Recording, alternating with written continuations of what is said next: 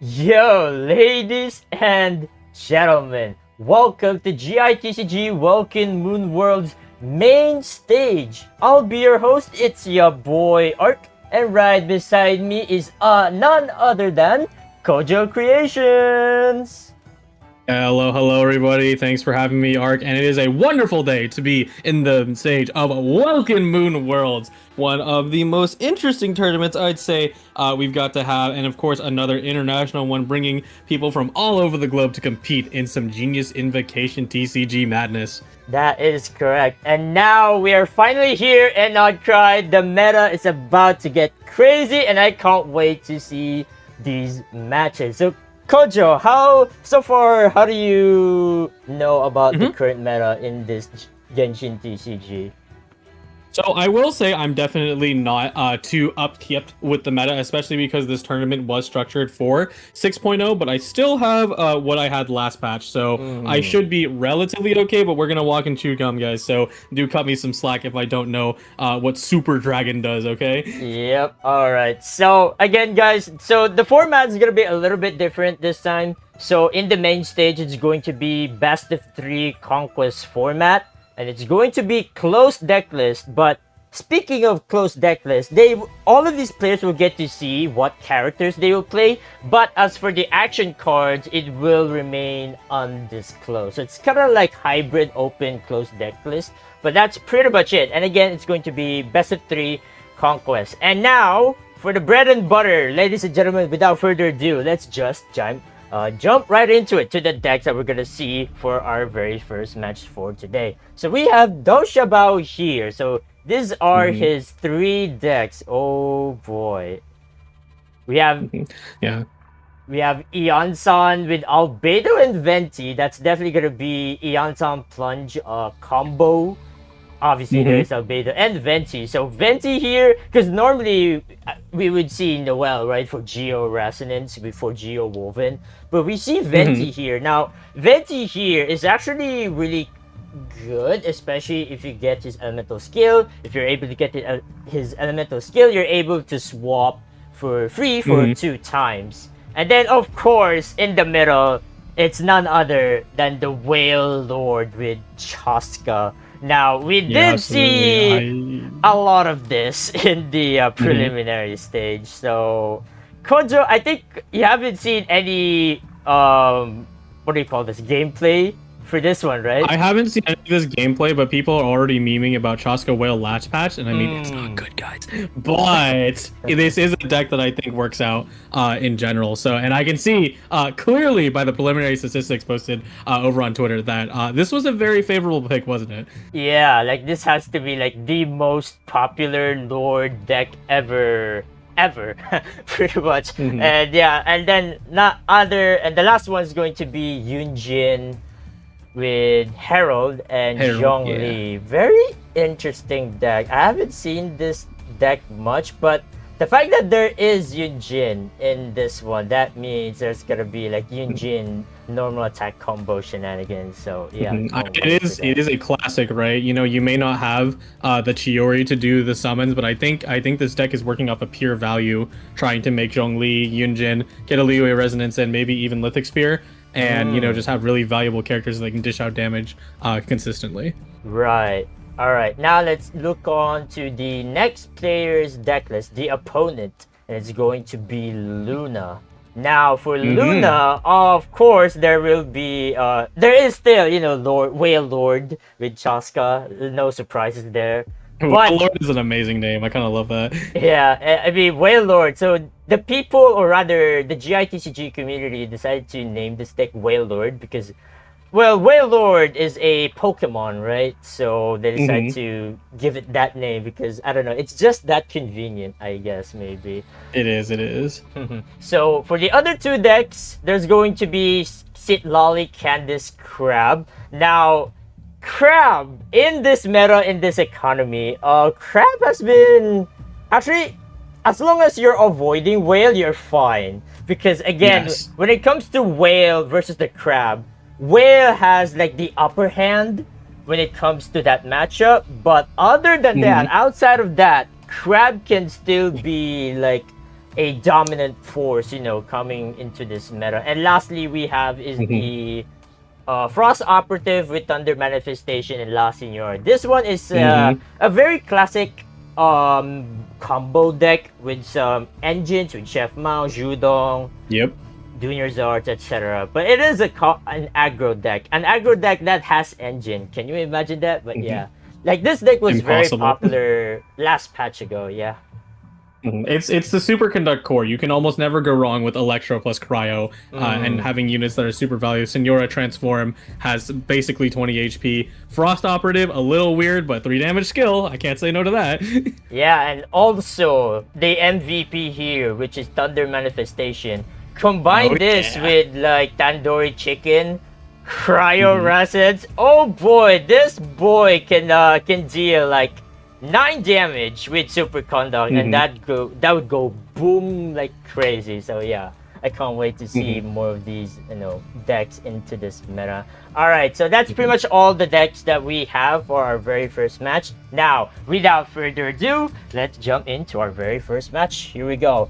Here we go. Luna versus Doshabao. Let's head to it. All right, and as we see here, game one, or rather match one, it's going to be Whale Lord versus Whale Lord, pretty much. Oh Mhm. boy.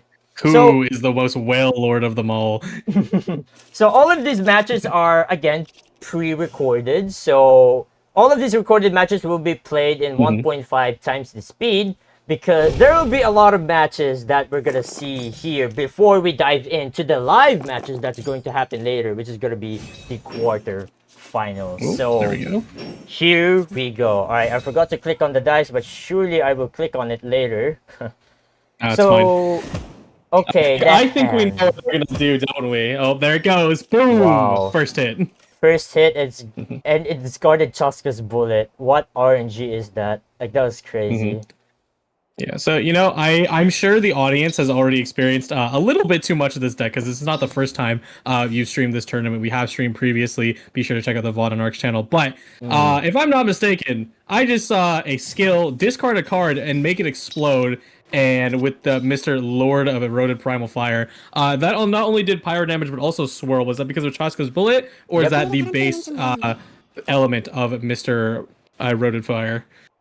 Okay, so when you discard Chaska's bullet from the deck, it Hmm. always deal animal. So Yes. Hmm. so by the time the Chaska's bullet change element is when it's added to your hand. So that's the time it will change an element. But as for the Chaska bullet itself, it will remain animal, like an animal element, as long as it's in the Okay, so deck. it's the standard scroll property that it has. So Mm, because it was on because it was on the dragon, it ended up going to Pyro, right? yeah.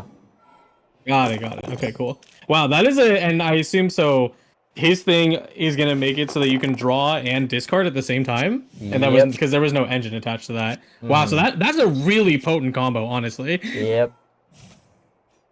All right, and as we can see, they're gonna go to Chaska. Now, I'm thinking that Doshabao here will go for Chaska technique, probably to discard some stuff. Because if you're able to discard like 3, like the Lord of Eroded Primal Fire will get 1 stack of Resentment. Now, these stacks of Hmm. Resentment, you will get 1 every time you discarded 6 cards, which is a lot. Hmm.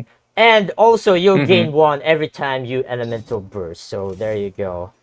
Hmm. Okay. Oh, this is looking very interesting. There is Calc's art. Now, Calc's art in this deck very interesting because most players don't even bring this one. But it would be Yeah. very interesting here to see, Calc's art into Whale Burst or something like that. That would be actually kind of insane. Oh, it is Would that be okay? insane. I'm gonna do it. Oh wait, because this is a lethal, yes? Not really. Are they off by 1? Oh, they're off by 2. Okay, Yeah. but they want to get the ball rolling.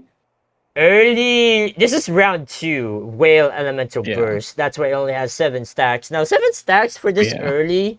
It's not that bad, actually. Mhm. It's actually really good, but 7 stacks. I mean, it will easily get depleted. For Yeah, sure. Chaska's just gonna keep firing off, especially what is it? Because I believe is that Doshabao on top or is that Luna on top? I can't Luna actually on quite top. see the names. Yeah, Luna's got at least 3 more dice to go, so if they really want to make sure they chip away the summon, they can. But is that wise? What is it? Because you'll reduce the. Can you? I don't think you can't really reduce it all the way, can you? Right. Now, here's the thing. I think, because you need 2 animal to use the technique for Chaska, so you have to discard that. So there's 1. Yeah, One burn more something though. out. But here's the thing as well. If you're down to like 2 cards left, you can't play Chaska's technique, that's the No, weird you part. can't. Yeah. That's this. Yeah, they decided to tank it out on Dragon instead. What is it? Goes for another hit. Oh, perfect Ooh. draw. Very nice. Very nice RNG. Love to see it. Now, for those people asking right now, why Luna did not go for Lord Burst there? So that is right. Like, okay, sure. So here's the thing. When it comes to mirror matches like this one, you never ever Lord Burst. Now, why is that? Because number 1, Lord Burst also helps your opponent discarded some 3 cards, and that will help also feed the whale. And also, you have to deal with the RNG as well, because what if, sure, you're Lord Burst, and then your opponent discards like 3 Chaska bullets? Now, that is not gonna be fun for you. It's gonna be really bad for you. So, again, when it comes to mirror matches like this, it's really bad, actually, for you to go for Burst. So, you just ignore the Burst, just skill, and you're fine. You're good to go. Yep. As we said back into this match. So is Lord Burst going to discard everything, including the enemy's POV, or? Yep, including the Wow. enemy's POV. Yeah. Wow, that's crazy. Okay. But thankfully, Lord went down on Luna's side, so it's just going to be Chaska and the Whale. Pretty neck and neck, although Lord is just so healthy on Doshabao's side. The ramp up is pretty crazy. I would be very surprised if Doshabao doesn't just pull this out completely. Because, I mean, hey, now we do have Lord Boast over here, but of course we probably still shouldn't do it. Chaska's cards are still hiding inside Luna's hand. Yeah, so now it's Whale alone. Ooh. I mean, luckily there is Etaria, so every time you discard, you just keep drawing and stuff, which is very nice to have. So let's say for next round, Luna dies of cringe. Like, you could just keep discarding stuff until you get good dice, and then you're chilling. And also, there is Judgment, but okay, that got discarded. But yeah, that Judgment, very interesting arcane of choice. Because normally, oh my goodness, look at the ball roll. yeah. Because normally you would have like what do you call this? Day of Resistance or the buffed Edict of Absolution, which is the anti-freeze arcane. Ooh, gets the double Chaska bullets, very nice. Oh, that's massive. Look at that discard. And the follow-up. No reaction. It's good though. It's so good. Oh, 5 HP. Oh, 20 HP. Oh, nah. I think we already know what's happening. Yep. I think we all know where this is going. You know, I gotta say, because I knew at some point Whale would come back with the existence of Chaska. Now, mind you, Whale Chaska solo is not a good idea last patch, but now that we have Lord, I'm a big fan, honestly.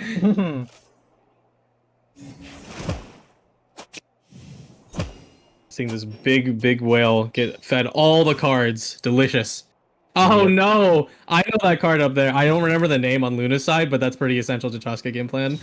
Yep. So Too that late. is called the Flying Squad. So it has 2 things. Number 1 is that if you discarded it, it will draw you 1.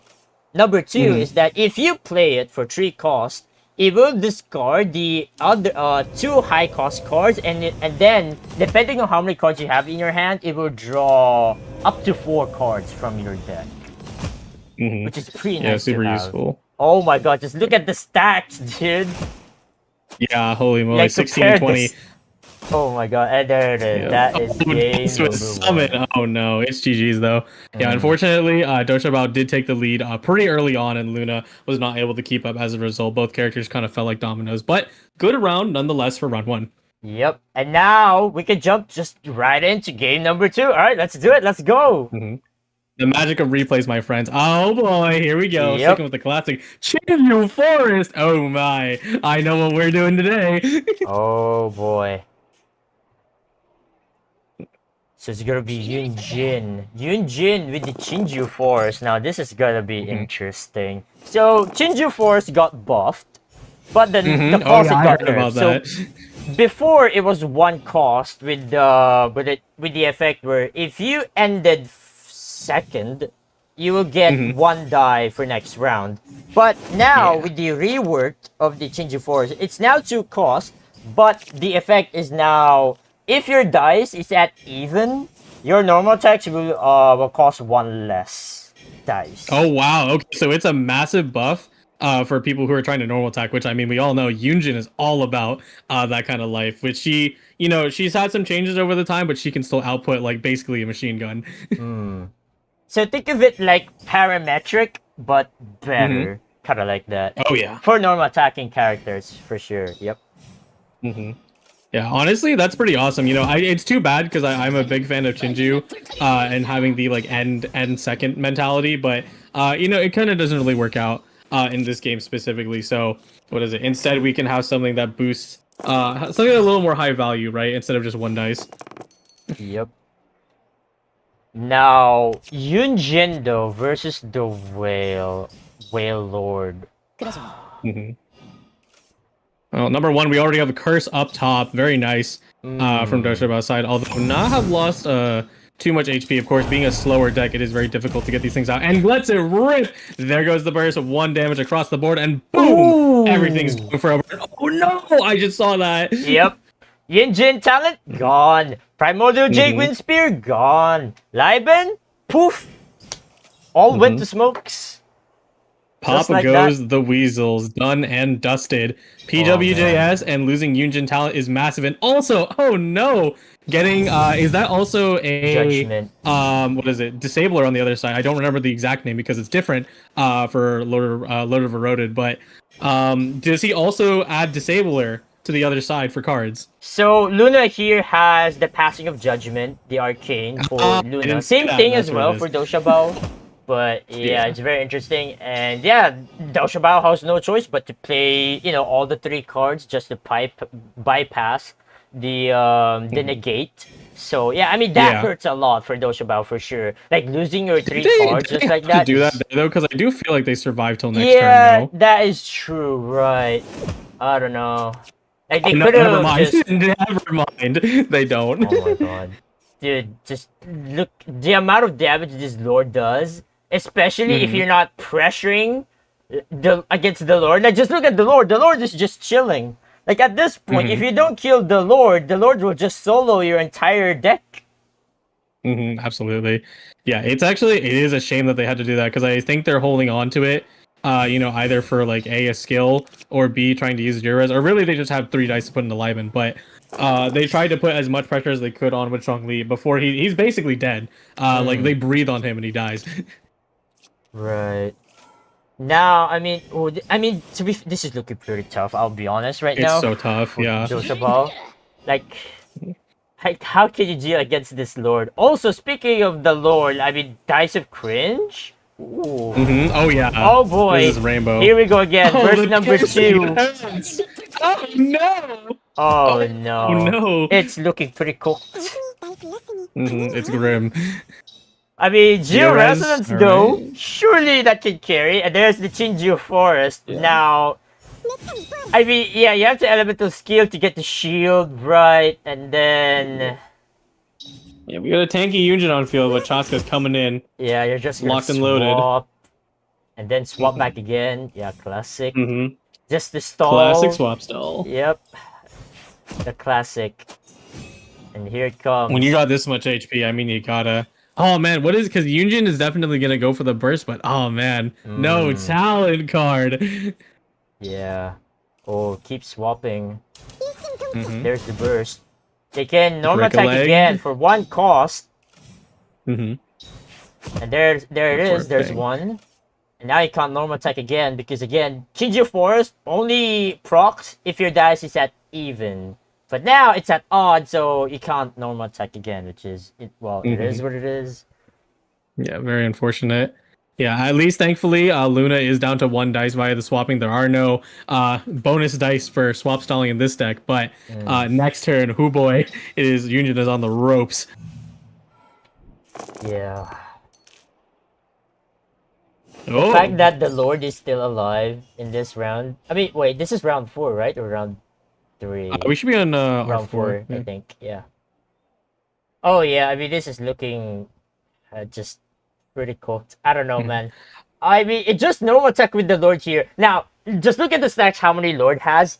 Right now, the He's 10 and Lord 3, has yeah. 3 stacks of resentment. Now, each stack of resentment increases the Lord's personal damage, be it normal attack, elemental skill, or even elemental burst, considering the piercing damage as well. So that's what makes this guy even more dangerous as long as this guy survives for too long. And there it is. Whale Yeah, gets Lord's the not the only one kill. though. Whale ramped up its own damage and also had a pyro follow up thanks to Chaska's infusion, and that was GG's another round to, or not another round, and round 2 Luna 1-1. GG, yep. And now, heading on to our final game here. Game number 3, here we go.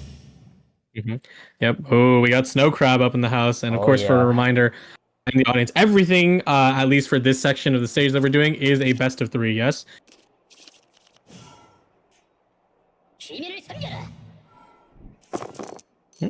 Wait. Okay, hold on. I was doing something else. Yeah, you're good. Checking your stuff. You're good, bro. What were you saying? Don't worry. Everything that we're watching for just this section of the stage for pre-recorded is a best of 3. Yeah. So this snow crab. So this snow crab is getting popular again because number 1, Kevin Z invented some other deck, the other engines, right? Because now Right. we're gonna see some Chef Mao, some Judongs in here, some Gilded Dreams as well. Now Gilded Dreams is like, I would say, unpopular choice when it comes to this like crab deck, but it kind of makes sense at the same time because it's a rainbow deck. So, and also like having gilded, it's just so nice because number 1, it gives you dice. Number 2 is that every time you deal an elemental reaction, you draw 1 card, which is very nice. Like having more draw is actually very nice to have, and that's pretty much what this deck is all about. Like you're gonna draw a lot of stuff with gilded, with the fruits as well, and there's also the new card as well, the Fruits of Training. Now, I think this card was introduced this patch. I think it is this patch. I could be wrong. Fruit should be this patch because it's a Varisa, so it'd be really weird if it was last patch. Right, correct. Right. So this Fruits of Training, what it does is that it's a 0-cost event card, or rather, I mean, wait, is it an event card? It is an event card, I would say. It has to be an event card, yeah. You kind of equip it to someone, like here, sit lolly, right? And then if one of your characters will do a prepare skill, the next character, or rather the character who you play this with, like for example here, sit lolly, it will reduce the elemental skill cost by 1, and there you go. That's pretty much what happened. And now we finally got a prepare support, and that's massive. And I mean, hey, we already saw the other prepare guy was not prepared for that. Herald's down. Like TLDR, like this version of crab deck is just magic. Because most of the time, Literal like, magic. let's just say in past 2 patches ago, like the way we build crab is more on stall. Like there would be like Dawn Winery, some stuff. There would be like a lot of tenacity, like the shield artifact, the General Ancient Helm, something like that. But now we do see here like stuff like there's Chef Mao, Judong with fish and chips, potentially Tandoori as well if you wanted to, and then there's Sing Your Heart Out, and there's just a lot of stuff, and all of these pretty much cooked and invented by none other than the legendary theory crafter himself, Kevin Z. Absolutely. And even so, Snow Crab fundamentals date all the way back when Crab was originally introduced, when we played it with Layla and Candace. Remember that? Oh, good times. Yeah, good times. But it's it's nice to see. I mean, I'm sure. Trust me, I know people don't like it because I mean, playing against Crab is painful because you're playing against the tank. But then also free cryo follow up from Sitlali. Yikes. Yeah. Uh, Oh, so they're able to get. So Luna was able to get the free cryo because of Sitlali's passive. Sitlali's passive Yep. a while ago, it has like 2 or more stacks, I think, at the start of the round. So when you play a card or any select card, like in this example, Mystic Soup, you're able to deal like 1 cryo damage onto Yunjin, and then you can follow up instantly with the freeze with Candace Burst. And there you go. Yunjin is now locked in. Like, what is Yunjin gonna do? Like, Yunjin is pretty much freeze locked. Like, unironically, freeze locked here. Because next round, Yeah. sure, you've swapped to Yunjin, but then again, don't forget, Candace's burst. Like, by the time, like, every time you swap with Candace burst, you would deal 1 hydro damage. And Luna, right here, if you look at his hand, they have fast swap. So, next round, like, let's just say you end on Zhongli, and then next round you start first, sure, you go to Yunjin, then Yunjin will get frozen again, because again, there is Candace burst active. Like, all you have to do is just fast swap to, like, okay, they end on Yunjin. Now, here's what's gonna happen. Yunjin will get frozen again. And that is really sad for Doshabo. Yeah, no, that's super rough. Playing against a snow crab like this position, it's you are literally fighting a crab that can finally take advantage of its freeze. Unlike before, fish and chips active, fast swap, running it down into Sitlali. There it goes. Yep, there it is. Freeze. Like, this deck is just something else. The fact that it has the power to like freeze someone just like that. Like, you can instantly freeze someone by just fast swap and with Sitlali. Like, isn't that just insane? And there's the concede. GG. Yeah, an honorable concede to Doshabao, and Luna moves on to the top 16.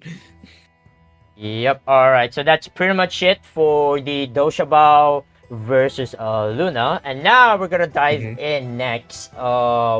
Hold on, I haven't downloaded all the what do you call no worries. this? I can always talk about what happened there. You know, Yeah, for also for you guys tuning in and stuff. But super unfortunate to see Doshabao fall. You know, at the stage. Of course, this is a very high set of the stuff, right? Because we are at the final 16 players that exist in this tournament. Yes. Yes, sir. Yep. And you know, we got to see Doshabao last time in the Astronauts Invitational. They went pretty high up into the brackets, and I had a good time you know, watching their matches and seeing them fall you know, in this best of 3 is very unfortunate, but also very telling of how much the meta changes in this stuff. And I do wonder, you know, you guys can talk about it in the chat, how you feel about it, because me personally, you know, people always people may get tired of the decks that tend to sort of like, you know, rise up to the top every time, but that's just kind of meta game, right? And I do find that the dynamic of these decks is super duper interesting. We have classic archetypes like the Snow Crab, you know, putting in action. I'm actually really sad we didn't get to see the plunging deck last time, because I am well aware of not even having to read Yansan's kit, just knowing main game content. I know exactly what that deck is planning to do, and I am all for it. Albedo and Venti on the same team, Animo Geo, anti-synergy in the meta? Yes, please. That is amazing. Yeah. But Alright, so now we can, I think it's time for us to move on to our match number 2 here, and this time we're gonna see Binzu.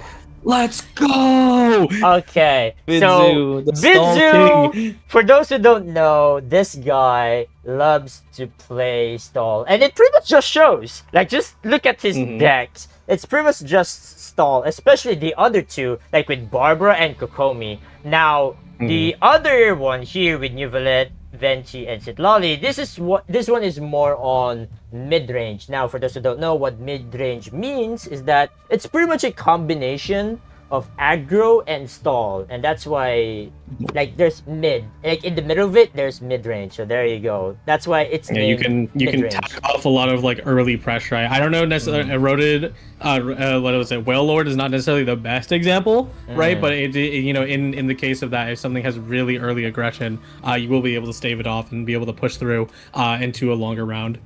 Yeah, so here's the thing. the fact that Bidzu is playing stall is kind of like a bold move, I'll be honest, because again, in the current meta, as we see it, especially a few days ago, there's like Whale Lord, there's Crab, especially Crab. Yeah. Now, Crab counters stall 100%, no matter what stall you're playing. And then there's also Bennett combo. Now, let's take a look at Binzu's opponent's deck, which is Flower Bun. And whoa, ho, ho, boy. And here it is. Yep, we got a variant of the Snow Crab, switching out for Shiori instead, so we can get some summons on the field to do a little bit more damage. Interesting because we're moving everything else over to a variant of Chaska, which is not the Whale Lord, and also Bennett combo, like you mentioned. So yeah, I mean, just looking at it, like just looking at this Flower Buns deck, like this is straight up just counter to Vince's stall deck. Like, this is about to be, it's about to get cooked. You know what I mean? So, I mean, we can say that it's definitely a favorable matchup, but these players are masters of their craft, so I would not be surprised to see, if either player ends up pushing their way through the entire ordeal. But this should be pretty standard. Bennett combo is pretty standard. Chaska is just is effectively what we saw last time, except we're going to use Layla to go for freeze, and then Chiori is just there for the damage, if I'm not mistaken. Yes. Yes. All right. Now, without further ado, let's jump into our match number 2. Here we go. Binzu versus Flower Bun. Oh, I forgot. Okay, here we go. Boom. All right. So Binzu is playing the Nuvolette, Venti, Sitlali, and then Flower Bun is playing the better combo. Yep, and I gotta say, when it comes to Binzu's lineup, I gotta give a shout out to Calamon, fellow GITCG YouTuber, who has played a lot of these decks. It's actually how I've been able to keep up with the meta outside of just playing inside game. But I've seen this Nuvolette deck, and I like it. It's very cool. Yeah. And speaking of Calamon, he was able to make it in the grand finals, right? In the EU Major recently. Yes, Yeah, that's correct. So, yeah. All right. Okay, so Bennett combo against Nuvolette Freeze.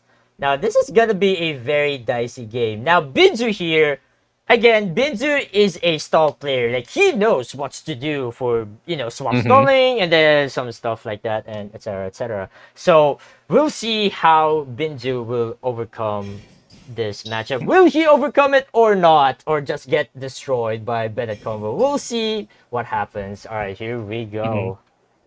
Yeah, me personally, I have a lot of faith. Not only is Sitlali an absurdly powerful freeze character or just cryo character, but Binzu is in the setup that they need to counter Bennett, and I'm sure Flower is well aware of that. But they're going to go for most likely a Nuvolette skill or normal attack, and then move on to Sitlali and try to get that freeze or actually swirl from Venti. Yep. Like the reason the reason why Venti is here is because number one, his elemental skill is actually that good. It's like, think of it like one cost elemental skill, because again, every time you elemental skill with Venti, you get 2 free swaps, which is very nice. And 2 free swaps, I mean, you just swap stall with that, and that is just like very good to have. Yeah, incredible value. You can get aggressive, you can move in, you can stall. Like, the ability to free swap in this game, but not fast swap, that's very valuable. But free swapping in this game is absurdly valuable, and being able to move around your resources. Flower goes for the end. I mean, yeah, makes a lot of sense. And then Binzu got one more and gonna go for the freeze early. Okay. Yep. Probably freezing early just to get the shields going for Sitlali, and there goes the Venti. Definitely wants to swirl that cryo, spread it onto other characters so that Nuvolette can easily freeze the other characters as well. This is why Venti is like very nice choice to have, especially in this deck, because potentially Venti can also freeze for his, from his swirl, which is very nice to have. Yeah, we can get some chain freezes then, but this is honestly like, it feels so unorthodox because we're used to how other stall characters work. And of course, this is a mid-range deck, so it's not necessarily the same anyway. But, this is the standard setup that you would do for decks of old. I'm sure if you recognize Cryo, Hydro, and Anima, we got Sayu, Chongyun, and, potentially Herald. Throw those all in together, and this is almost identical to this setup, except we get to move a lot faster. Yep. And there are people saying that no one's playing freeze anymore. Yeah, right, about that. Yeah, this is why people right now, like a lot of people, especially this meta, are bringing the Edict of Absolution. Like, in this one, right, Bennett has it just to avoid freeze, which is very nice to have. And same thing for the Whale Lord as well, and many decks as well. Like a lot of these decks will be now playing these Addict of Absolution just to get around the freeze, which is kind of it's very nice to have. I mean, let's be honest, freeze is very annoying. Like freeze is just like one of the most goated elemental reactions. Like the fact that he can't do anything with a character just for one round is just man. Yeah, absolutely. And now I think we're actually about to see a KO. Perfect setup from Binzu. Bennett is gone up to Ajdaha and Electro Cube to finish the game out for Flower, if at all possible. First blood definitely goes to Binzu. And okay, so he played their song just to get the discount for tenacity. So she's able to equip the tenacity onto Neuvillette with just 2 dice and then re-equip the golden troop reward onto Sitlali. Very nice hand play there. Massive mind games. Absolutely. Yeah, no, this was a masterful play.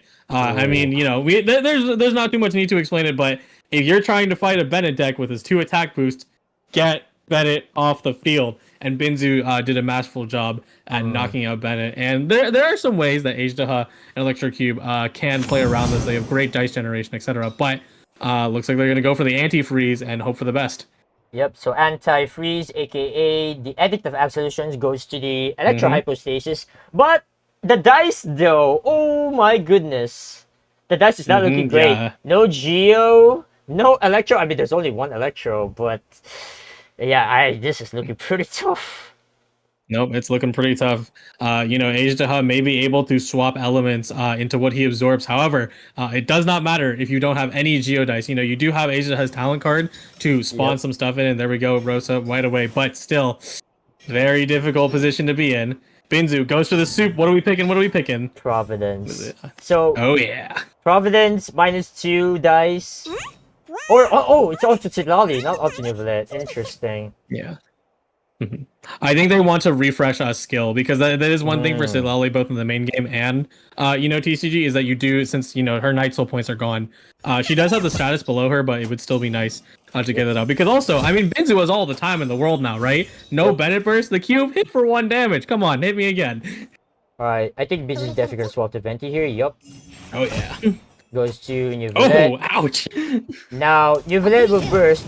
Oh wait, hold up. Binzu didn't use Sitlali's talent card. Interesting. Oh well, because it's a little different, right? It's not necessarily for using it on the skill. It's an equip.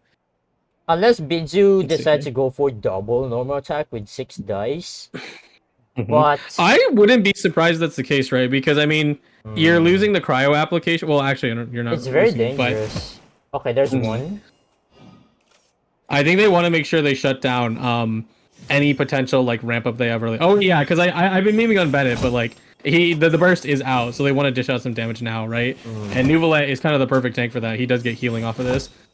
Oof. So now you have to swap off. Now that's the problem. Oh, dude, wait. You know what? Unironically, he could have played Sitlali talent. Because now, I mean, yeah, you played late, but it could have been played a while ago, the moment before you knew Villette burst, but it is what it is. What would have changed in this specific game scenario? Curious. Because I think Binzu wants to go for double normal attack a while ago with New Villette. That's why he was hesitant to play Sitlali talent. But now, New Villette is sitting at 1 HP, barely surviving. I think that's why it was like saving Sitlali talent for last, but yeah, very interesting. But yeah, this is okay. So far, this is looking pretty good for Binzu because number one, Bennett's burst is out. No more Bennett buffs anymore. It's just Ajda and Electro Hypostasis with a revive.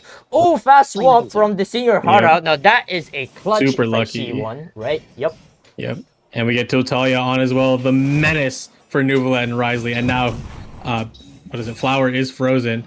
Gets the phase change and a dice up, but only one fast swap to safely swap to Cube, and then after that, that's it. Cube cannot one-shot Neuvillette at this time. Yeah.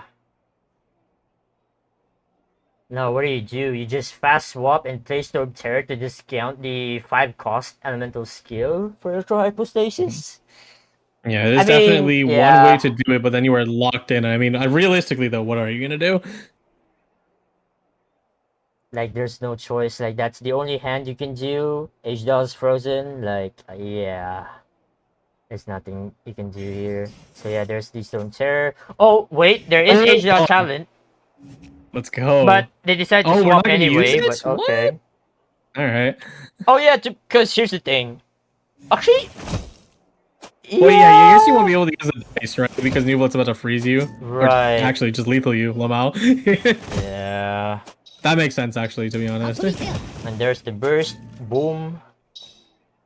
And now, Binju can normal attack again with 2 dice because there is the bell or To tell you is remembrance, yeah, baby. Let's go. Yep, there it is. Yep, and there it goes. Game number 1 goes to Binzu. GG. Mm-hmm.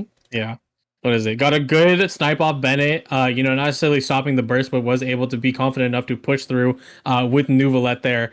Tank majority of the electro hits from Cube when it was most potent, and then finally just flatten them out once it's time. All right. All right, Next now. round. Oh man. Oh man, round 2. Here we go. Now Binzu is now playing the Kokomi stall with Layla and Farina, if I say correctly. Yes. All right, nice. And of course, It's not mono hydro. Trust me, guys. the opponent is still playing Bennett combo because again, I mean, to be fair, like Bennett combo just counter stall, right? Like if you're able to set up things properly, like especially if you have a lot of dice for the Bennett combo, it's gonna go crazy. Now, Binzu here though, let's see how Binzu will play this out. It's gonna be very interesting for sure.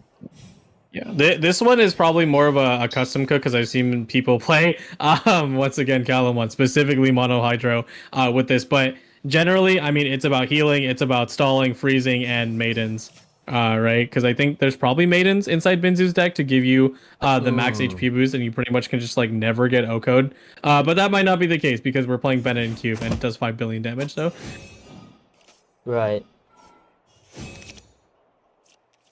Oh yeah, Maiden's Oh, Beloved, alright. Oh, yeah, by the way, treasure. doesn't increase the max HP. It just heals someone for 1 HP. oh, Like, did it only change Siege maidens? Win and the Bond of Life shenanigans can just increase the max HP.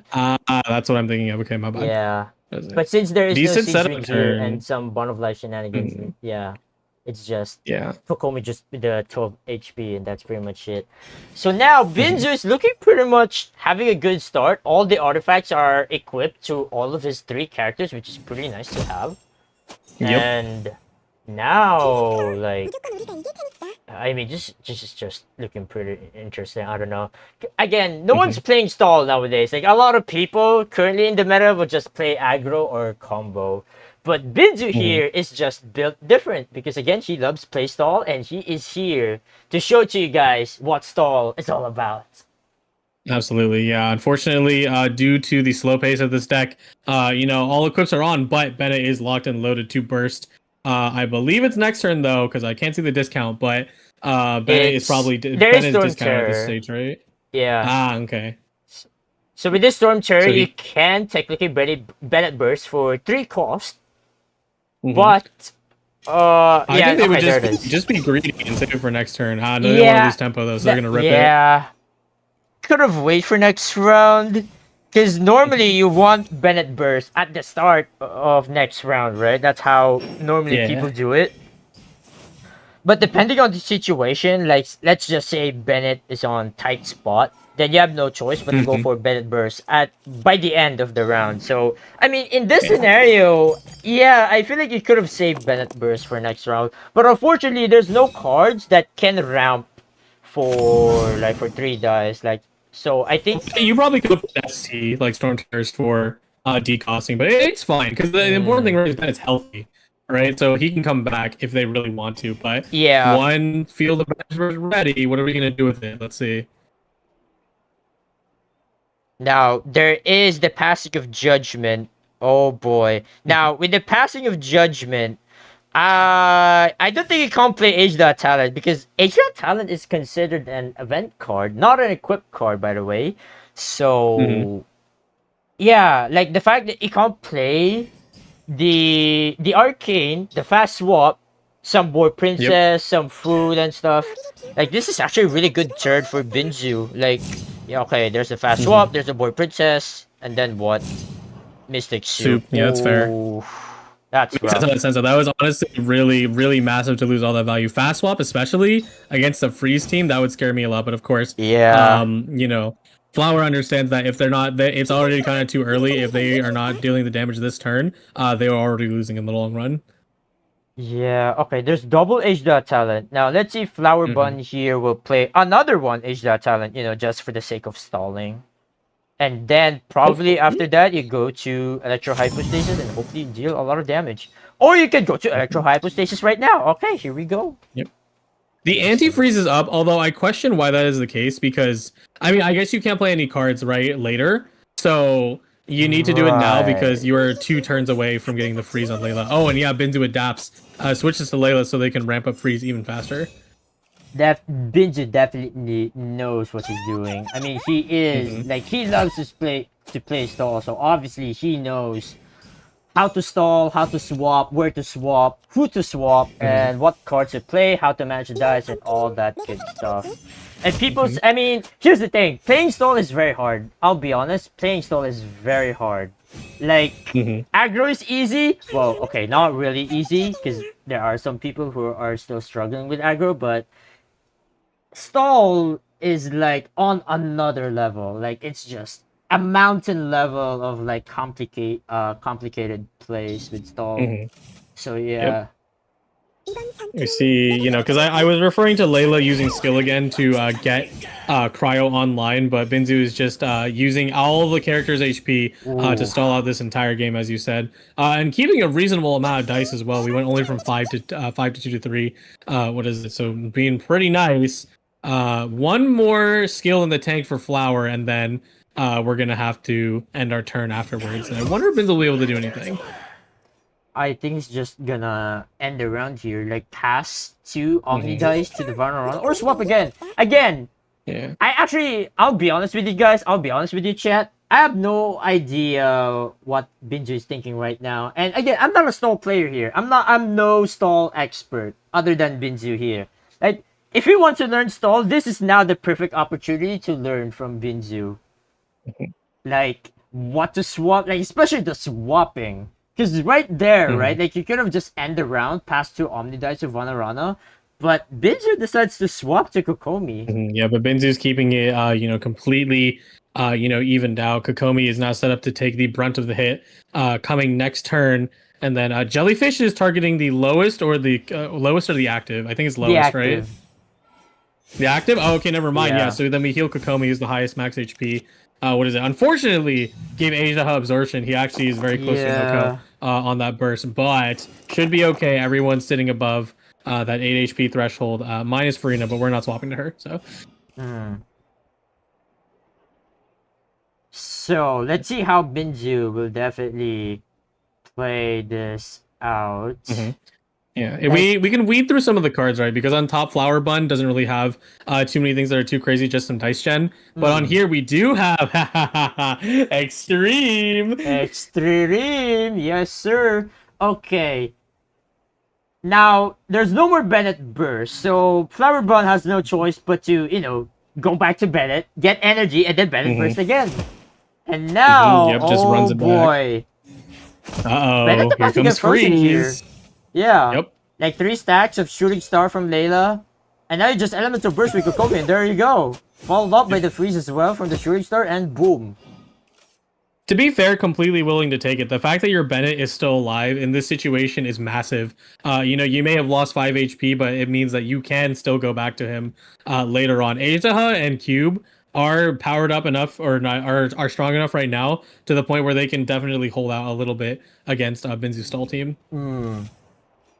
Yeah, now Binzu can just chill here. Like, you just spam normal attack with Kokomi, heal everyone back up to their max HP again, and just like at this point, Binzu is just I don't know, just dancing around with Kokomi, just healing. Pretty much. Yeah, I guess so. All right, Asia, a burst coming down onto Kokomi. Sure, that kind of tickles Kokomi a little bit, but Kokomi will just heal those damage back up anyway, in no time, for sure. It's the power of the Cocoa Fish. Great use of Harvest, by the way, to select in, I believe there's a Northern Smoke Chicken, and then get rid of Extreme, rest in peace. But another normal attack, and another healing. Very nice from Binzu. Oh boy. And double fast swap as well on Binzu's hand. Binzu is ready to freeze again onto someone. Now, can Flower Bun get another Bennett burst against Binzu? Now that is a question. Oh boy. Let's see. The stacks are 2 on Kokomi. So if they do decide to swap to Bennett and Kokomi just goes for another normal attack chain. Fast swap early. I would not do that. I would slow swap low-key there. Honestly, I think they fast swap just to get the Bennett burst out. Because if they don't fast swap, the tempo, then yeah, Bennett will get frozen again this round, which is kind of sad. But I'll be honest.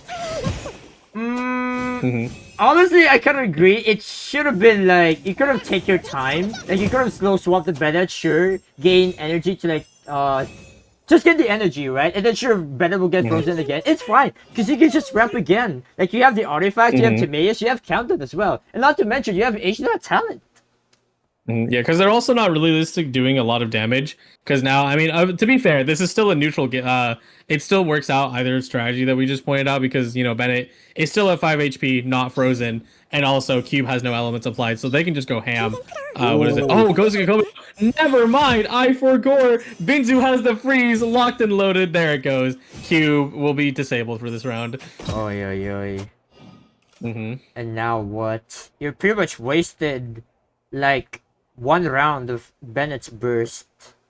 Which, I mean, here we go again. It's like the same thing that happened again a while ago, where 1 round worth of Bennett's burst is pretty much wasted. Because during the first Bennett burst, like Bennett bursted at the end of the round, so he didn't use the first round of Bennett's burst. So, and here we go again. Like, oh boy, I mean that is kind of painful, man. Yeah, but I mean, hey, we are seeing a masterclass of stall at work. Even against its worst matchup, can it prevail? Kokomi is literally soloing this entire team, gotten them down all to half HP. Q back at it again. Is going to be able to get at least like 2 to 3 hits out, but from there afterwards, honestly, I think the entire team is just going to eat it. Kokomi can eat at least 2 cube hits, and then Layla can eat 1. Oh boy. Flower Bun is struggling right now. Like, even with Bennett's burst, even with all the damage that he can do, like, it's definitely not enough. Like, just look at everyone. Bro, Farina's at max HP. Layla is also max HP. Kokomi's about to go to max HP. But, oh man, oh boy, there's the freeze again! Burn. Yeah, perfect. Just locking down Cube completely. This is a masterclass of stall against its worst matchup. This is what I'm loving it, honestly. About. Like, if Bennett Burst is not, or rather wasn't able to set up properly, especially against Binzu, then Binzu can just have all the time to freeze like all your characters. And there you go, Bennett's down from Layla's burst, first blood actually, and now we're gonna see some more freeze coming down. Like, oh boy, this is looking pretty tough, man. Yeah, Crazy Layla was not only able to get her burst, but also it's enough damage to actually just KO Bennett straight up. What is it? And another freeze! Holy moly, the auras are perfect for them. Oh my goodness. Like, Flower Bun here wasn't able to make use of the Bennett's burst. Like, oh my goodness. That is just... complete Bennett denial. Yeah. So it gets the auras down. A little unlucky with the Layla freezer, but... to just Azaha and Cube on 2 HP, we've got a day of resistance. But we did, we burned our Arcane Stone already, so we can't even use this. Man, the freeze is strong with this one, and Binzu pretty much just proved it. Like, oh my goodness. Now we Flower Bun's gonna find a way to do a little bit of damage. Like, oh yeah, I gotta say, Azaha did collect, what is it? Well, actually, no. What is it? I thought they collected 3 elements, not 2. But sitting in an okay spot. What is it? Gonna go for hitting Farina, who's at max HP. You know what's crazy? Farina did not skill once, no? Oh yeah, that is correct. Yeah, oh my goodness. Farina's just there for emotional support. For real, for real. She stood on the throne and said, "Duel for me," and then Yeah, Kokomi listened. for real. Oh, rare occurrence, Kokomi talent. I don't remember if they changed it or not, but yo, when this thing released, that thing's useless. Yeah, so for those who don't know, Kokomi's talent did in get got buffed. So what it does is that when you don't have the jellyfish on the board, it will summon a jellyfish every time you Kokomi burst. And And yeah, by the way, what GG the to original Binzu. Oh was. my goodness, but we're already seeing that coming. But yeah, Kokomi talent, it's actually very nice now. And also, if you have jellyfish on the board and you elemental burst again, it will gain one usage. It's actually pretty nice to have. Like infinite jellyfish for Kokomi with that talent card. It's so nice to have. And there you guys Pretty have it. That's massive. pretty much it for match number 2. Yep, Flower Bun versus Binzu, a 2-0, stall versus a Bennett deck. And, you don't expect stall to come out and up, but very nicely played from Binzu and Flower Bun and GG. So Binzu will be moving on from the top 16. Yep. All right. So now I gotta change some stuff. So bear with me. So Kojo, if you have anything else to say, No now's problem, pretty no much the time to let your thoughts be expressed. Oh yes, absolutely. Yeah, it's too bad. We didn't get to see a little bit more of that, but I gotta say, I'm very impressed to see, not just the deck building, but in the sense that these are basically just old concepts that always made sense back then, but being able to put in through the hands of a master. Nuvolette, Venti, and Sitlali is just do I want to call it that?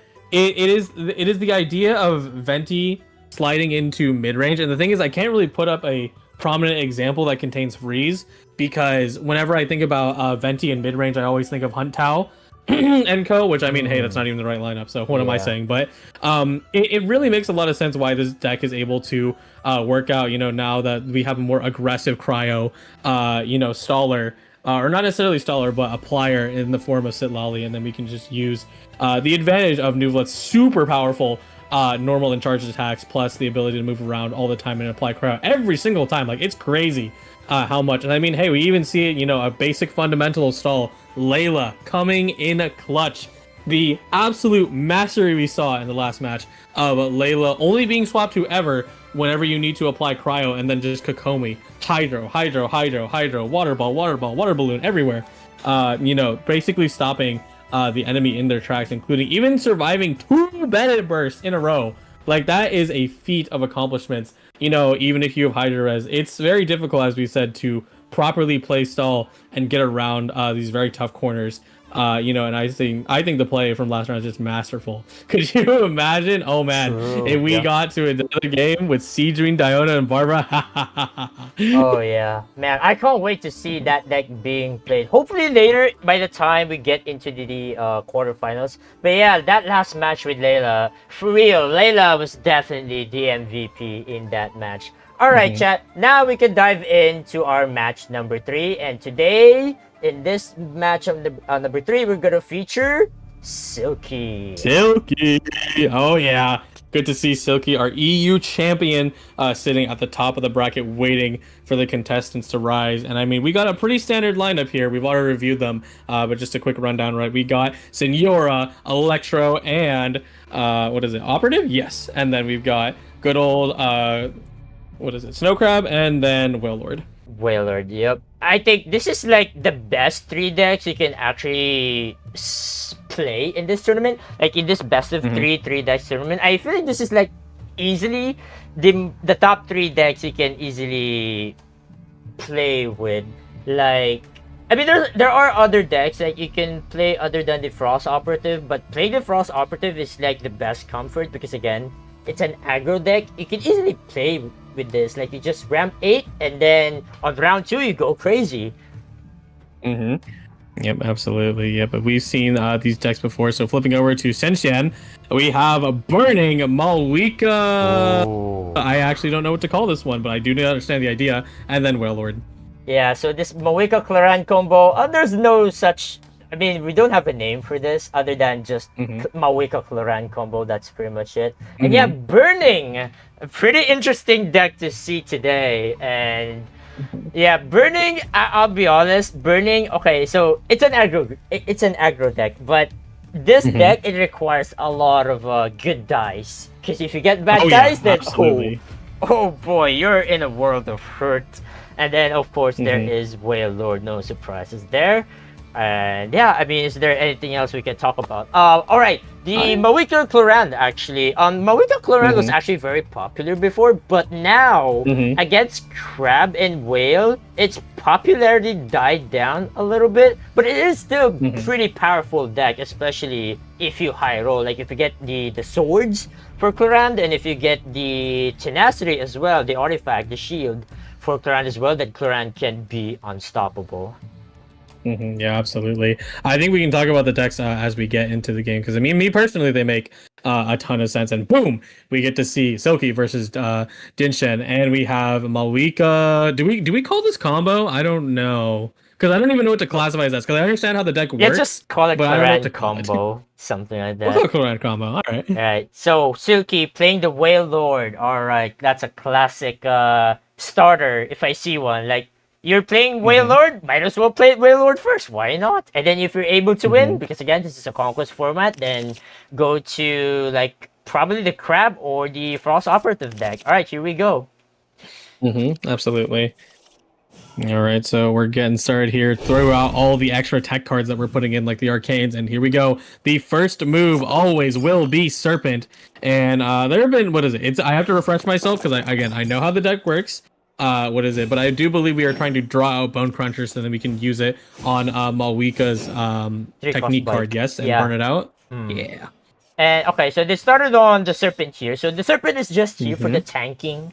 Like, so they're able to ramp 8, so that's why they're able to start on the Snake. Now, if you can only Mm-hmm. ramp 5, I think you should start on Mawika. You elemental skill with Mawika, and then you swap to someone like Snake, for example. And then Yeah. that's pretty much how you do it. But in this example, Shenjian it was able to ramp 8, and I would say perfectly, actually. You're able to play Senior Mm-hmm. Heart Out, and then you play Tenacity onto Clorand, Mm-hmm. and then Wagner as well. Like, that's a perfect setup if I see one for Mm-hmm. this Yeah, deck. absolutely. Yeah, Silky decides to take advantage of the fact that they have been given opportunity to do whatever they want. Goes Mm. to the skill, goes to the skill again. Are we gonna get a Chaska dice? Nope, it's a Paimon. Rip. What is it? So we just get some okay build up on our research lab and give us some whale stacks, and let's move on to the next round. All right, round 2. Now, I I'm very interested where this will go because I would Hmm. say Clorand is actually looking pretty solid. Like, there's Wagner, there Oh is yeah. Tenacity as well. Like, unironically, like, this Clorand is locked in. Oh, they swap to Hmm. Clorand first. Yeah, they got They the have to go to Chlorine locked in, and Mawika, I by the mean, I way. think yeah. I think it's because Shenzhen is basically embodying exactly what you said. Because not only do we have Cloran fully equipped, or not fully equipped, but basically almost all equipped, and every single sword that you Ooh. could possibly want, and you can just start going ham already, technically, if you feel like it. So, Hmm. Okay, and there's this swap finally to Mawika. So they probably swap to hmm Cloran just to tank some. Very hmm interesting. makes a ton of sense. I mean, Tenacity 2 shield, eat the hit while the Lord is still doing a low amount of damage, but that stack is building, so we're going to see something a little bigger next time. Hmm. Oh, wait a minute. Oh, gets Ooh, this is not the good. bullet as well. Wait. I think, do you have to swap to Snake here? I think you have to swap to Snake here. You're forced to. You're gonna get O code, which is not a good thing. Yeah, having Malwika, you know. yeah, like having Mawika get killed here is gonna be really bad. Because number one, you're not gonna have Overload anymore, which is gonna be really bad. So I think Shenzhen has to swap to Snake here. Yeah, there it is. And then Silky can just swap to Chaska. But if you're swapping to Chaska here, and then they swap back to Mawika, you can't kill Mawika. Because Mawika is a Mhm. 3 HP, and then, like, Chaska can only do, like, up to 2 damage of, from normal attack. And then Elemental Skill, well, it will only deal 1 damage. So, yeah, there's Yep. the Elemental Skill. It will only deal 1 damage, no problem. But yeah, I mean, dude, Mawika able to get Elemental Skill, get the 3 cost bike, and now here comes Clorand. Yep. Set up pretty well. Surprisingly, oh no, we do have Bone Crunchers on the other side. 4 dice left to play though. It is a wonder what they're actually going to do with it. They do have Tenacity sitting in the bin, and they could try to make one of their characters survive for a little longer, but realistically, won't do anything right because Lord is piercing, so it's just going to eat right through their shields, and having those 2 characters on the side be incredibly low, not going to happen. Gonna instead push it all into Cloran, use Sack Sword, generate a dice, go for 1 normal attack, and I believe that is all she wrote for now. Right. So now, ooh, this is looking pretty interesting. Like, Snake is at 1 HP. Oh, place the, what do you call this? The Edict of Absolution just to get the 2 Bot of Life. That's actually very convenient to use it. Interesting. Yeah, that's pretty cool. Even though there's no freeze, it's still plus 2 HP. But for Quran's case, it's plus 2 Bot of Life. And with next elemental skill, like that's like plus 2 damage. Very nice, actually. Wow. Yeah, really smart way because they know like their only win condition is to, or Shenzhen, what is it? Their win condition is to work with Cloran and use her tankiness and her damage output now. While their 2 characters are basically hanging by a thread, and knock out the very relevant characters like Chaska and Lord. See what happens here though. Yeah. Can Silky get rid of Cloran in this game or not? That's gonna be... I mean, I don't know. I mean, looking at Silky's board, Whale is looking pretty healthy right now. The Lord as well. But Cloran, though... we'll see. Cloran is effectively just as tanky. I think you can throw a few skills out on Whale, but afterwards you gotta stop and move back to Lord because... you'll get a good vape hit here. Oh, gonna go for Chaska instead. Effectively not... Chaska's not dead yet, but she's very close. Actually, she is dead. Like, 1 elemental skill from Cloran. Like, you're right. 4 Bot of Life and the +1 from the weapon. It's gonna be exactly 5 damage. So, Silky's just gonna sacrifice Chaska here, and then after that, you're just gonna go to Whale, probably, or Lord. Now, Silky's dice is looking pretty bad right now. Like you're pretty much forced to discard some of the stuff here to either double skill with the Whale or Whale skill, and then you normal attack with the Lord or something like that. There is the elemental skill from Cloran canceling out the Shadowhunter state and doing a massive amount of damage, going for the Vaporize here on Whale, which I mean I agree with. At least do 1 vape on Whale so you can get the damage and then switch back over to Lord if you take too much. Now, I wonder... Ooh, this card. This is what I'm talking about. This card hurts. Like, the Dice of Cringe is just... Oof, man. Yeah, it's incredibly strong. It really is rough to get rid of Chaska's cards, especially because now she's out of the game. Remind me, if Chaska's down, she can't generate more cards, right? I mean, she can generate... Or is it still work? No, okay. So having Chaska killed is fine because... Like her purpose is just like her elemental skill. You just draw cards every time you swap, and then her technique, right? Discarding 3 cards. Having her killed is fine. And for the bullets, actually, in the deck, like the bullets in the deck can be like recycled. That's as long as you discard it. Like every time you discard a bullet, it will just go back to the deck. So I think it's very, I would say it's very nice to go into a situation where your deck is just like, or rather your deck, or rather, well, I'm yapping too much already. But basically, like it's not necessarily a resource that dies when you have characters who can discard. It's just, because I'm used to playing Chaska with characters who can't discard from last patch, so I'm just like, man, how are you getting this back? Speaking of discard, there goes Bone Cruncher. This is gonna be a massive hit. Yeah, elemental burst from Cloran. That's actually very smart because if you're able to normal attack instead of burst, then you will overload the Whale onto the Lord, and then Lord can just skill and then just pass. But Shenzhen was able to see that.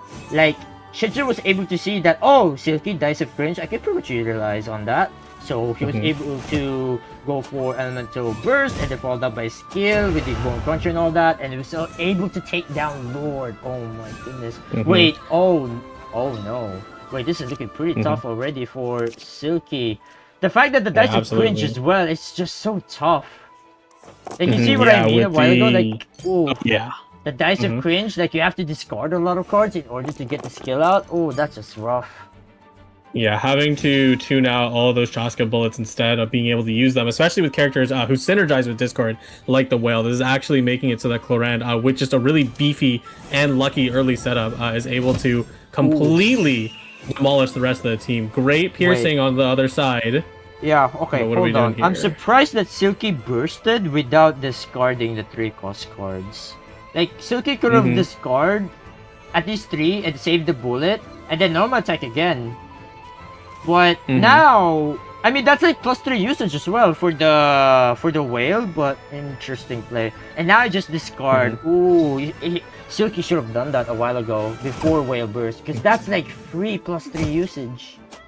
Yeah, to make sure your summon can actually have some guaranteed damage in the end phase, right? Right. And now, oh my god, this Clorand is about to do a lot of damage. Actual menace, good damage there. What is it? We're gonna survive at least one more hit on Whale, but it's looking tough. And the dice, one short of doing another skill. Yeah, like what is one it short. on top of it? Oh my goodness. Now Clorand just has to eke this out. Should be fine though. Actually no, skill's already active. Yes. Yeah. And then we just go NA. So you just NA skill and then NA again. You probably don't have to burst here for sure. Yeah, there's also the there's also the burst. Never mind, I guess you go for burst. Okay, interesting. Free bowl 4, yeah, and then you just go for skill, no? Yeah, just skill. Yep. And Oh, then there NA. it is. Is it enough? No, no, it is enough. Or is it?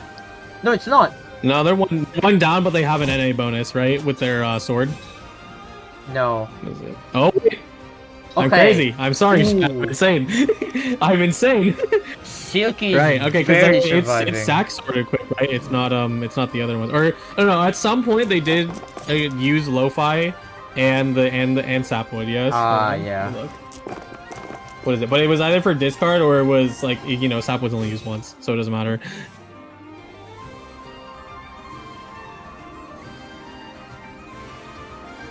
All right. Back down to the stalemate, although I will say, I mean, it's sitting very nicely in Clorand's favor, especially with that Lotus now in hand for Shinjin. Oof. Had to burn everything. Yeah, oh, that's very rough. Goes for the hit. Imagine if the bullet, or rather, imagine if I have the dice, actually, to go for the bullet. Oh, wait, but there's Lotus Crisp. Oh, my goodness. Boy, the earlier Lotus completely demolishes his gameplay, and even... What is it? Can Summon still follow up with its usages left? I think it can, right? It's not enough to kill. But imagine this though. Like, imagine without the Lotus Crisp, and imagine Silky discards the bullet and then gets +1 hydro damage, right? Then Clorand should have died here. Like, if I were Silky, I would just end the round with the Electro Summon follow-up and Clorand would just die. But luckily for Shinjian, he was able to get that Lotus Crisp and yeah, oh my goodness. Yep, GG's first round it goes to Shinjian, a 0-1 to Silky. Very well played, I will say. Yeah, that Lotus Crisp completely turned it on its head. Like, very well played for Shinjian. Like, it was able to rather ramp actually round 1 very nice, I would say. Like, the fact that you ramp Tenacity, seeing your heart out, and then Wagner as well, that's like a perfect setup you could ask for if you're playing a Clorand combo deck with Mawika. Alright, now game 2, here we go. Alright. Oh boy, Whale Lord versus Whale Lord. Here we go again. Oh boy, we're gonna see this a lot today. Spoiler alert, but yeah. I'm all for it, it's my first time actually getting to see this deck in action and seeing the style of how it plays. Not only am I happy to see Whale again, Chaska's also awesome, but Lord of Eroded Primal Fire, I gotta say, very fun card. Yeah. So, normally, if you start first, I would say, or rather, actually, if you're able to draw a lot, I would say you Lord skill, and then you swap to Chaska skill, and then use your technique once, and then you go back to Lord, and then you yeah, just go back to Lord again after you technique once with Chaska. If you have a lot of cards in your hand and your dice is actually very good.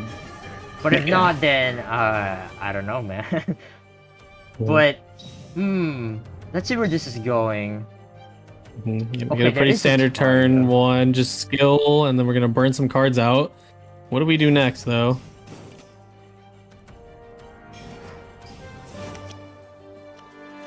Yeah, still going? Yeah, gonna go for full burn then. What is it? Just wants to skill, or not skill, but skill once, and then probably swap stall from there. Oh, never mind. That's right, we triggered lab, and we can skill twice now.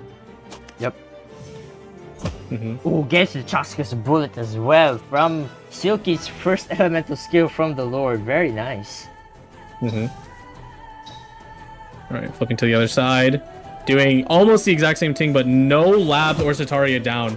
Or, well, Sataria doesn't need to be out, but no labs to actually get slightly more dice advantage. So they're already burnt out of dice. We'll be able to use probably what? Like, you do Strategize, and then Sataria, and then I think you just end there, no? Or it's the other way around. I think it's the other way around. There we go. Okay. Yeah, it's the other way around. Strategize and then Sataria. Okay, now I think you go to Chaska here. Because you don't want to sacrifice the Lord just yet. Oh, just ends the round to the Lord. Interesting. Yeah, I didn't want to go for it. By the way, what is plunging attack doing in here? Because I'm just like, can that trigger Chaska? I swear it doesn't. So, plunging attack can be played only if, like, Chaska's dead, and then you're stuck on Whale, and then your Lord has a lot of resentment stats. Like, you can, like, you can plunge with the Lord and deal, like, a lot of damage with the normal attack, depending on how many resentment stacks you have. So, yeah, it's actually very nice to have. And yeah, because it's so good. An infusion character where they have catalyst swap properties. Yeah, it's a fast swap normal attack, which is kind of nice to have. Like, especially honestly, if you're able... kind of based. That's very based. Yeah, like, if you're able to save the Lord in the early round, and then you're pretty much stuck on Whale, like, you can just plunge to someone and then kill someone with it, which is actually very nice to have. Now, I haven't seen someone played it, but it's actually very situational. So, yeah, I mean, it would be great if we get to, you know, someone play this card, and, yeah. Yeah, probably not this time. Yeah, not this time. Oh, do you play Pamon? See Shinjin doing some burns. What is it? We got gilded. No way to play it though at this time. Yeah, tosses it out. We don't need that. Oh, lab. Too late, buddy. Oh no. So yeah, never burst. Oh my goodness, gets the bullet as well. Now this is what I'm talking about. If only Silky was able to swap to Chaska here last round. So yeah, like Chaska could have, or rather the Lord could have lived. But yeah. Got a Vanessa down, throws out plenty of attack, rest in peace, but going for the skill, Chaska technique is active. I don't think it's going to do that much though, right? We can, what, do we even have a infused bullet? We don't, it's like Animo right now, right? Yeah, it's just Animo right now. So, Shenjian, again, when it comes to mirror matches, you never ever burst with the Lord, because again, it will just help your opponent discarding some stuff as well. So, no thanks. Unironically, you burst and then you lose. Yep, pretty much. Oh man, honestly, I could create a meme about that, but I thought you posted that because I'm just like, I swear you posted this. Oh wait, hold up. Silky can do some crazy stuff with this animal bullet. Like you do. Yeah, and let me use it, and let me swirl. Ooh. Yeah, let's go. Double vaporized swirl, spicy. But is it enough cleared, so that kind of sucks. But oh well, we killed Lord on the enemy side. That's what matters. Now, what do you do? Do you play? Oh, I guess you play it. There's like Absolutely, another option where you could swap back to Chaska and then sacrifice Chaska.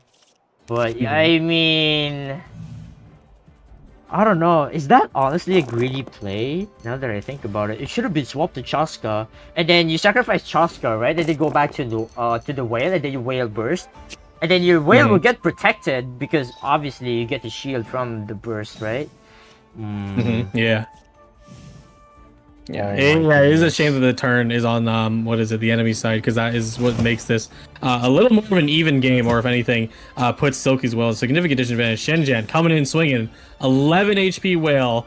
What do we do here? Moving to Chaska is effectively a sacrifice. Yeah, You know, we I do think you have have to. our passive to make it free, but still not looking good. Yeah, it's not looking good.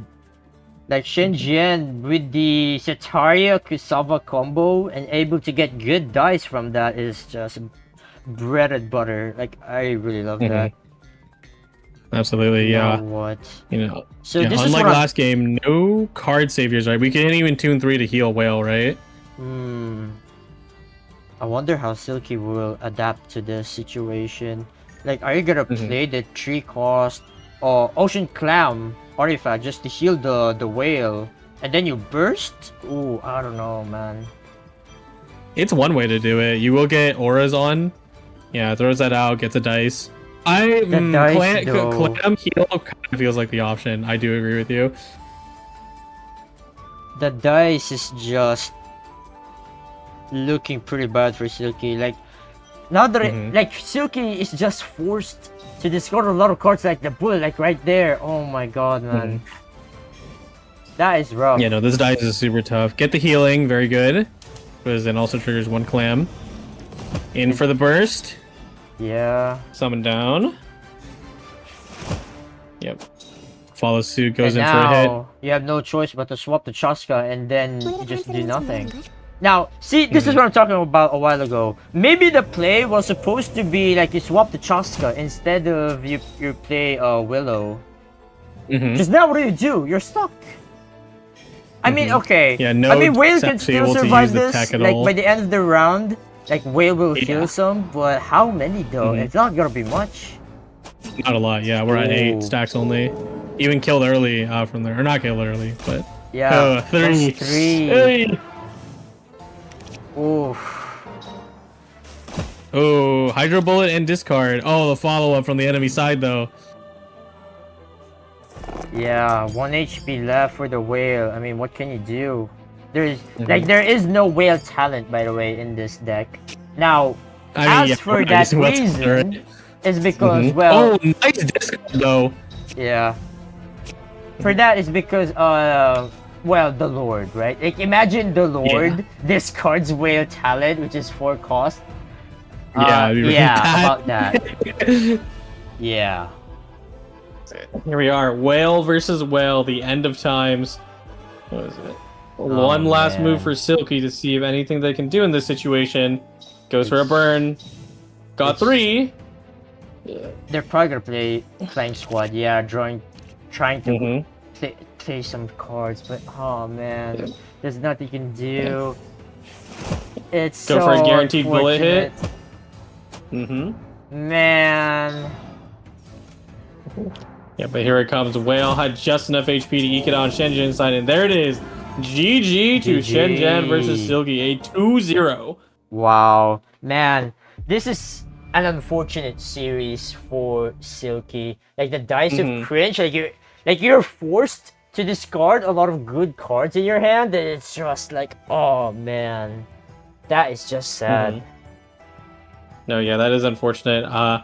What is it? There were some things that were basically stopping the tempo of the game, and when you have a mirror like that, you know, whoever is able to get these slightly better draws or cards, because it's not only a mirror, but it's also, I mean, do you call this deck combo or aggro? I would say almost aggro. call it aggro with how fast it goes. Yeah. What is it? But yeah, no, the other, what is it? Shenzhen was able to get not only the laboratory, but also what is it? Other card draws and bullets just out super duper fast. So, and that sealed the deal with a 2-0. So congratulations, Shenzhen, for moving on from the top 16. And Silky Love at GG's. We will see you next time. Yeah. Alright, now we're gonna move on to match number 4. I think this is number 4, right? Yes, this is number 4. So let me change. Blazing through these Let me change some amazing of the matches stuff for the here top 16. in a few minutes. Absolutely. Like I'm just gonna download some stuff and then we can see who are the players that we're gonna see next. Absolutely, absolutely. And now that we're effectively, because we have 8 matches and this is the halfway point, yes? Yeah. But Of course. here's the thing though. like the Yeah. quarterfinals is about to start pretty soon, so Yeah. I don't think we bisect. were able to see like most of the quarterfinal games, or actually most of the round 16 games here, because we Hey, have we can to. just we can just come back to it, right? We'll Yeah, come we back to it could another come time. back to it if the Mhm. opportunity presents, but yeah, it is what it is. Mhm. All right. Yep, absolutely.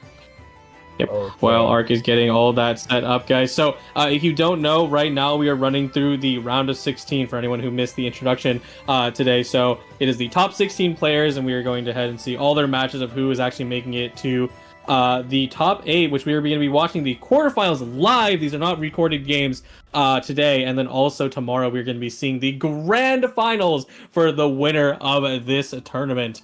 Yep. Can't wait for that. All right. Without further ado, here we go. We have Kevin Z. Oh yeah, Kevin Z in the house, the renowned master TC of this game, running the very standard lineup of Whale Lord, Snow Crab, and what do we want to call it? It's Superconduct. I mean, it is Superconduct that exists every patch, but it feels a little special. So we're just, you know what, thundering Superconduct. There you go. Boom, Yeah, name. it has the same lineup actually as Silky. Now that I think about it, they have the same lineup where there's the Whale Lord, there's the Crab, and then of course the Superconduct with Thunder Manifestation. And let's look at his opponent here, Likun. Good. All right. Very interesting lineup. Huh. Yep, not only do we have a Kazuha plunge combo with Agedaha to throw it into the mix, Whale Lord, but also Chlorinde, Yoimiya, Raiden, Overload. Oh my, we're cooking. Yeah, so for those who don't know, this deck was actually cooked by the other Genshin TCG content creators. Shout outs to Zeryu. Unfortunately, Zeryu is a little bit busy right now, so he was not able to keep up with content creation for now.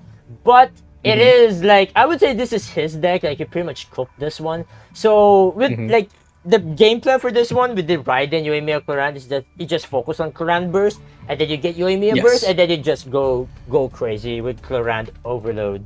So I can't wait to see that. But against Kevin Z, oh boy, we'll see about that.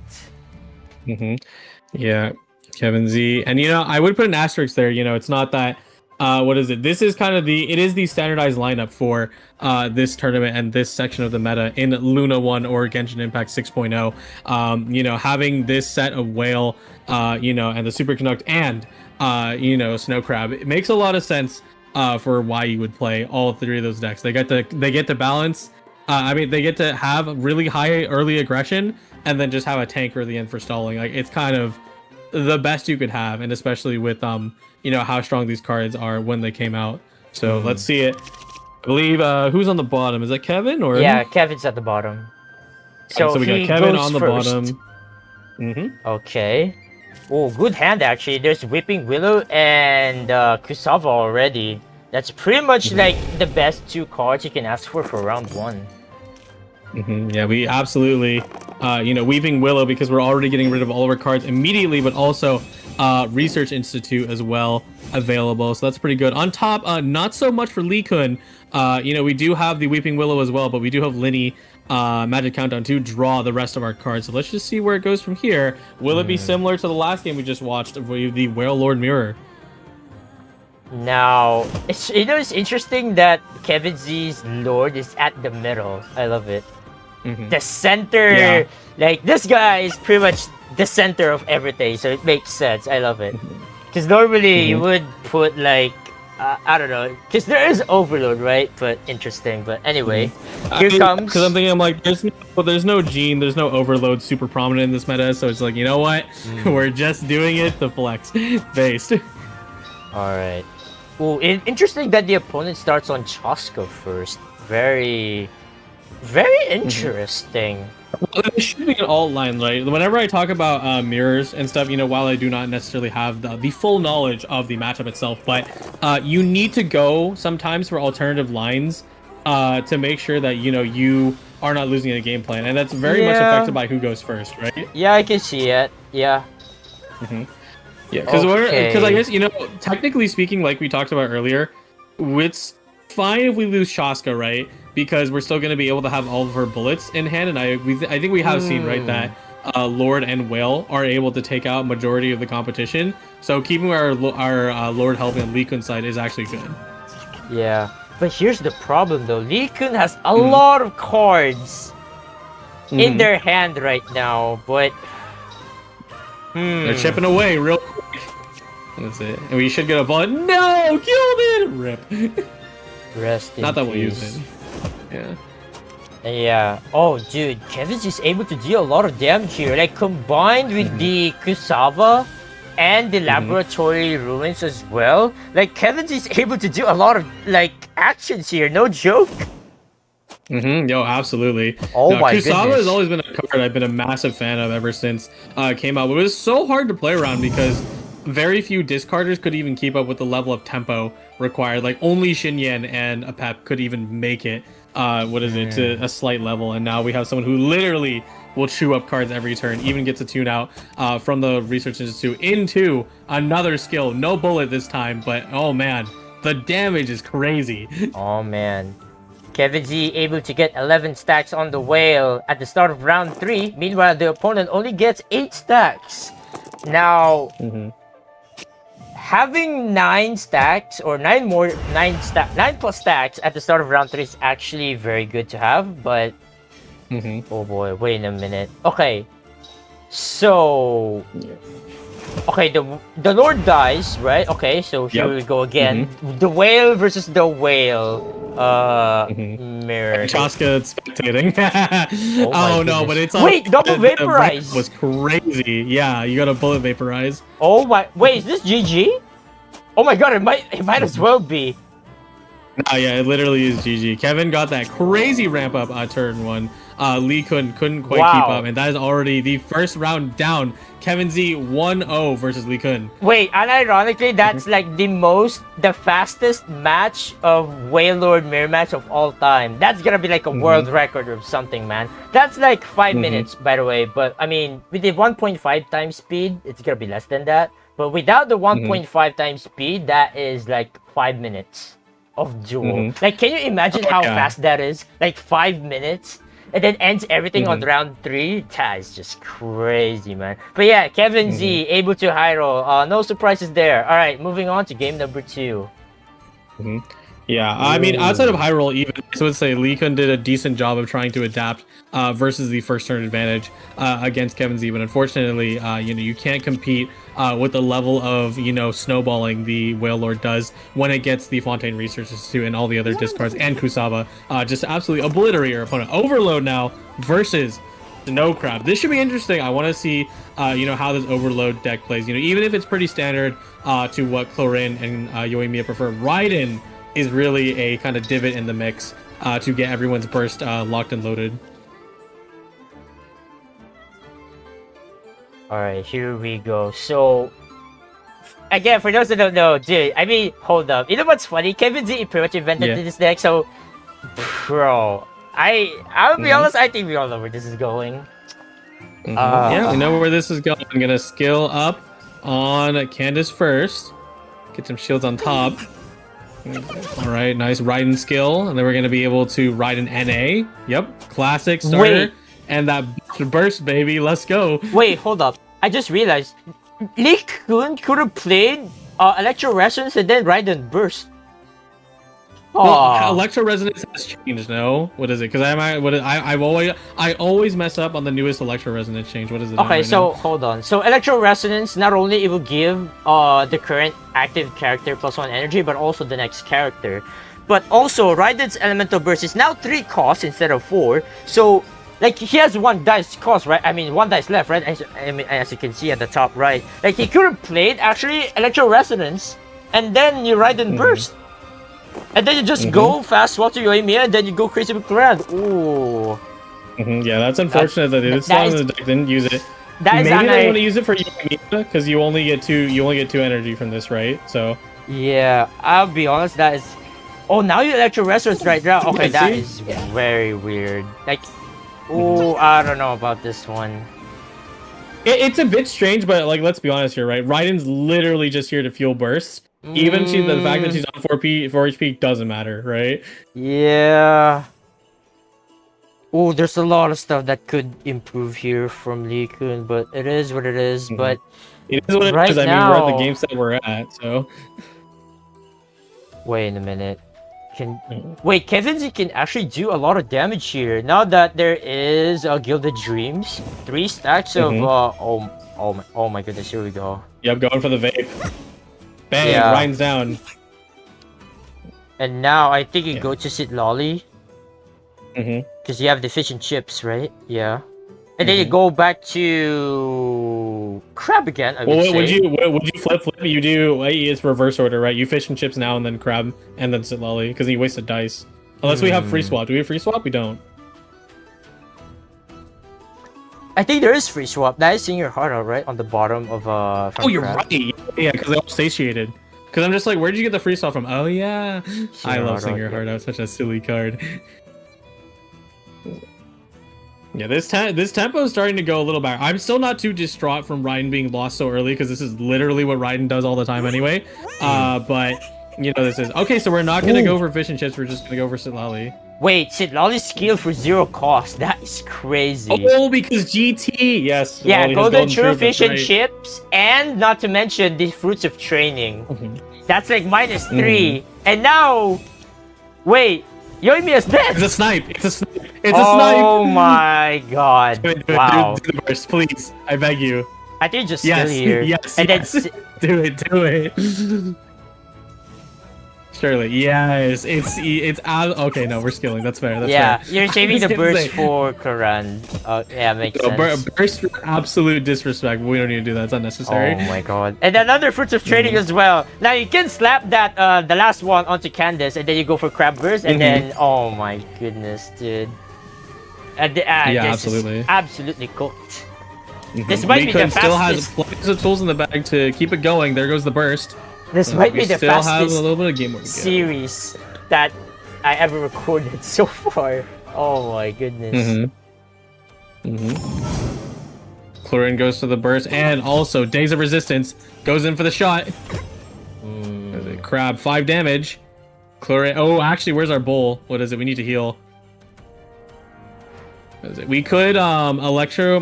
Actually, you electro res and then you burst and then you heal. Yeah. Yeah.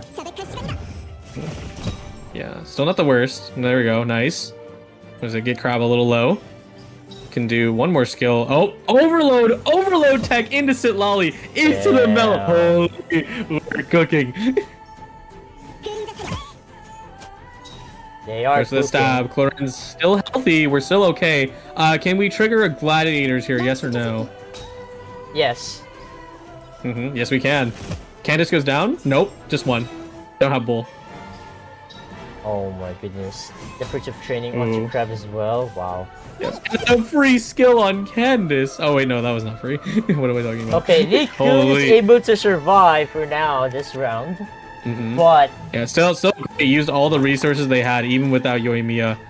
You know, did a pretty good job of surviving that turn. oh man. Goes Okay, in. Candace Goes down, understandably. Has the gamblers to refresh. Does it? Oh no, the freeze! The freeze. That's right. She applied her last turn. It's cooked. Goes for the pull. What is it? No defensive cards in hand. Goes for another pull. Oh no! Edict of Absolution. 1 turn late. This is so sad. Wow. And the melt to do it. GG's. The fastest game in the West. Kevin Z versus Lee Kun. 2-0 sweep. Oh. Bar none. My goodness. Bro. Only Kevin Z can pull out a quick series just like that. He is just built different. That's why he is the GOAT. He is just that guy. Oh my goodness. That was something else. Yeah, GG well absolutely. played to Kevin Z. Oh Yeah, my GG to Lee Kun goodness. as well. I think they did their best to adapt to the situation, although Overload is not really the deck I would play into Crab just because of I don't know. I feel like it doesn't really sport the stuff that they want. You know, to fight such an aggressive deck, even if you could push around the characters. But they still did try their best. So GG's to Lee Kun, and Kevin moves on from the top 16. Alright, so I already got all the stuff needed, so we can move on to the next one. Alright, so in this Alright. next one, we have CJR. Let's go, my guy. My guy, Captain. CJR. So, for those who don't know, CJR is a Chinese player, and also she's the one who, I would say, spear front the Astronauts Invitational as well. Yep, CJR. CJR was the part of the planning committing for the Astronauts Invitational, and he was responsible for organizing a lot of them. Of course, I mean, just a very famous player all around. Not only participating in all the CN tournaments, but also very, very active in the CN community even to this day. Yeah. But we got not the standard lineup, but it's pretty close. Very. We got not Whale Lord and Zhongli Chiori back at it again. In the middle, we're cooking.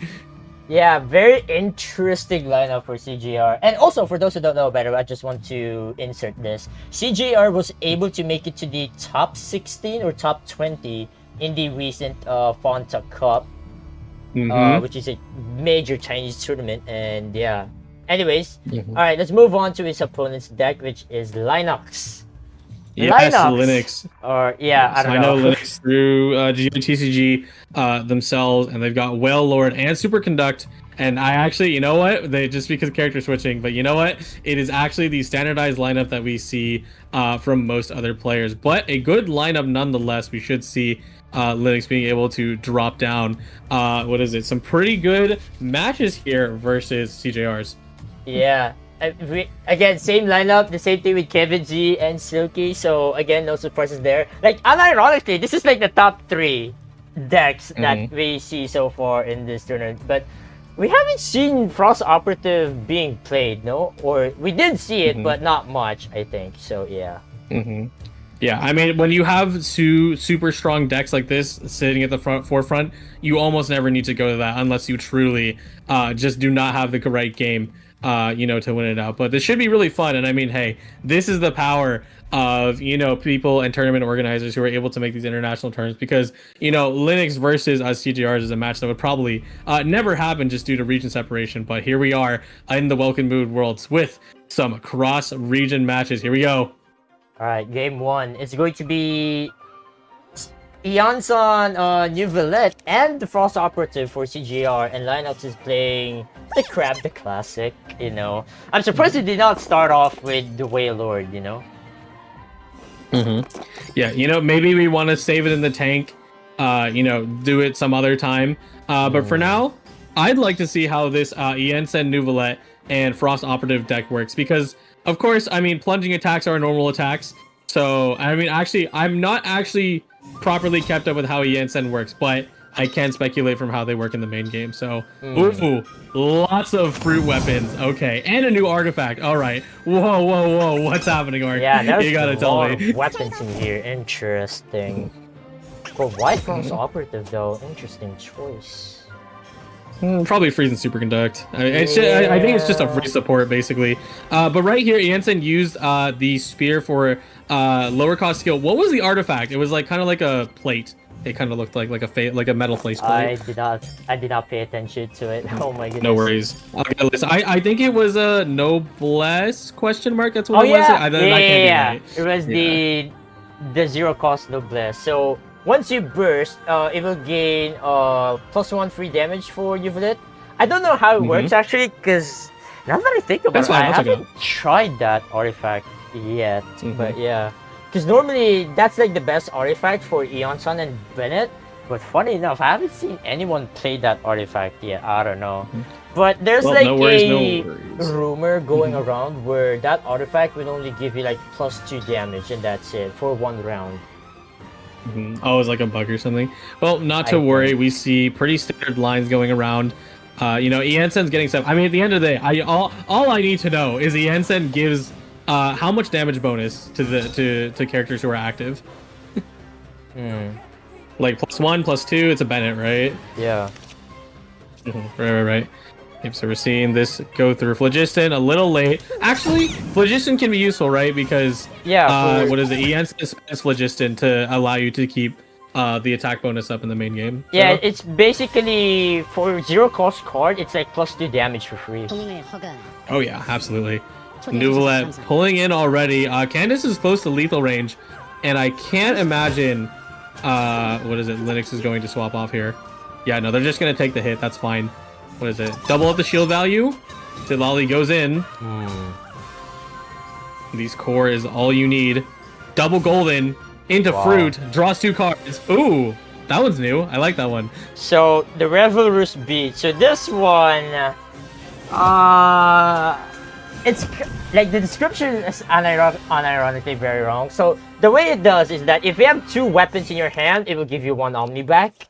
And if you have 2 artifacts or more, or every 2 artifacts that you have, it will give you 1 Omni. So for every 2 weapons or every 2 artifacts, you'll gain 1 Omni from Revelrus. Oh wow, that's a cool card. I like that. I really like that. So yeah, like you can either play this card technically for free, or you can actually gain more or more dice actually from it if you're able to have like a lot of cards, or actually especially a lot of artifacts and weapons in your hand.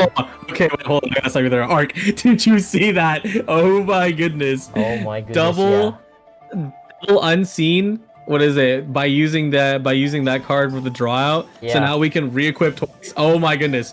Fruit for days. We are drawing our entire another one. Another one. Wait, do you play it? Oh no, not for now. Probably later. All right. Yeah, it'll come next. It'll come next.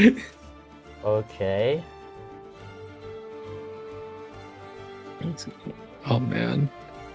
No, that was crazy. I love this Revelry card. That's freaking awesome. Yeah, and just to make sure you know we're not off pace with Noblesse. So after a character to which this is attached to uses elemental burst, your next character deals +1 damage during this round, once per round. And then I mean, yes, there's probably some issue with it specifically, but I mean that makes sense, right? That's exactly how Noblesse works, giving a damage bonus off to another character. We can see Nuvolet's freaking tanking through this team. Lolly dropped a cryo on top though. Will Kevin Z be able to punish in this section? Oh, or sorry, Linux. Sorry. Yeah. Oh, this is looking pretty cooked. I'm not gonna lie. Like, just look at the crowd. Like 17 shields. Yeah, that's a lot. I mean, yeah, that's a lot. But I mean, okay, hold up. It can do a lot of damage here. Like, it can easily chip down Crab's shield, but I don't know. Also, I'm still mind-boggled by why Frost Operative. Like, it could be Shenhe, it could be someone else. Like, I don't know. Like, because you're playing a weapon deck. Going down is so rough. Yeah. Yeah, interesting. Probably. You know, it's difficult to say why Frost Operative is here. Maybe it's just anti-healing utility, right? Because you're solely relying on Yensen and Nuvolette to deal the damage. If healing utility even exists in your deck, right? Because not a lot of decks even run that outside of stall. Like, it's probably just to stop that. What is it? Which that still doesn't make sense, but you know, either way. Yeah. I mean, here's the thing though, there's no heals, I think, for CJR, so like, how do you keep up? Like, I don't know, man. This is also the dice is looking pretty bad. Oh, okay. Speaking of dice, I guess that's not an issue at all. Okay. Okay, now there's cross damage skill though. I mean, hey, you gotta. Okay, goes to the concede though. CJR concedes this round for now. What is it? That's gonna be 0-1 versus Linux. What is it? Looks like they weren't really seeing the winning line, huh? Yeah. All right, moving on to our game number 2 here. CGR still playing the same deck as usual. Wants to run it back. Yeah, always run it back. And then oh my god, it's Frost Operative Mirror. Oh boy. Yeah, Frost Operative Mirror. I mean, are we gonna see it though? Realistically, I do at least like Frost Operative on the other side for Linux, because we will actually be able to stop Nuvolet's healing, because that is one of the things that makes him pretty prominent, you know, outside of having really strong prepared normal charge attack. Being able to stop that healing is going to make CJR lose a ton of value on their side. Yeah, we're already going to hit Jensen with it. Yeah. Wait. Oh my god. Kojo, do you see what I see? Ooh, is it seeing on the top side or bottom side? For the top side. We got double this. Like, something's gonna happen to Eonson next round. Oh yeah. Like, do you see what I'm seeing? I do see what you're seeing. Oh yeah, it's coming. It's all coming together. And this is gonna be very bad for CJR. Oh boy. Here comes the Thunderbolt. Oh boy, this is not looking good. Nope, not at all. And this is why this type of deck, or rather this Frost Operative deck, is just superior in my opinion. Just look at this. It's coming. Watch. Yep. Subtle foreshadowing. Mark on hand. Cryo applied. Resonance in hand. And Tandoori. What happens next when you combine those two together? Well, Manny is staring you down in a corner. Are we gonna FS? Are we gonna FS just to secure it? Yes, we are. Uh-oh. What is it? Cryo resonance. Oh, Tandoori's chicken. Here it comes. It is the lethal, yes? Boom! Ian Sen is down. Without burst as well. Now what do? Just freeze with Neuvillette and Frost Operative? Yeah. About that. And also, this double upper epic class is not gonna proc because Gamblers is onto the Thunder Manifestation, and meanwhile CJR doesn't have any equipment whatsoever to keep these upper epic class going. But surely, hopefully next round, CJR will be able to get some equipment for Neuvillette. But, oh man, yeah. Right now, these upper epic class doesn't... They're pretty much sitting ducks, like it's stuck. Yep, Neuvillette's gonna do as much as he can to keep his heal value up and running. Absorbs one of the source waters. Going back to Frost Operative, back for the damage. What is it? And the sack as well. We don't really need Frost Operative no more, honestly.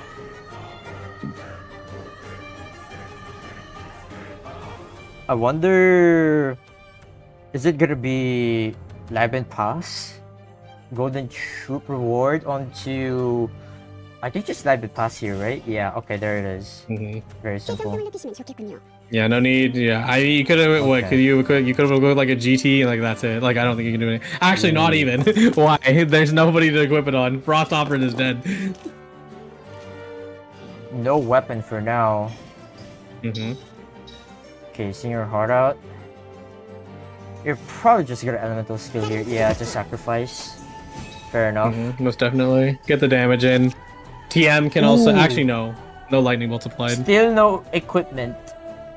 Oh, that sucks. Yeah.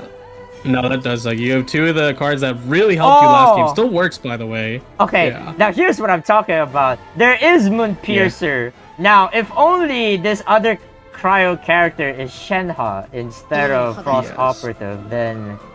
I feel like the Moon Piercer is unfortunately worthless now. Things could have been way better. Okay, at least Upper Epicless is going because thanks to that Gamblers. But absolutely, there's no the fruit for Neuvillette here, but there is Moon Piercer. But man, if only this was Shenhe instead of Frost Operative. But oh well, it is what it is. Yep. And goes in for the burst. Neuvillette's pretty healthy. Has to fight Signora now though. 20 HP sponge, effectively speaking. Neuvillette can drop, he can drop an NA here. No weapon bonus just yet. Yeah. What is it? Not gonna get a lethal. After this, I mean, you let Neuvillette do his thing and then swap back to Frost Operative, yeah? Yeah. Hold up. You just end onto Signora and then you'll just Live and Pass. And then you let Signora flip to Pyro and then you... Elemental Steel. You nuke Frost Operative from existence. Well, actually, you don't do that much damage, but still, I would agree with that. I think Live and Pass here is just really good for... Yeah.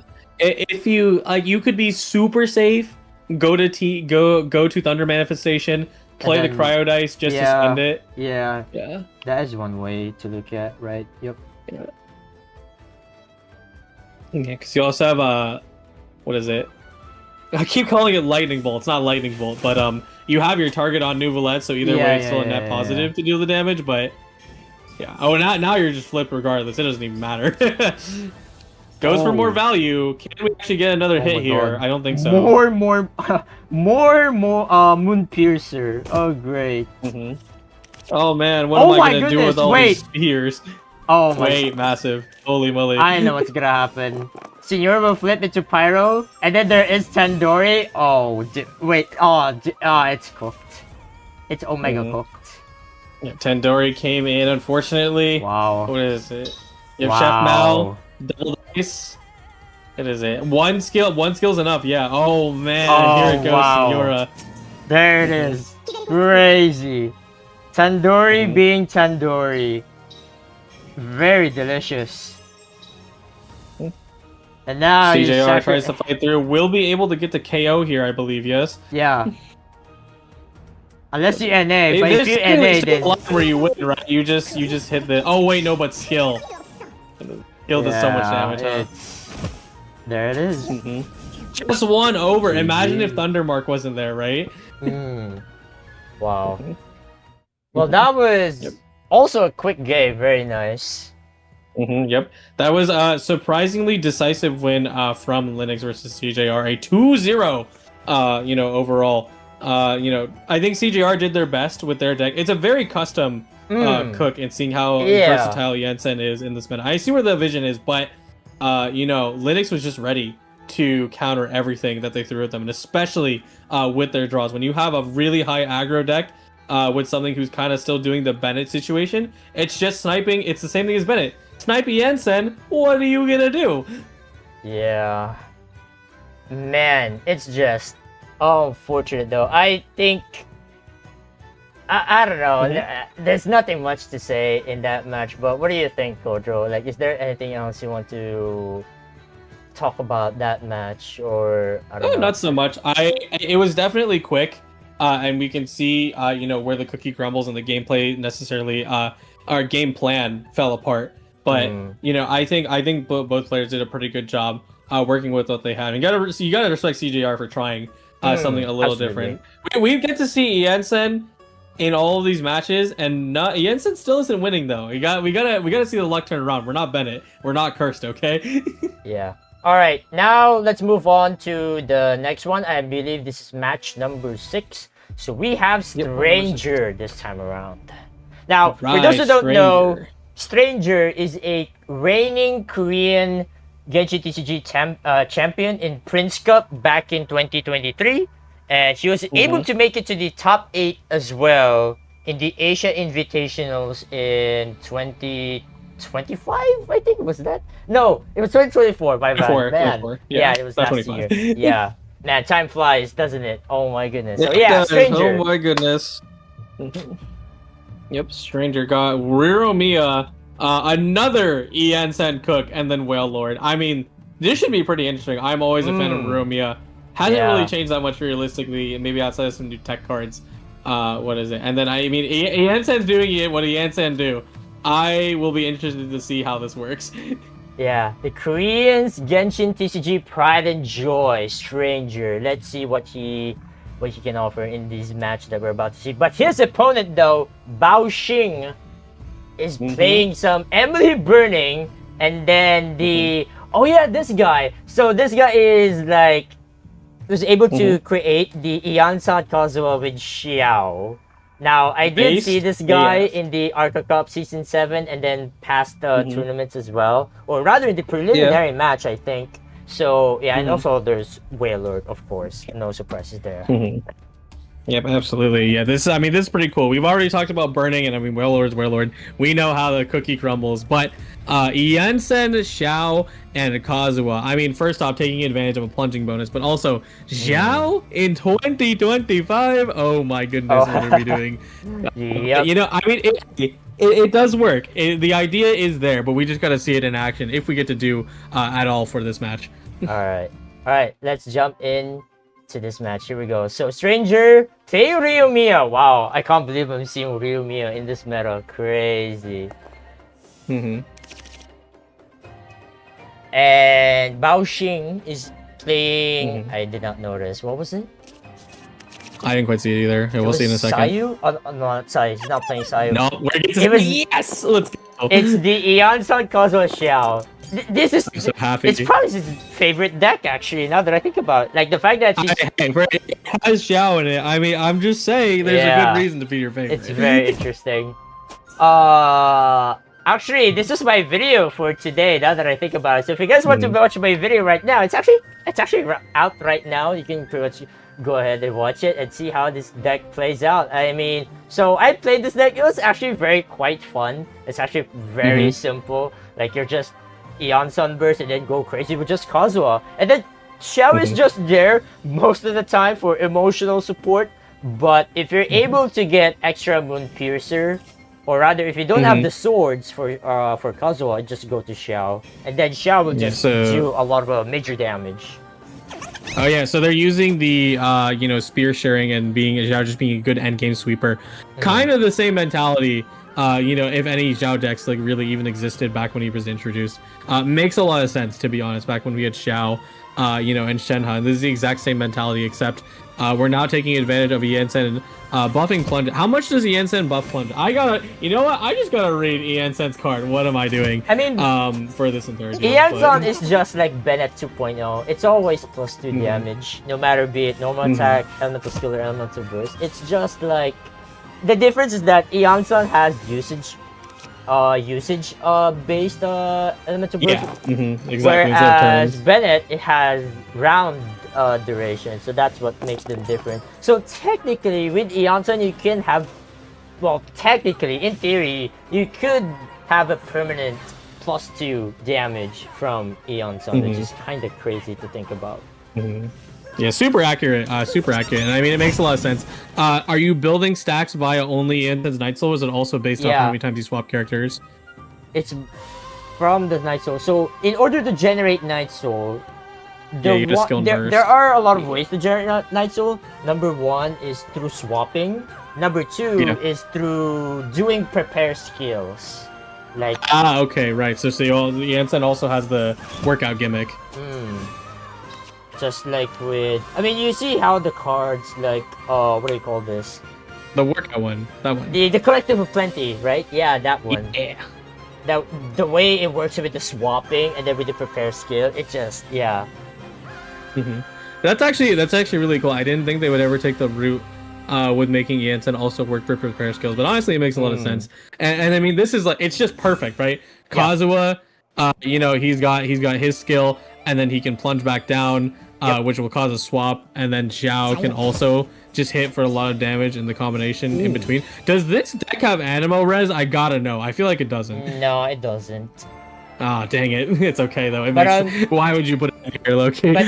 Okay, very interesting though that Bao Xing did not equip the sword by the time that elemental skill would show. But I mean, to be fair, you can always equip it back. Like if you're gonna plunge with Xiao, you might as well equip it right now with the ancient courtyard, right? They're gonna save it for plunge because plunge is an NA, right? So like they're gonna do it then. Because I love doing this with Kazuha. Using sapwood to plunge, and it counts as an NA. You get a 2 bonus, so you effectively get like a normal attack and a skill again loop for free. Yeah. Oh, I wonder what Bao Xing is gonna do here. I mean, you have to swap to Kazuha. I mean, is there anything else? Oh, you could play Revelrous Beats. The 2 cost draw card. Yeah. And then that's it. Yeah. Okay. Well, we haven't been paying too much attention to Stranger. What is it? But they've been doing a standard Yoi. Right. What is it?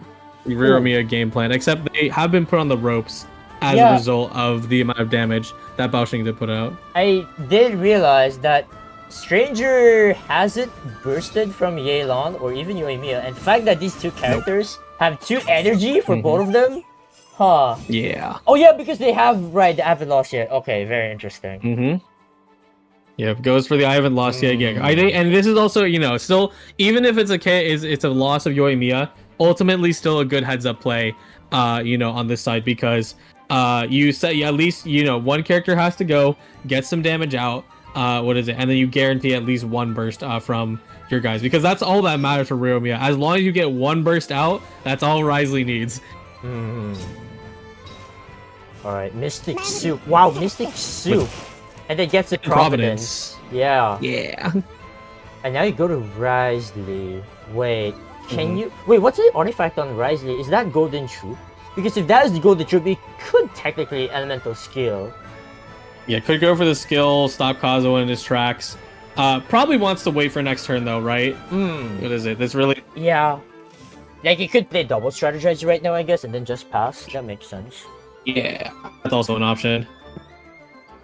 Yeah, I honestly would just wait on Risley. There's no reason to rush it because I think the biggest thing, right, when you're playing freeze, because we saw in the slow format, now we see in the faster format with an aggro deck or combo deck, but maintaining your aura is the best thing you can do. And I mean, while Xiao will probably never get swapped into, he is going to become a sacrifice at some point to be a Risley NA target, and then from there, trying to maintain your freeze auras is going to be what is going to make or break this game, right? So. Yeah.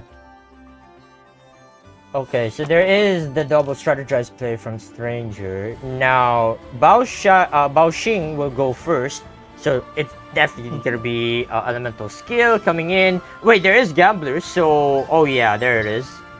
See, elemental skill, very nice. And then there Push it over to Xiao. Wait, is this? Why do I feel like this is cool for Stranger? I could be wrong though, but because there is freeze. Wait a minute. Yeah, there is freeze, but like I said, Xiao is here to just take the hit. And just now NA. It's literally just about aura management. Yep. Interesting. Just the freeze. And then by the time you go to Xiao, Xiao will plunge, and then just elemental skill. Wait. Wait. Pretty big hit. A minute. Wait a minute. Yeah, there's the elemental skill. Wait, hold up. Is Stranger and winning now we this? can punch in, and then we do, yeah, this is a classic sweep. We'll see if they have enough resources for it, though. Goes for an NA, should be able to get one card draw. Hopefully it's a good one. Gets the heal, very nice. Oh, massive! That's so big. That is so big. Covenant of Rock, what a draw. What a top deck. That was crazy. Now, I think Stranger should have had enough for the sweep. And ironically, for real. Like, the fact that there's gamblers, oh my goodness, bro. Okay, you burst. Yeah, it's a real classic. Goes to the punch, should be discounted at least by 1 question mark? I don't actually know how many times we got hit. Elemental burst for 2 cost. Not the worst, but... Yeah, goes to Xiao. Alright, now is the time to equip gamblers, but you have board princess and stuff, so how do you plan this? Yeah, you gotta burn a dice somehow. I think you just play gamblers, and then you normal attack. Yes. Because you have board princess, and you have minty mitros, and yeah, okay, let's see it. It's golden troop gamblers. Wait, that's wrong. Hold on. Is it? It's the you same get 2 thing. dice. I think it's the exact same thing. You're right. I think just play gamblers and they just NA for 1 cost. Again, it's 1 cost because you got Minty Mitros and Risley's elemental skill. Yeah, MMR and then the skill. Okay. Let's do it this way though. You have board princess. Are we trying to super maintain dice, right? Because we play gamblers for free, and then we punch for 1, and then we get a free bonus from there, right? Oh, please. Yeah. Okay.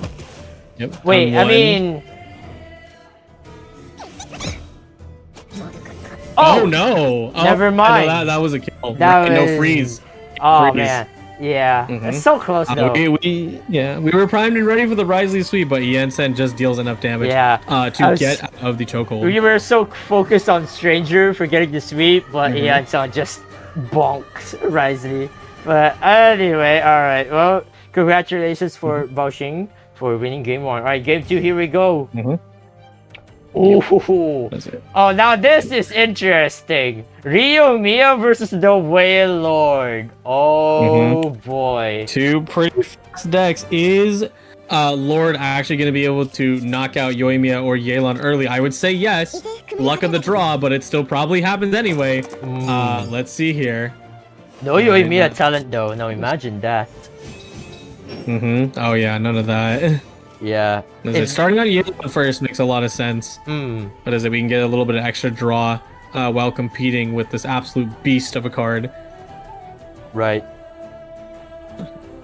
Okay. Ooh, the dice though, it's not looking pretty good for Bao Xing. Like, I mean, there's only 2 pyro, but I mean, you can always go for skill and then into NA.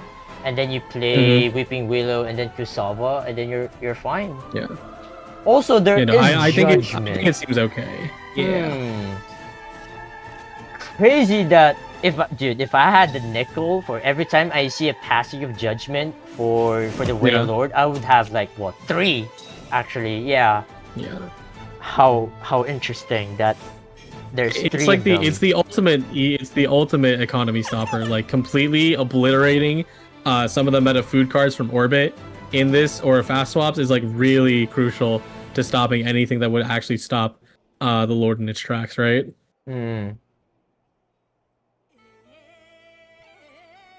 See here. Let's see. Yeah, you just NA here. Or Well, we'll see if the Judgment actually gets to come through though, because I think that our Real Mirror player also knows what is it, to burn their food pretty early. They already got to use an NSC for free. Discards.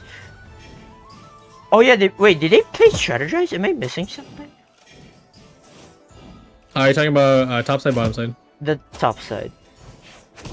No, I don't think we missed that. No, 'Cause they have... I don't think we saw Strategize. Anyway. Okay, there's Passive Judgment. Now, I wonder when the Whale Lord will play this. Again, it's gotta be later. I think stopping things like it's gotta be later just because of like MMR and soup. Like you can use soup here, sure, but like how much is that? It'll help you Mia. Wait, but then like everyone else I'm just like I don't know. I feel like it's not very helpful. Doesn't use soup, goes for it pure pyro dice. What are we gonna do with the rest of this turn? Let's find out. Is it gonna be Yelan? It has to be, right? You go to Yelan and then you start to build energy onto Yelan. I think that has to be the play. Yeah. Like you have Minty Meatballs, and then you can normal attack 3 times because you have Covenant of Rock as well. Okay, I guess we're going nicely. Okay. Okay, interesting. I think they want to avoid the amount of damage because swapping to Yelan is basically a free kill, right, for Chaska, so... They're playing with their HP pool a little bit in this aspect. Yeah, see, now they also swap to Lord. What is it? But I think Risley just knocks this person out, knocks Lord out sky high, no? Very close to death. Wait. Did I just... did that Chef Mao gave 1 cryo? What the stranger? Yeah. Yep. Oh wow, that was crazy. Okay, there's a burst. Alright, let's burn everything. It's not that bad. Like... Double changing shifts? No one cares about that. Yeah, I was gonna say, I'm like, this could be bad. I'm like, you know what? Never mind, you got lucky. Lord's down now. Yeah, very, very good heads-up play. What is it? On Stranger's side, because getting rid of Lord is so crucial. And now Chaska's actually pretty much gone too. Yeah, so we saved Yelan and Yoimiya because they're also endgame sweepers due to their NA bonuses. Yep. Oh my goodness. Wow, what a heads-up play!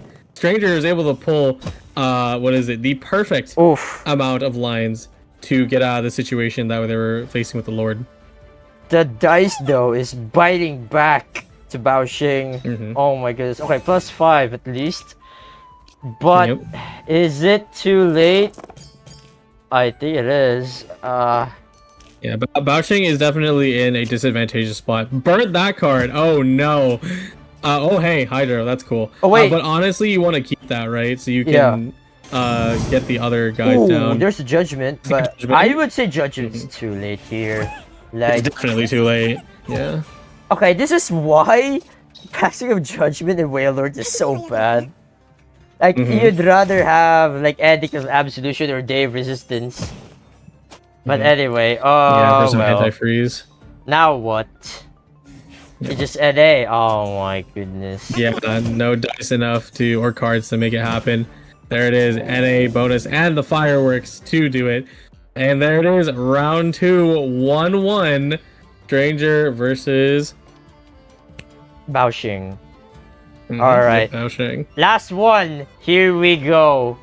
Oh boy. Oh man, Yansen Cook is here. No way. Now it's Stranger's time to cook Eon-san, and then Baoxing is people love this Emily burning with Fell Dragon. Aha! Ooh, I Fell see. Dragon. Let's see what it does actually. I know of this card. So Fell Dragon, it's a Similanko card just got added in this patch. So what it does is that every time you discard a summon, it will increase its damage up to 5 stacks, so it can have like 6 damage max. And then its usage, you can get as many usage as you want, as long as you discard from the support zone. Yeah. So it's just all about hey, this card, really which is very interesting card to say the least. But yeah, I love how Hoyo is cooking that card. Like, it's very fascinating. Like, every time you discard a summon, it will increase its damage, and then every time you discard a support in the support zone, it will gain usage. Absolutely. Very interesting idea. The standard burning line, Dendro out for Pyro. What is it from both skills? Gets a Covenant. What are we using it for? Are we swapping? We're swapping. Yeah. Interesting. Yeah, we'll not have turn advantage though, so I guess it doesn't matter because wait. We have one free. Did we get a free skill from where? Yeah, from where? Wait, am I crazy? I think we missed it because we were explaining the decks. Yeah, I don't know what happened there, but yeah, wow. The fact that hold up. The fact that they're able to get one Dendro from Covenant was so lucky. Huh. Interesting. What the hell? That's pretty good. What is it? Yeah, being able for Kinich being able to get that burning ball rolling super fast, honestly, is amazing. Yeah, wow, already burning follow from Emil. And already Hydro dead. Herald is wait. This is massive, right? No more reactions. Just swirl. Huh. Okay, but here's the big problem though. Iatsan is about to burst, and there is Wolf's Gravestone with Ancient Courtyard. Oh boy. Wait, not to mention there is the Obless. The Bless, right, that's the name. Wait, just no Bless, it's a 4-star. It's fine. Royal Mask, as they must say. Yeah, the Royal Mask, right. Wait a minute. Oh, wait, does it... Stranger probably forgot to play it. But okay, I mean, Isaiah can still do a lot of damage with Wolf's Gravestone. Oh my goodness. Yeah, we're doing... Yeah, it's sitting a bit back, but we did get a Yansen's burst out. I don't know how we're gonna play Gravestone, though. It's not... It's theirs... Wait. Right, Courtyard. Okay, never mind. I see how we play it now. I understand it now.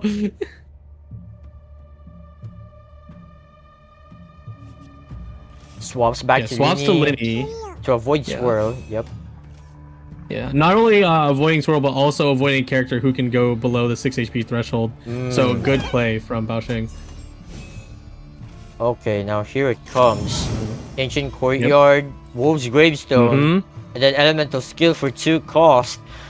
Wait, this... Oh my god, and there's the Providence? Fury. Oh, Providence or Fury? Because what are we going to do with Providence 2 dice was probably way better. Because with just 1 Elemental Skill, there you go, Lily's dead. From just 1 Elemental Skill. Wow. Yeah. I mean, dude, if you're able to combine that with Royal Mask... Oh, then we can board Princess and do it again, baby! Wait, yeah! That rare sweeper, huge! What a line to close the game. The Stranger takes it 2-1 over Baosheng. Wow, what a sweep. No wonder he was able to save it. He was able to use it with the, what do you call this? With the board princess. That's why he didn't use it during the Eon Sunburst. Now I get it. Interesting play. That is Stranger for you. Gravestone sweep, super potent. Even what is it? They even tried to adapt on Baosheng's side to move to Linny with 9 HP, but with the Fury combo. What is it to make that happen? Or was it Providence or Fury? It was Fury, right? I'm not crazy. It was Providence. Okay, never mind. Okay, so they just saved dice and then they made sure they could do it twice. Yep. And I mean, hey, Gravestone 2-tap. I mean, that's enough, right? Yeah. Wow, that was crazy though. Alright, chat. Well, there you guys have it. So, the quarterfinals is about to start very soon. And unfortunately, I don't have the time anymore to showcase the match in round 16 between Air versus Kiratan. And then the other one was, let me find it if I can find It's it. Air versus Kiriton, and then the one that you're missing is not that Yeah, I'm one. missing something or someone. Oh yeah, Deck Dog versus Tree. Match There D, you match go. D. Yeah. So yeah. So right now, I think this is like the perfect time for both of us to take a short break because now Yep. we have to prepare for the quarterfinals that is about to start very soon. So stay tuned for that. With that said, we'll be right back and we'll see you guys in the quarterfinals. Don't go away. We'll be right back.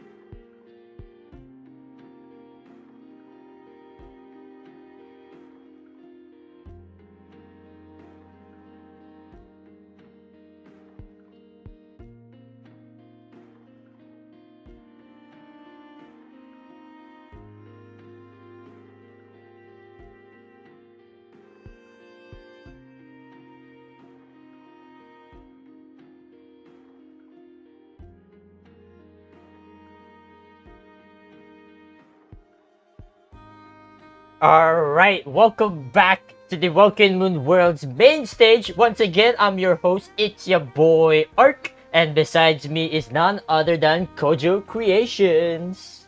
Hello, hello. We're back for another round. We got through majority of the top 16 matches, but now we are moving into the long-awaited quarterfinals of the Welkin Moon Worlds. Alright, so in this quarterfinals, we will try our best to stream all of the quarterfinals. So, to refresh everything, right, to refresh what's going on in this tournament, the format, again, is going to be best of 3 conquest format, no bans, and again, all the action cards in the deck list will be undisclosed, but only the character cards that would be known for each players. And as for the prizes? Yep. For the prizes, for first place, 85 USD. Second place, 50 USD.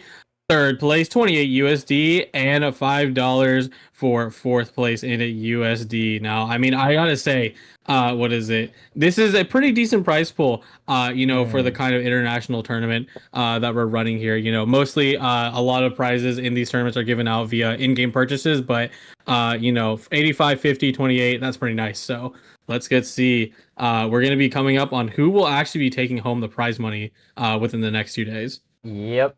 Alright, now since both players are now ready, let's talk about their decks. So now, we're gonna have Binzu on the left side, and then Shenzhen on the right side. So now, Binzu is once again, he's played the Kokomi Stall with Layla, and of course, the Nuvolet Ventisit Lali. And then, his third deck is such a surprise, with Eon-san, Kazuha, and Sethos, huh? Yes. Sethos, always one of those cards that sticks out. When the patch drops, it's like, oh my goodness, this character is so powerful. And I think, for a good reason, a lot of people will say that this guy is overrated, but ultimately, I think it's just going to be A-okay with the new things that Ien-sen and Kazuha can bring to this set. And if we slide over to Shinjin's side, and of course we'll talk about the decks a little more as we get into the matches themselves, but we have a Chlorine combo with Malwika. We already saw this earlier today. Very potent deck in my opinion. I am a big fan of how it works. Unfortunately, we did see it get crushed earlier, so maybe we'll have a chance to bounce back. Well, Lord, the classic. I mean, you can't go wrong with that in this tournament. And last but not least, Bennett, Jensen, Lecter. We are here to boost Lecter into the heavens. Boy. Oh yeah. Man, this is gonna be an interesting match. Now, Binzu, of course, we already saw Binzu a while ago, right? At the start of the stream, the way how he plays stall decks and stuff. Oh boy, I can't wait to see it again. Alright, here we go. Without further ado, let's jump right into our very first live match for today. Binzu versus Shenzhen. Yep, no more replays, of course, in scheduling an international tournament. We do need to account for people's time zones, so we do, sometimes just have to record the matches and we'll have to watch it from there, but thankfully it's all broadcast here. But here we are, a live match. You're going to see every single second of this tournament and this match, and I mean, hey, we're playing stall, so you know what that means, Ark. Oh boy, we're in for a long ride. Yep, absolutely. But a long and a fun ride, I must say, because I mean, we're getting to see Binzu in the masters of his craft with stall. I mean, we saw how absolutely insane he played with Kokomi earlier. So I mean, let's just see what they do. And of course, Shenzhen has Chlorine combo. Didn't really get to see what is it? We don't get to see too much of it. So let's see if we can get a little more this time. Yeah, so Chlorine. So again, Shenzhen was able to win against Silky with this deck. I guess the way Lord, actually, now that I think about it. And now, looking at Binzu's hand, Binzu can play a lot of artifacts here for these 3 characters. Like, he can play Free Verd's Visage onto Layla, and then Tenacity onto Kokomi, and then Marichose Hunter onto Furina. Now that is actually another really good start. Oh, or I guess not. Yeah. No, I think this makes total sense though. When you're playing Layla, you need to skill as soon as possible so you can get the ball rolling with Night Stars, and then also getting Tadasio and Kokomi was very essential to Binzu's gameplay. So I think this was a great turn one. And on Sengen side as well, they did a perfectly fine ramp. What is it? I believe it was... What is it? Support cards and skill? Yeah, we got Liben, Wagner's, what is it? And then we moved to Moika. So completely standard line. And Chlorine's already suited up, ready to go. Oh dear. Oh boy. And the fact that there is, what do you call this? The Addict of Absolution for Chlorine, the anti-freeze. Oh, that's gonna be they're very difficult to deal with for Binzu. Yeah, absolutely. Yeah, this is one of the things where, rogue strategies or tech cards can start coming into mind. Because very seldom do you actually get to see that in the game, such as GITCG, because just how the game works. But now that this is a kind of semi-closed format, you are able to throw these things in here, especially if you know your opponent Binzu, which all of these players should be studying their opponents, is going to bring some sort of anti-freeze card to make sure that they cannot, get screwed over by the freeze game plan. Oh man, I have nothing to say honestly in this match. I just want to see what Binzu is cooking against this deck. Like I'm really looking forward to this one. So, the only thing I can talk about is just how Chlorine will deal stuff here. So yeah, you swap to Chlorine, the declarable elemental skill, and then you pew, and then Yep. Gonna get Chlorine skill running. It's actually gonna be nice to see this match because originally when we got to see this deck played with Xianjin, right? Moika and Serpent were being used as basically face tanks and took all the damage so Chlorine could live. But now we get to see a healthy Moika, healthy Serpent, and Serpent maybe not doing as much as this deck as I feel they do, but Moika being alive means a lot. Maybe we'll get to see a burst. That'd be pretty cool. Yeah. And then Binzu is still just doing setup, and I mean that's perfectly fine. That's the point of how you play stall. Minty Mitros, yep. Oh, you know what's interesting now that I think about it? There is Heavy Strike onto Shinjin. Interesting. Heavy Strike, I mean, makes a lot of sense though. Knocks him off of Kokomi, by the way. Cleanse. Not going to be able, no Jellyfish, no Cleanse. Pushed over for Farina, so just a slight divot in your game plan. Not the worst thing in the world. Heavy Strike is cool. It's probably for, I don't even know if it's necessarily for Binzu specifically. I think it's just a good card to get in there for Chlorine, so you can get that one last piece of damage out, because when you don't have Bond of Life, right, your what is it, your normal attacks are not doing a lot of damage, right?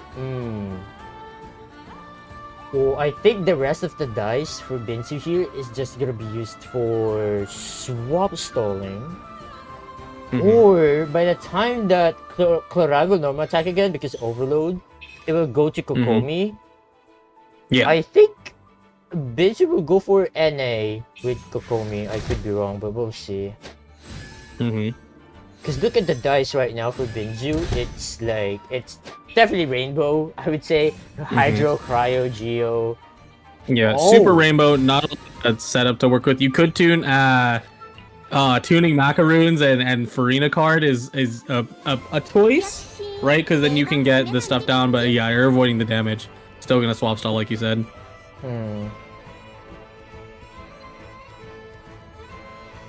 Yeah, Binzu is holding on to these dice like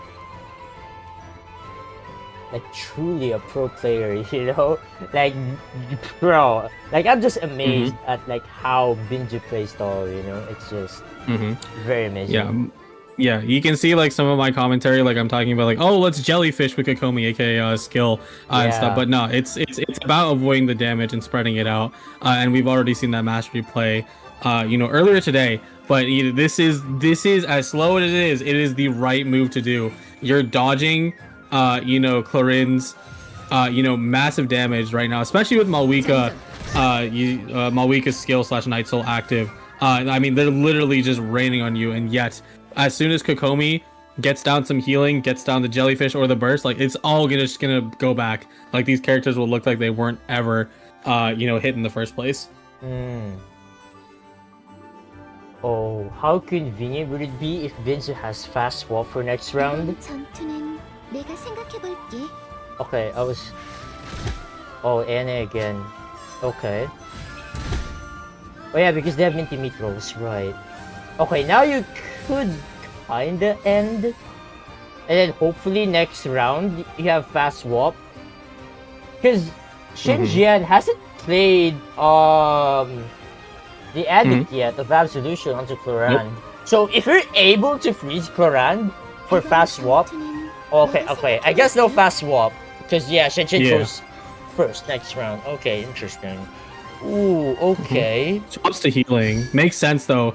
No jellyfish down, that means you really need this healing. Prominently, Binzu has no hydro res. Individual macaroons to, throw out here and there, but this healing, like we saw last time, is super crucial, to keeping the entire team breathing right now. Right.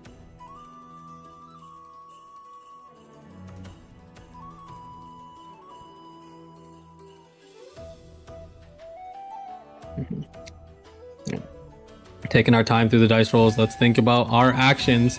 What is it? We are sitting in a difficult position here. What is it? Sitting on, we talked a lot about, what Binzu needs to do. It just needs to, crank out as much, at least get some skills down, get that HP up. Probably going to skill here, actually. On Shenzhen's side, surprisingly enough, it is just Clorind continuing to skill, right? At no point do you really need to go back to Malwika to refresh your skill? Question mark? You could, right? You could, yeah. Oh, you know what's annoying thing here for Shenzhen? Yeah. The Fortress of Berufin. Oh yeah. The fact that you can't play this into this, and then even oh boy, yeah, that's gonna be rough. Yeah, it is nice at least that you have Bone Crunchers, because Bone Crunchers could mistakenly discard something, but it is an action card that you can burn, right? So. Oh, dude, Malwika Burst here could be kind of huge. Yeah. Well, because right now she's out of the Night Soul state, right? Can she still kill Farina? Question mark. I don't know. Oh no, the swap. I believe this dodge is lethal. Yes. Oh, it's just skill. Interesting. That makes sense though. I believe she dodged lethal on burst, so that's smart. Interesting. This makes total sense to me.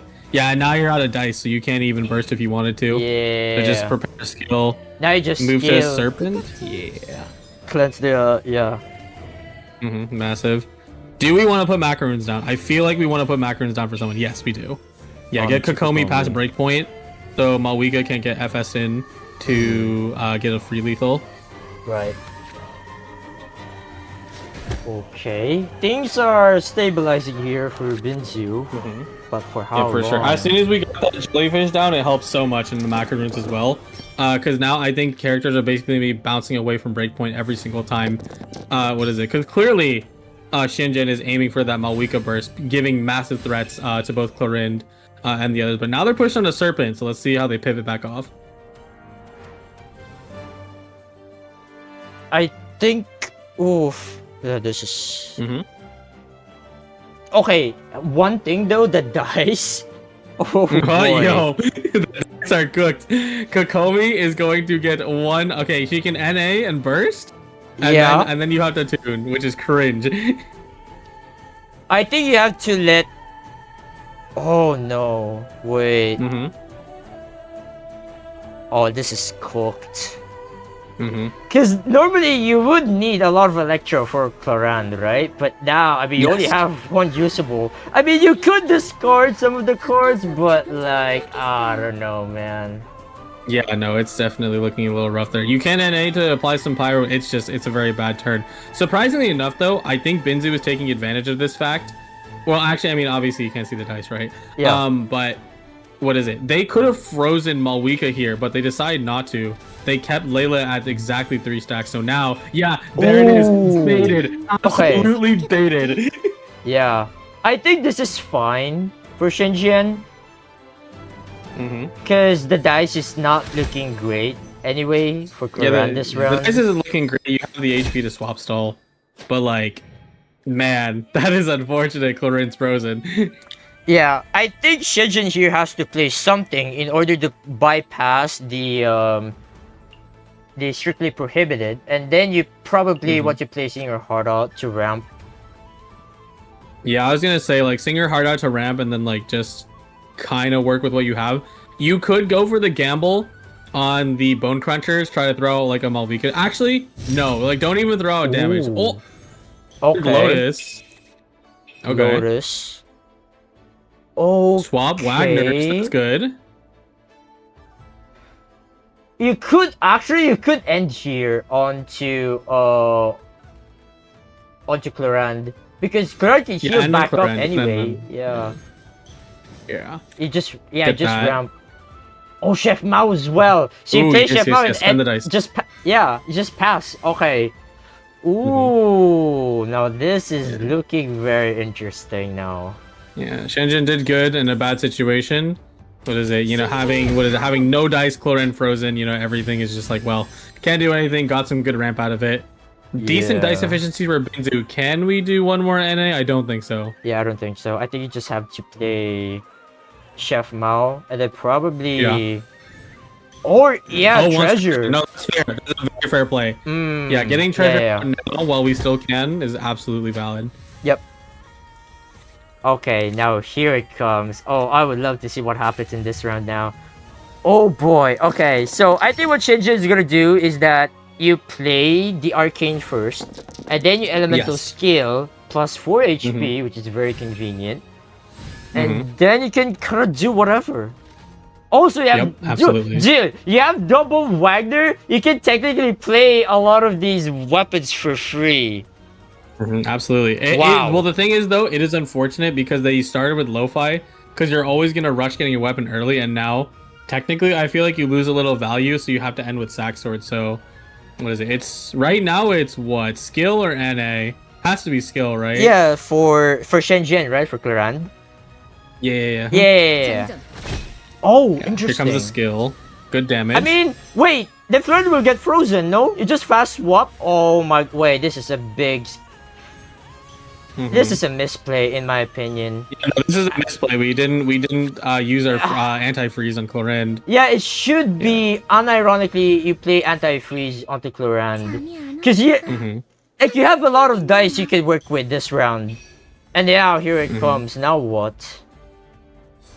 Maybe they feel like if they... I do feel Shenzhen still does just like last turn survive this turn anyways, right? Because Kokomi and friends are not really equipped. So they could afford it, but still, it's kind of rough. That's it. Swasta Mawika. What are we gonna do here, though? Is it gonna be Mawika Burst into Liban Pass? That has to be the play.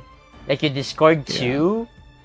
Like you're probably gonna discard Dave Resistance because well, you already have Edict of Absolution that will be played onto Clorand.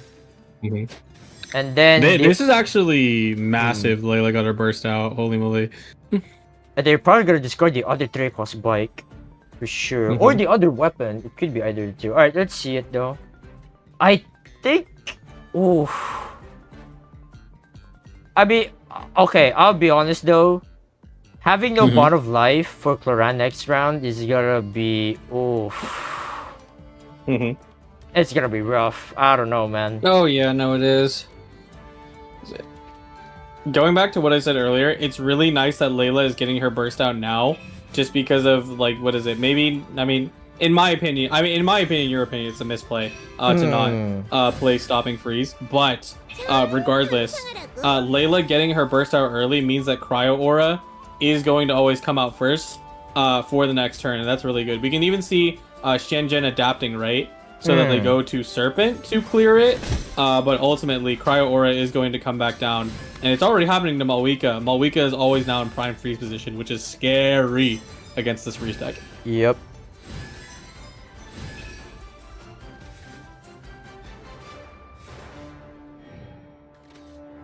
Oh, I love the comment from Ian Ratan. Tell players to 1.5 times 1.5 the speed because BG is Crazy work. Right. Played Bone Crunchers, got a dice, burnt a sword though. That is mega unfortunate. Oh man. Yeah, because you really wanted to throw out the Malwika card there, I know, but yeah, they were gonna go for Overload Swirl. Oh no, that's that's actually like massively unfortunate. Because you also lose chlorine value.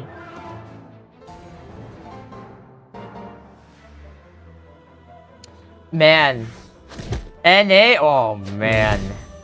Wait. Yeah, no, with the dice of cringe too, it's also. Wait, you could kind of burst, but.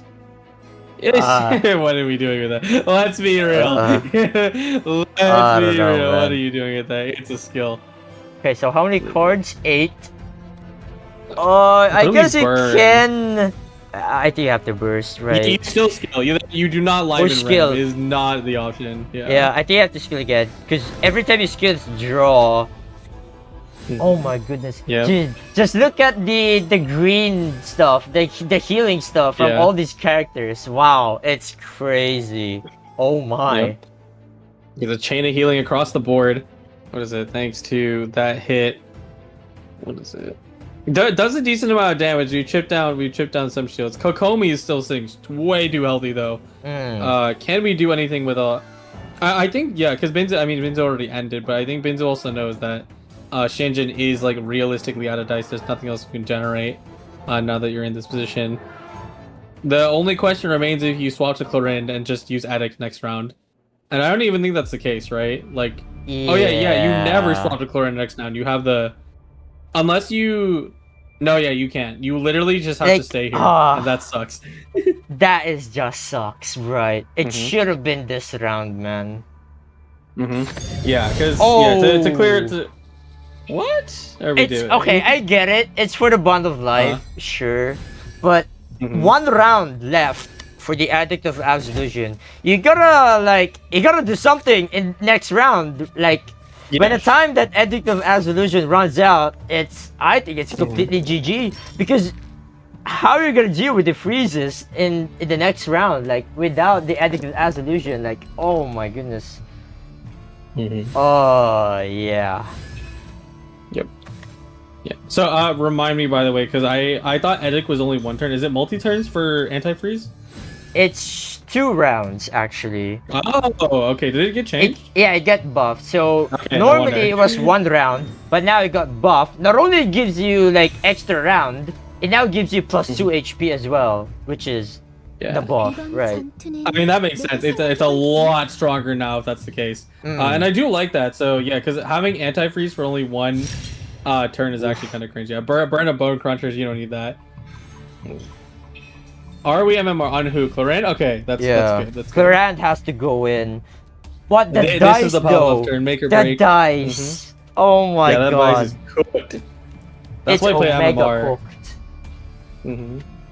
Even if they spawn from Chef Mao, it's still like yikes, buddy. Right now is NA. There's no reason we don't NA, and then we can probably tune Bone Crunchers and Golden House. Actually, no, tune Golden House. Like we have like 2 Wagners on deck. What is it? And then from there, just try to make something happen with Chlorinde. As for Binzu, have we gotten the burst out? I don't think we have from Kokomi. Yeah, we haven't. Although it did a while ago, but yeah, it's been a few turns already. It already expired, yeah. Swap stalling, yeah, classic. Yeah, for good reason. Yeah, Chlorinde is not powered up to the point where Farina instantly dies. Or maybe wait, can Chlorinde do 5 damage? She has 2 bull, +1 weapon. I'm surprised there's no Glow's Chris onto Farina, but I guess he's. Oh well, Farina's dead. Oh, now it's a lethal. Now it's a lethal. To be fair, okay. To be fair, Binzu did play Glow's Chris. It'll just get blocked by that motorcycle. Yeah, absolutely. The potency of having follow-ups at command is so strong from Malwika, so like Lotus Chris literally just got denied. Yeah, very smart to instead just use it on top of Kokomi instead. Yeah, that was. Do we get Fua here? Yeah. We do. Yeah, you get the full value from that Lotus Chris. Able to block 3 full damage from that overload. Very convenient. Yeah. Now what? You lay the skill and then you probably... Oh no, wait. Here's the thing though. Kokomi doesn't have energy, so he can't burst anytime soon. And with that, he can't technically heal for Layla and... Kokomi. Yeah, because either you give them a free, well, not vaporize anymore because there's no on-demand cards, but you don't know that. What is it? But you give them a free vaporize, free electrocharged, some sort of value reaction. What is it? And defeats the purpose of aura cleansing. Oh, actually, no. With the reverse turn, now you can aura cleanse. Never mind. Yeah, now you can aura cleanse with elemental skill, and then. Yeah. All right. Yeah, good move. Good move. That dice though. Oh my goodness. Mm-hmm. No electro dice. That is so painful. Like, dude, Karan could potentially sweep this if they have the dice. If only they have the They the could, dice. but they don't, and that's the thing. Dice are actively holding Shinjin back in this situation. Where like even if Cloren can discount her NAs, what is it? It's not gonna do a lot when you have no dice to begin with. Oh yeah.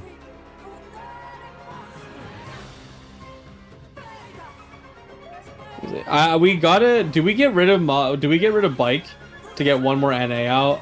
Unironically. Yeah, maybe. Okay, let's see how Yeah, many because cards we definitely I have. don't know about Soup. Soup scares me because Soup is like so powerful. But like, Bike is definitely something you could get rid of now because I don't think you're gonna use it anyway. Yeah, okay. Serpent? No way. They're definitely gonna discard the Bike and then probably the elemental skill to draw one more card. That's fair. I can agree with that though. But now what? Like, Binge is getting very low here. Like, no Kokomi burst. I mean, it's gonna coming. Like, but Kokomi burst is coming, but it's gonna be very hard. NA! It is a bit late. Interesting. Yeah, they want to save that Bike. They really want the surprise factor when they draw another Bone Cruncher. It's so difficult to predict that'll happen. I guess if you're counting your cards, right? It makes sense. I mean, Bone Crunchers plus Malwika is such a potent combo. What is it? But still, like, that's rough. Layla has 4 stacks. She could actually start the next turn with the shield, and then once she shields, she'll have 2 or 3, right? When she pushes one over. Yep. Oh no, the dice. Oh no, oh the no. dice. Wait, That's this not dice good. is That's good for not good. Shenzhen though. Oh my god. Imagine they changed Wrong dice. player. Oh boy.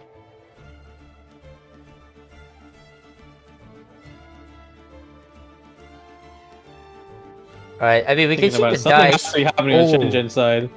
Oh no! Oh no. Cooked. What are these dice? Who has cursed this game? This is crazy. Oh my goodness.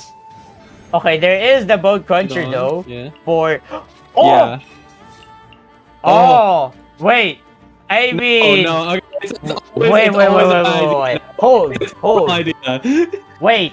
You know... Surely not. This is kind of crazy though, but... Yeah? I mean... Tell me the vision. I want to see the vision. Okay, we heal? Wait, he's gonna do it. He's gonna do it. No, I doubt it. I doubt it. No way. No way. Okay, we sit here. Either we cleanse or we NA. Right. Because it guarantees a freeze regardless, because Edict is dead. Alright, here. We'll smooth. I'm sorry, chat. Okay, we see the extreme card and we lose our minds. You see? Okay, so. I was thinking, like, this extreme could help Binzu, like, empty the deck for Shenzhen. Because again, if there's no more cards for Shenzhen to play or to discard, and then your dice of cringe with Koran, it's cooked. Yeah, pretty much. Of course, Binzu doesn't know that because they can't see, but yeah, they still could employ it at some point. But they're being smart. Burn the resources. That was a Serpent NA, yes? I'm not crazy, right? Yeah, that was. Oh, the dice are cooked. If anything, that's kind of a tell to Binzu that you probably do not have the dice to do stuff. Yep. Do you freeze here though, or I think Binzu I wants think you to just KO. elemental skill here, just cleanse. Yeah, just cleanse and then it. you just I agree with elemental that. burst or swap, because why not? Swap. Okay, that's fair. That's fair. I think Binzu really wants to keep the freeze threat active. Like, this is basically like a standoff right here. So, you know, Shenzhen, use the normal attack. It's a tell. What is it? That something's not necessarily right on the enemy side, especially because you're not tuning anything. 5 dice, not really able to swap around too much. Chlorine's up, but now it's a freeze threat, right? So, but we don't have a way to fast swap to Kokomi, huh? Yeah. That's the hard part. Oh, dude. The longer this game keeps going, Binzu will have the upper hand for sure. Of course, stall does what stall do, you know. Yeah. Puts 2 top on. That was Kokomi. Yeah. Okay. Wait. Puts it down. What is it? Puts down the freeze. Has another freeze threat in the back. What is it? And now Shinjin has to make a decision here. I think no matter what, you still skill, right? Yeah. Yeah. Or no? I think you have to. Yeah. There it is. There's no reason you don't, because like I mean, sure, I don't know, healing, whatever, but you're fine in this position. Dude, there's the judgment. Yep, judgment's coming next round for sure, not now. I mean, okay, honestly though, I don't think you have to play judgment now that you have Fortress of Merpid. I feel like play judgment would be like an overkill. But that would completely shut down Clarando. Oh boy. Yeah, completely shutting down. I mean, it's still a good thing though, because you know you're counting, right? I mean, every player like runs like 2 soups, right? So like you know that there's a soup still hiding in there. You know there's bone crunchers in there to counter you. So I think it's still useful because the fact that you have bone crunchers in your deck to burn against things like Meripede. This would actually make it so you have to literally burn all your bone crunchers, which are not generating anymore, by the way. To force them into a situation. So I think it's still good. I think it's still great. Okay, there's DNA. Gains of dice from Lo-Fi. Do you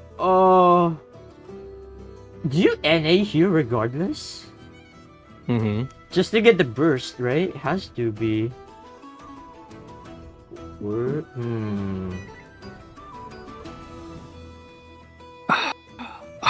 You're close to lethal range, aren't you? That's the thing. Binzu does not want to risk Fury from Soup, and we talked about like heavy attack earlier. What is it? It's too risky. It's far too risky. Once Kokomi's gone, the game plan's over. Like shake my hand, right?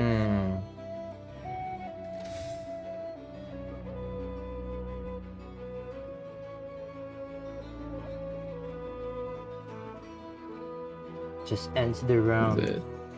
Yeah, that is a sigh of relief for Binzu. What is it? Because now they can actually do something. What is it? Or actually, Treasure's on CD, isn't it? I think Treasure's on cooldown. Interesting. I think you just have to go back to Kokomi and then just round. Yeah, or let's see it. Okay, yeah, there is NA. Huh. Just gonna full ramp it up. Alright. It's okay, they'll get the healing. Chlorine, Aura's removed. Needs to use Kokomi now. What the hell? Wait a minute. What are you cooking? What is he cooking? Guardian's Oath in this economy? Okay, really? what summon decks do we have again? We got Chiori. Like I don't even know what they call that prominent. It's just there, right? It exists. Burning, sure, I guess. What is it? I think Vince's doing it for the flex, Loki. And you know what? Based.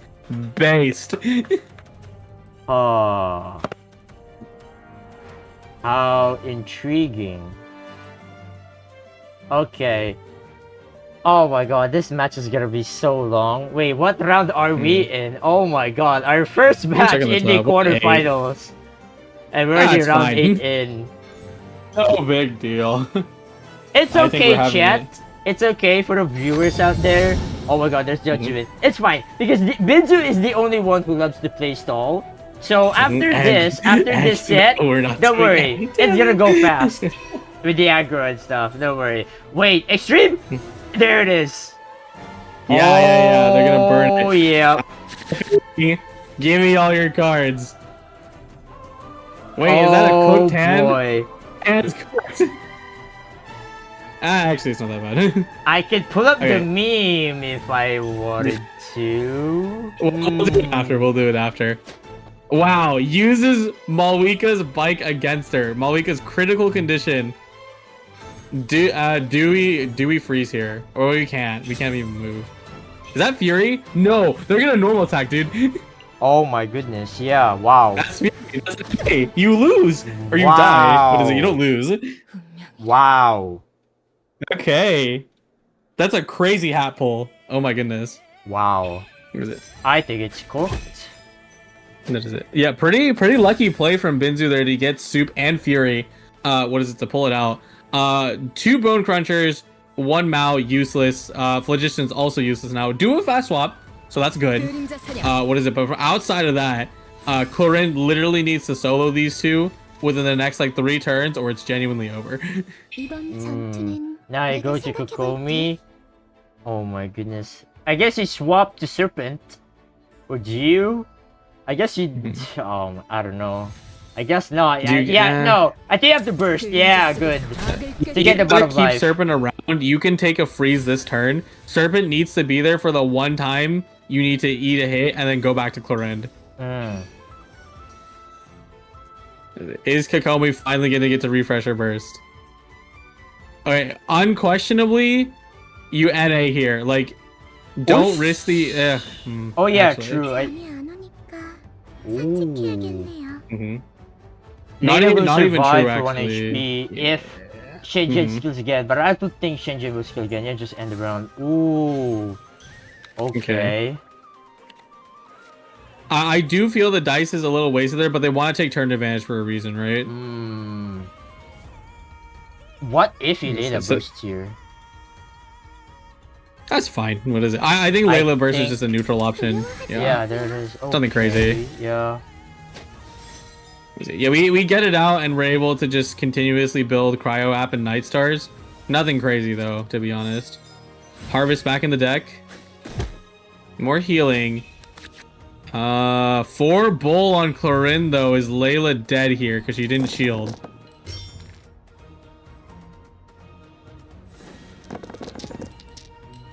Good dice. We can work with that. Yep. Does Layla die? Let's find out.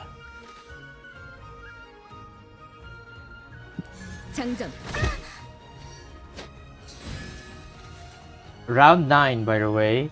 Oh boy. It's alright. Lock into the game here. Layla hanging by a thread.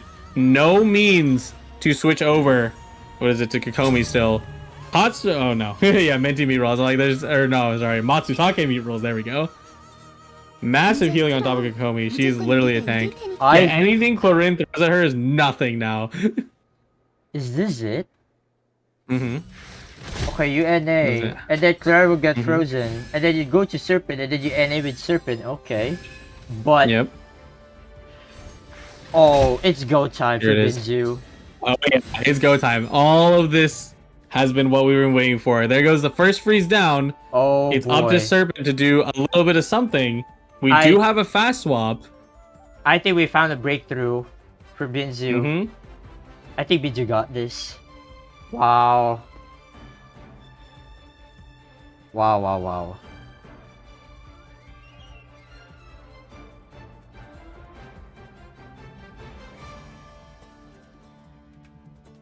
Oh man.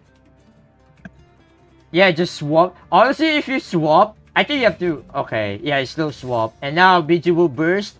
And then there's the shooting star as well. Serpent is dead. Yep, there it goes. Binzu found his breakthrough. And now it's Kokomi versus Clorinde. What is it? Just throw some NAs here. What is it? Did we get no, because we ate Matsutake earlier. I think just end here for Binzu.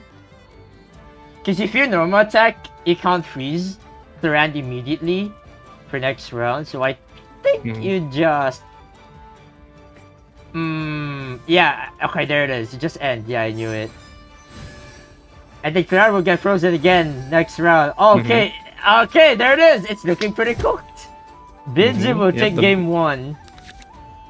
Oh my god, there's the weapon as well. It's so yeah, finally, Talia's came back in. We've been waiting for that.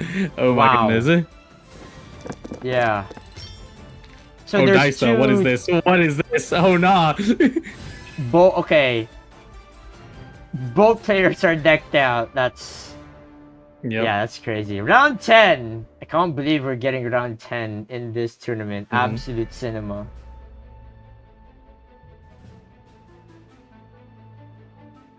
Oh boy. Let's see here. Clorinde, you know, I mean, weighing through their options, this is, like you said, a very dire situation just because of the freeze. Yeah, gonna go for the burst. Makes sense to me. Yep. Load up some Bond to Life before you get frozen again next turn. Yeah, but... Oh boy. Yeah, all of this is now just fully reliant on Binzu's damage up. But 2 Talia, put it down. Has a charge attack here. Does 2. Yep. Hits the healing, nice. Okay. 7 dice. Let's even our dice, question mark, I think. Because we want to make 2 Talia again. Yeah. You probably want to play... Oh, you could... Use Harvest. Yeah, use Harvest. Yeah, good point. Yeah. I think Yeah, that's the because what is it? The Sing Your Heart Out. Well, Yeah. I don't think there's any cards to draw. Because there's Chef Mao. It will just refund back. Yeah, and also there's nothing to draw. Okay, I think Biju got this.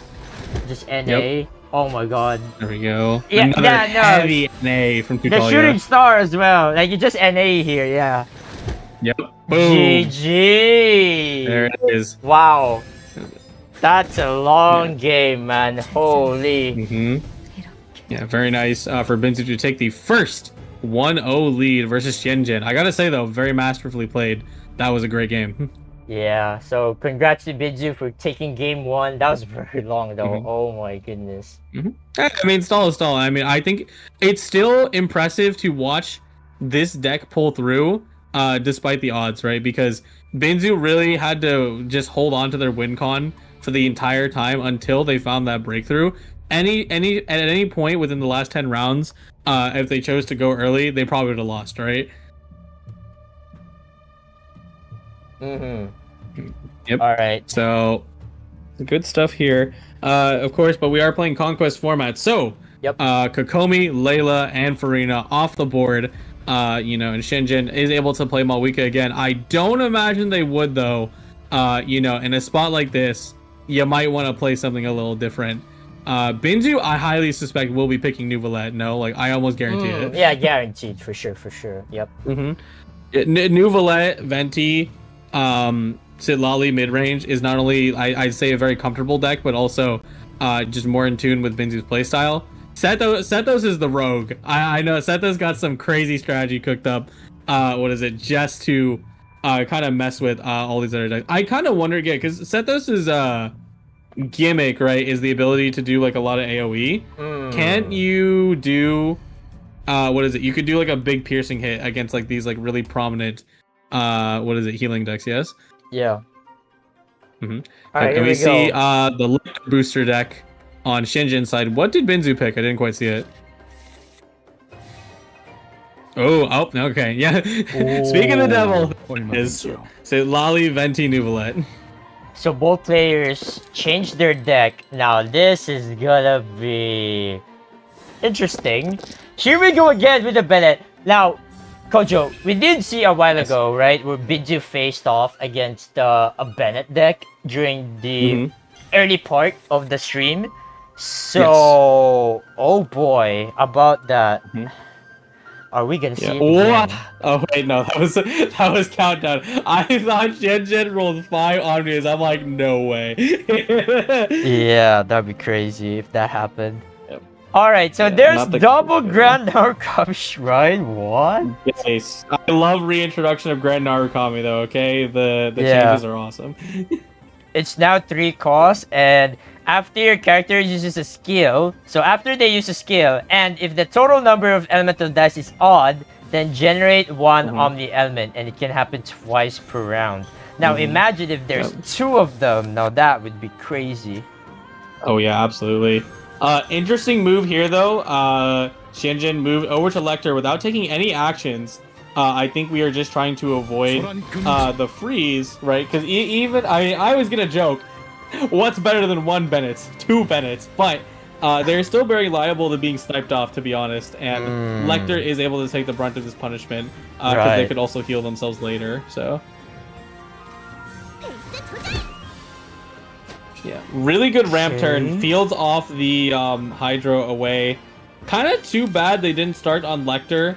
What is it? To have a little bit of a better turn. But, you know, snap decision. The important part is that Shenzhen adapted and now Ian-Sen is fired up and very close to bursting next turn. Oh yeah, wait, you could play Electro Resonance here. Wait, Electro Resonance. Oh, is that why they're doing? Ah, okay, I see. I love the cooking. Okay. Yeah. Who needs Raiden when you have Electro Resonance? Am I right? True. Oh, Biju going absolute crazy here. Holy! We're gonna try and get the max value efficient chip. This is gonna go crazy hard. Three or four skills this turn, like low key. Nuvolet charge attack goes out. What is it? Just gonna try and nail some damage onto Ian-Sen right now. Ian-Sen should respond in kind by just simply building burst or going for burst. Why not? Ooh, Storm Terrors and Talent Card. What does Ian-Sen's Talent Card do? So, I mean, it's pretty simple. So, Ian-Sen's Talent Card just pretty much gives +1 usage for Ian-Sen's burst. Oh, that's really good though. That's really good. Yeah, because normally it's 2, right? Now it's 3 thanks to Ian-Sen's burst with talent. Yeah. So that is pretty good, yeah. It's basically being able to have damage one more usage of that boost is really massive. Yeah, I always kind of wondered how something like this would work, but honestly, like this is great because now that we have not necessarily quick swapping because there isn't a lot of support for it on Shinjin's side, but we're gonna be moving to Bennett, right? And then he'll get an attack bonus plus his really meaty hits with a 3 damage skill and then his own burst. Like this could the amount of damage this deck can output on Shinjin's side is actually a lot. Wait, Nivlet's dead here. No? Oh yeah, he's dead. He gets the +2 damage. Is dead. Oh my goodness. Oh my goodness. Okay. Oh, okay, GG then. Oh my god, we're going game 3 with this. Yep, the loss of Nuvolet is a massive one. Unless Sitlali can carry this somehow, I kind of doubt that, but that's the secret. Sitlali's always the DPS. Oh, Sitlali burst? Okay. Okay, never mind. Okay, Benzu, don't Shade Freeze here, I beg you. Okay, good. We're ramping. Yeah. Shade Freeze is an instant throw. It looks cool, but no, you will have no auras to like control the game, and it'll be over. Let me see here. That is a crazy snipe on Nuvolet. I feel like, yeah, Binzu probably knew that was gonna happen, and it's just a little unfortunate how the game ended up playing out, in this aspect. But props to Shenzhen, for turning the Bennett situation on its head, and sniping out their hyper carry before they can snipe out the secret hyper carry being Bennett.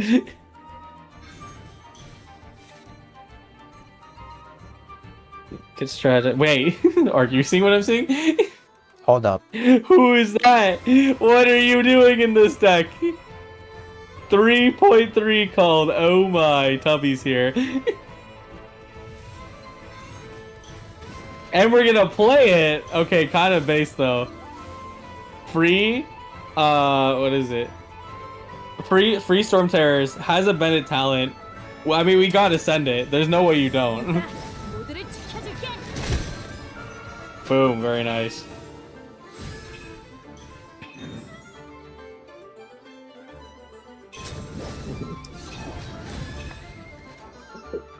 Use a soup. I didn't quite see what we got there. Golden House. Oh, we're gonna magic out. Okay, yeah, that makes sense. Yeah.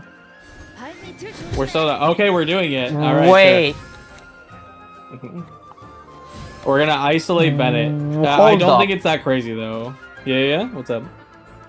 Why do I just have a funny feeling. What if Vincent can unironically win this? Oh my god, that's a lot of damage. I mean, that's difficult. Yeah, that is Bennett is already healing right now, and I don't think Sitlali and Venti can deal damage at this specific moment. Binzu has the idea though, because 11 dice versus 2. Literally, you need to swap off. Okay, honestly, swap to Ian-Sen. Just get Ian-Sen out of here. Like, it could be Bennett Ian-Sen to carry, or maybe Lecter, but I don't know. Maybe you sack Lecter. You need to sack either of those two if you want to live in this game. What is it in this situation?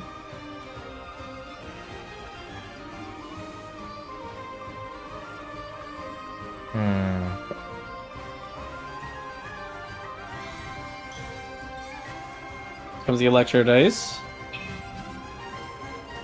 Swap selector. Oh, are we gonna? We're gonna sprout the damage. Ah, okay, good. Taking a page out of stall. I mean, you have to swap stall here if you want to like get Wait. Any way of getting out of here. You could. Oh yeah, you have to swap stall. Right.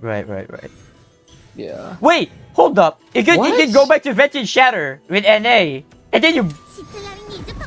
Or that Yeah, also most works. You get some piercing. Oh, and the follow-up kills. Wait, why do I have a funny feeling Vinzu can solo this? That would be way too crazy. Solo this. Nah, they went for bro. the line. Unheard of. No way. They're actually gonna do it. No way. Yeah, there's the shatter, but wait, can you swap off? Oh no, you can't. Oh No, you can't. man. And no Okay. Silali. That actually could have been a turnaround. It's Nah. not unwinnable, but that's crazy. Okay, guys, so we gotta admit Silali's kind of Britain now. No. I'm not starting. I'm not starting that debate up here. Okay, let's see. Venti Burst, just cause. What is it? You can get a summon in the end phase. And then I think you just need to keep pressing the skill button on Sitlali or you lose. Oh, wait, we know we turned red. Okay, gamblers, nah. Dang, okay. Kicked him in the face. Got the healing, too. Fish and chips to lower it. Oh! It's still Yeah, not that enough. kills. What am I coping about? Yeah, no way. You're not coping, but you, what is it? What is it? It's way Yeah. closer than expected, right? Way closer. Way closer. If Benzu had some healing wait, here, like unironically, they could make it. Benzu's like 1 HP away. Yeah. Because to Bennett the can shield only again. hit for like 5 damage max, but that is exactly enough to get rid of. Yeah. Okay, but imagine though. Ooh. Imagine Yeah, though. imagine though. Oh my god, imagine though if Benzu survived for 1 HP. I think Benzu could have won that. Oh my goodness. Yeah, very close game from Shinjin on Benzu. That is a 1-1 in this best of 3 in the quarterfinals. Very masterfully played, I will say. You know what? That's the secret. I'm sure. Here's the thing. I'm sure Lecter was gonna do something. But the secret is that it's just a Bennett and a Yansan carry deck because they're really strong and they can play off of each other's attack bonuses. So that's crazy. That they were able to get a snipe on Nuvolet, even though they also in turn were trying to avoid the snipe. Maybe it was a bait into a bait, but either way, I mean that was super impressive. Being able to eke it out with just 2 characters, effectively speaking. And Benzu also did their best, tried to do a setup, standard Nuvolet setup with the freeze, got dodged and then got sniped, and made it very, very close in the end ultimately. Yeah. But man, the fact that Nuvolet got knocked out like that so early is just so unfortunate for Benzu. But it's still not over for Benzu. There's still one more chance for Benzu. Now, actually, let me go back to the decks real quick. So the fact that Shinjian already won with the deck with Yansan, I think the next deck is gonna be... Is it gonna be Clorand again, or is it gonna be Whale Lord this time around? Ooh. It's the question of what you think, what's the most powerful. And I'm gonna be honest, with the way that Clorand was played, I don't think Shinjian should, or would, or should like play it again, right? Because we saw the miss on the freeze, and assuming Benzu plays Nuvolet again, I think he will, right? I think you gotta play something that's a little more aggressive. But also you don't mess up your freeze line, because you need to play this anti-freeze a little better if you want to make it out of this situation. Yeah. But and honestly, I know Universe Benzu picks that though, so man, I will be shocked. I will be genuinely shocked. Yeah, but honestly, I would love to see Whale Lord being played next for Shenjian. I don't think... I mean, Shenjian can play Clorand again. I mean, he knows how to play Clorand deck, but... I think it's time for the Whale Lord to shine in this. We don't doubt Shenjian's skills to play Clorand or pilot Clorand. It was the miss on the Frieza that completely turned that game around for Benzu, though, and gave him the opening to stall out completely. And make it so that they win on round 10, which is crazy. Yeah. All right, here we go. Oh, they're sticking with it. Wow, All right, let's they see are it. actually playing around. Interesting. All right. This is gonna be another long match. Oh boy. All right, I'm actually, fine with that. I mean, it's mid-range, right? So I don't think I it's not going to be that crazy. I think okay. I think I have to grab my dinners. The fact that I'm already expecting that this match will be long. So I'll leave the casting floor to you for now, Kojo. So because Sure thing. unironically I feel hungry and dude, this is already a Oh, yeah, long no, one. get The some fact that food. we're What is going it? I'll take game a- 3 with this one. I mean, thankfully it's best of 3 초대해 주셔서 감사합니다. in quarterfinals and semifinals as well. And for the grand finals again, it's going to be best of 5. So yeah. Alright, chat, I'll be gone for a while. I have to grab my dinner because during this time, I have to grab my dinner. So, yeah, I'll be right back. I'll return. Yep. Alright. Kojo, I leave Yep. it to you. Yep. All right. Ark's gonna grab some din din. All right. Let's go, chat. Everyone party. Ark's gone. No, I'm kidding. Don't do that.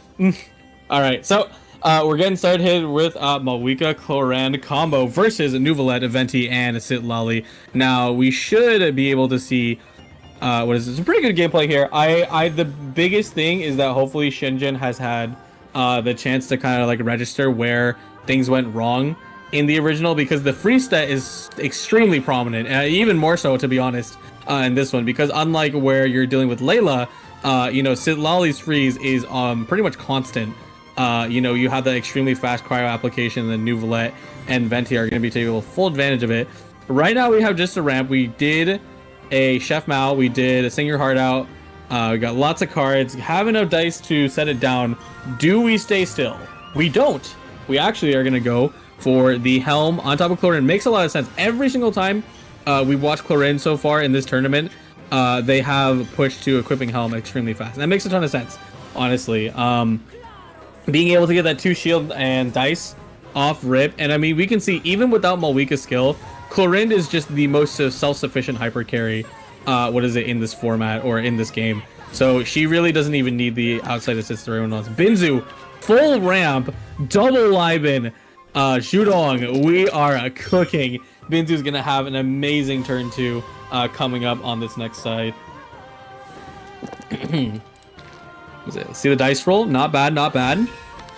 Yeah, since it's both a ramp turn, nothing has technically happened to the characters yet, so let's see how the cookie crumbles this time.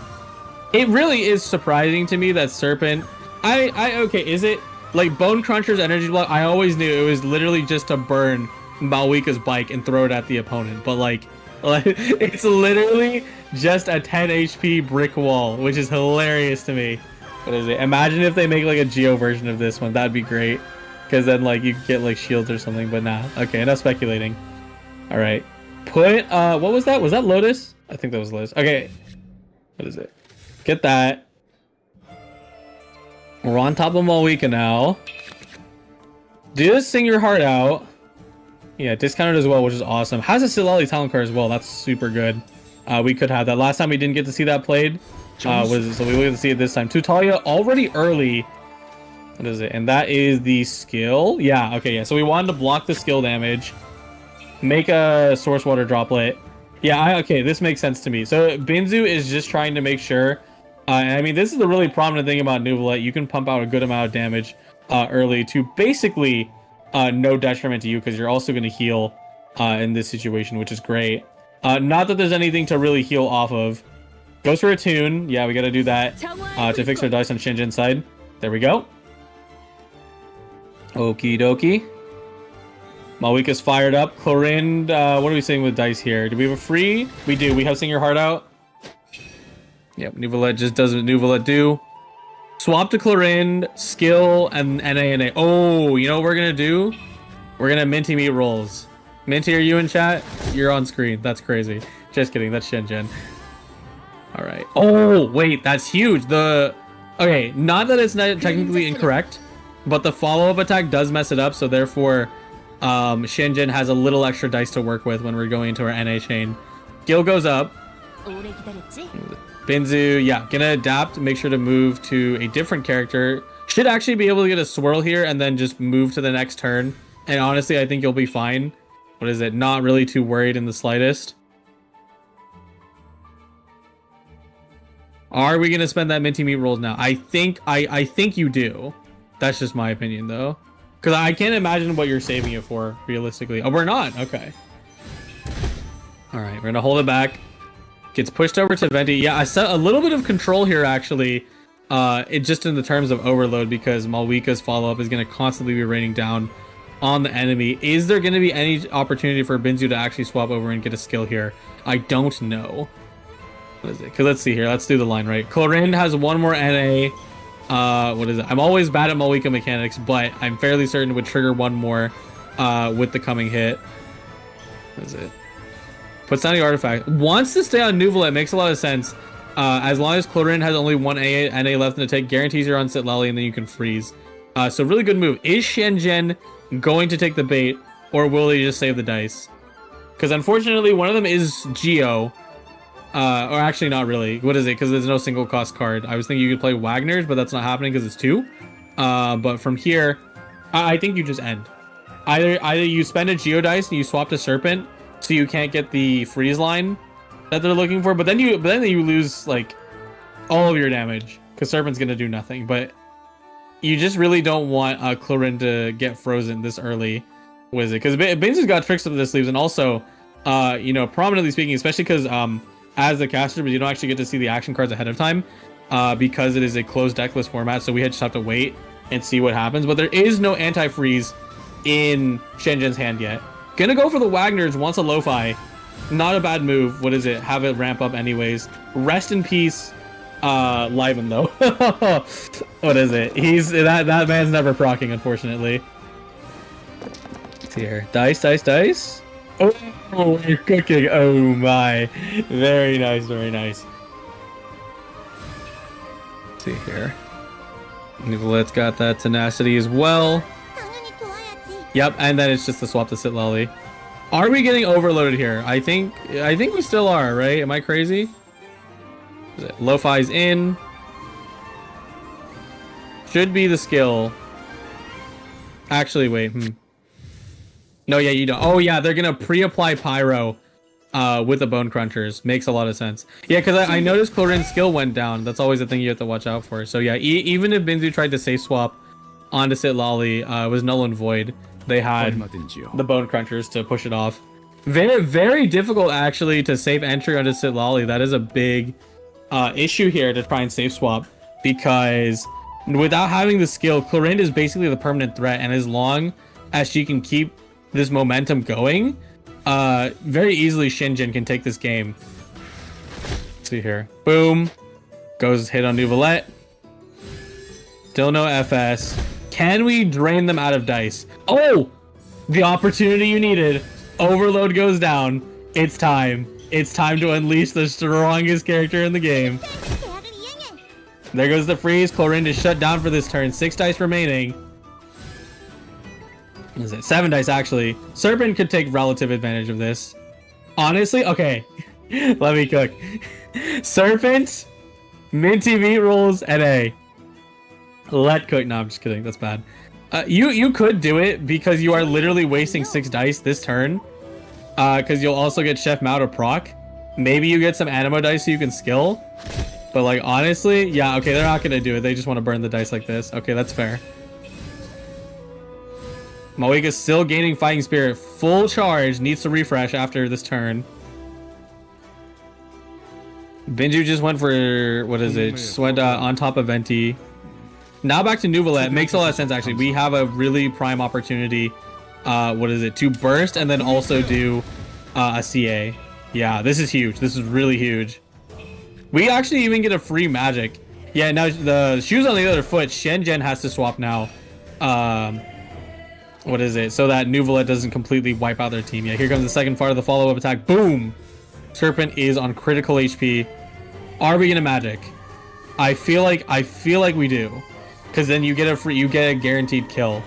What is it? Because either Chlorine takes a significant amount of damage, or Malwika, what is it? Or Malwika gets KO'd. Because I think that is feasibly possible.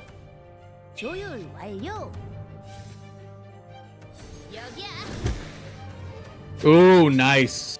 Switches to Venti. Goes for the swirl instead. Yeah, not gonna go for the Nuvolette snipe. Although I still think you're fine, right? You have magic? Yeah. Nope, we're gonna end it. Alright, we're gonna hold still. That's completely fair, considering that this deck does have swirl and piercing and whatnot. Like, what is it? We can now just kill Serpent offhandedly.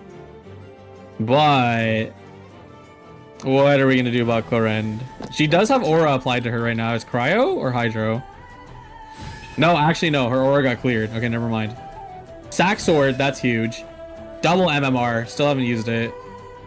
Oh, and Day of Resistance. Wait, Day of Resistance is really good. Because now that Shinjin's been sitting at critical HP, no healing, what is it? That's kind of all they need to kind of eke out of this section for the moment. Yeah, thinking about their moves here. As soon as they step off Serpent, it's pretty much never coming back because Nuvolette Burst is incredibly close to happening. So the Burst will simply just knock him out. Goes to Clorinde. Makes sense. Everyone else is one tap or Oko, so we don't want to do that. Oh, what are we getting? Gotta be Providence. Yeah, for sure. Do we get a free NA? Question mark? Yep. Got another soup. That's really good for someone else who wants to use it this turn. Probably nobody, actually, though. Let's see it. What are we thinking, Nuvolette? Get rid of Tenacity. I agree with that.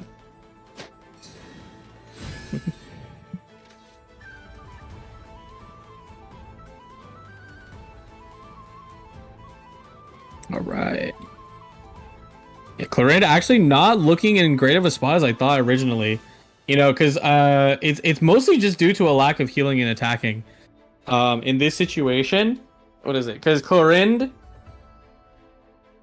needs to heal here. Let me see, because let's count Nuvolette's damage, guys.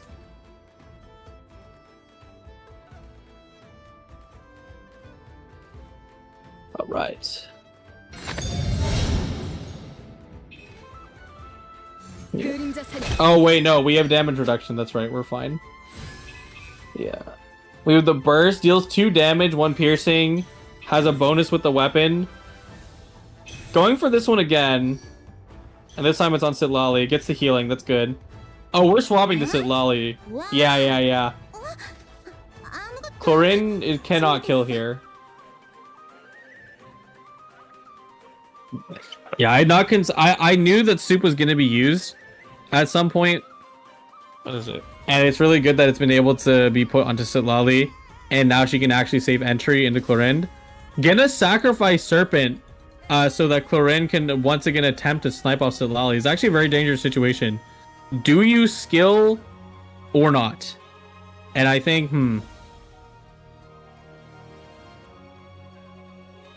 you'll gain a shield point. No, I think you still ultimately die. What is it? Because you can't account for any boosting moves. What is it? Or any damage buffs that Shinjin might have. So we're gonna go for the hit. Never a bad thing to do it. Back on Clorinde. Can we lethal? We cannot.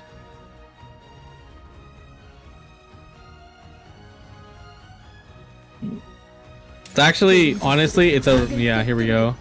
Yeah, so close. If Malwika's skill was active, honestly, this would have actually been the chance for that to happen. Bindu goes to the Gilded to fix up their dice, and also we're gonna get some draws here as well. See what we get. Oh, Liar Song is massive. That's really good. Switches to Malwika, but honestly, Sitlali just NAs. What is it? Yeah. What is it? And that's down. Wow! Incredible.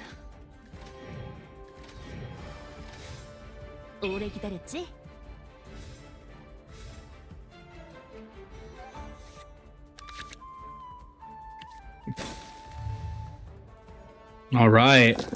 Wow, a really interesting way for this direction this game actually took. You know, it was a bit of a neutral stance going in.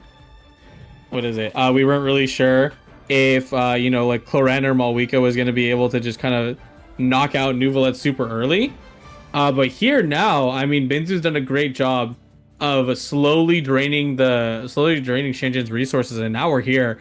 Chlorine 1v1, no active pollution, no way to anti-freeze. And Oh, I mean, boy. we're just sitting here on all three characters. Hello, Ark, welcome back. Yo, chat, I'm back, and what the hell just happened? Wow, 1v3 Clarand. Oh, Binzu's gonna win this. It wasn't always this way. I will say there was definitely Ooh. what is it? Some chances going on.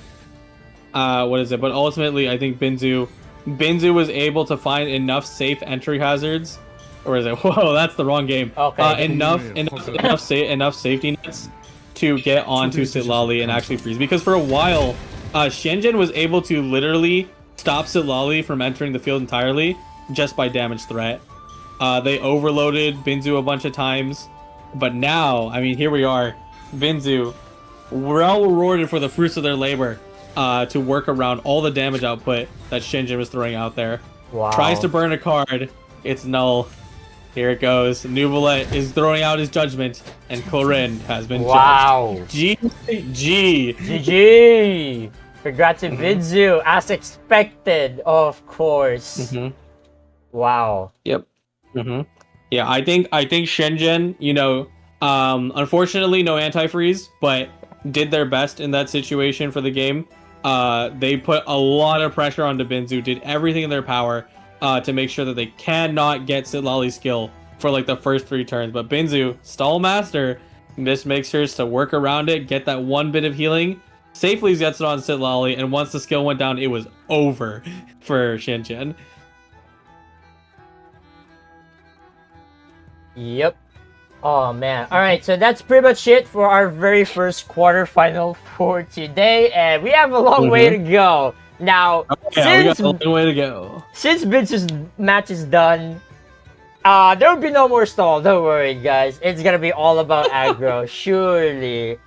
And I say surely. And alright, so we're gonna dive into our next quarterfinals, and I will reveal who are the players. Actually, hold on. Let me check if I got some stuff, especially for the decks. Yeah, we got. Yeah, now we do actually have to wait for the players to get ready, because these are all real-time matches. But honestly, for a stall match, though, I mean, I had a good time. What is it? It really was not. It really didn't feel, you know, like unexciting as people always describe stall. Stall. Listen, guys, stall is part of the game. Like whether you like it or not, it's part of the game, and you gotta deal with the archetype. Otherwise, we have aggro combo and mid range, and it's like, oh well, the triangle is incomplete. Yeah. Alright. I think... Hold up. Okay, we got it. Let me check.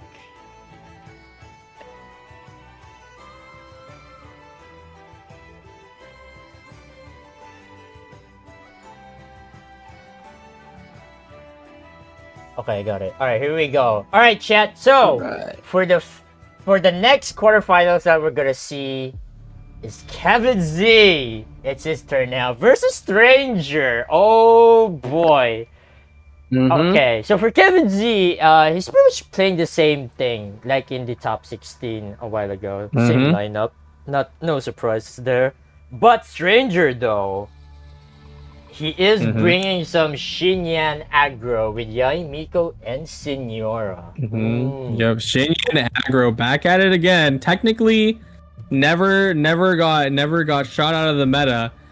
What is it? But did just kind of lose relevance over time. What is it? Good to see it back. They have to be using that special arcane card, no? Or do they not anymore?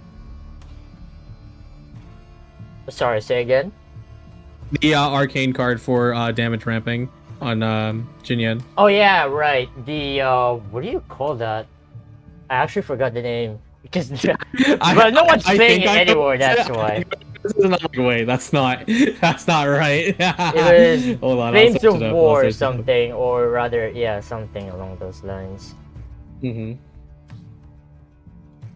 But yeah, very interesting. Also, dude, this is like the clash of big titans, you know, like the clash of champions. Absolutely. So I can't wait these two players, you know, going on into each other. Right? Ooh, it's gonna be absolute cinema. And again, this is gonna be really quick because I mean, as you can see right now in their decks. Well, okay, Kevin Z only plays crab, but this crab is not just, you know, it's not just some stall crab or just some shenanigans. Like this crab is a magic crab. All right, I think both players are now ready to go. Yep. Yeah, I can't wait. This is gonna be very epic, maybe. I mean, dude, this is Kevin Z we're talking about. Surely he's gonna finish this, finish the series 2-0 in a quick flash. Like, I'm not even. I mean, we'll see. We can't. After all, I mean, we can't discount the Korean champion over here with Stranger. Yeah, you know, Right? not only are they, Yeah, right now the people in Korea, and there's actually a Korean stream right now. I don't have the link, but there is a Korean stream right now, and I can really tell like the Korean players in Korean Genshin TCG community are starting to cheer for Stranger, of course. And, oh yes, absolutely. Crowd favorite of EU, crowd favorite of Korea. Let's see how it goes in our international GITCG Welkin Moon Worlds. First turn goes to Kevin, I think. Yep. Am I crazy? Yeah. Or... It's Whale Lord for Kevin Z. I can already tell. Right. Yep. Oh yeah. Harold Sayu. Oh my. Oh boy. Oh boy, I'm very excited. Oh yeah. Can't wait. Here we go. Okay, dice though for Kevin Z. I think it's passable. You could play double laboratory ruins to dice fix. And then you could place it. Oh, there's actually a lot of cards you could play here. Okay, let's see it. It's gonna be double laboratory ruins. And then are you gonna place the Taria and Kusava? I think he will. Maybe? Absolutely. I think he will. Yeah. And honestly, seeing laboratory so early is just like the most insane ramp for discards ever. Kusava comes out. Oh my goodness. Yeah, I see it now. Now with this, Kevin Z can go for double elemental skill with the Lord, no problem. This is crazy. Did you just see what I saw? Oh my goodness. Goes for that, gets a skill, discards, and gets 3 more dice. Holy moly. Yep. Oh my goodness. As usual, Kevin Z is high rolling, of course. Yeah, rip Narukami Shrine, but dang, what a first turn. This is terrifying to be up against. Yeah, oh my god, like this round 1 setup for Kevin Z is so crazy. Like, just look at this. Like, oh my goodness. Yep. Can't discount, what is it? Can't discount Stranger on the other side though, right? Because we did get a decent setup. Sealy's setup and Opera Abbey Clays fix their dice. Has the artifacts that they want for next turn, and Burst is locked and loaded. Let's see what they do with it.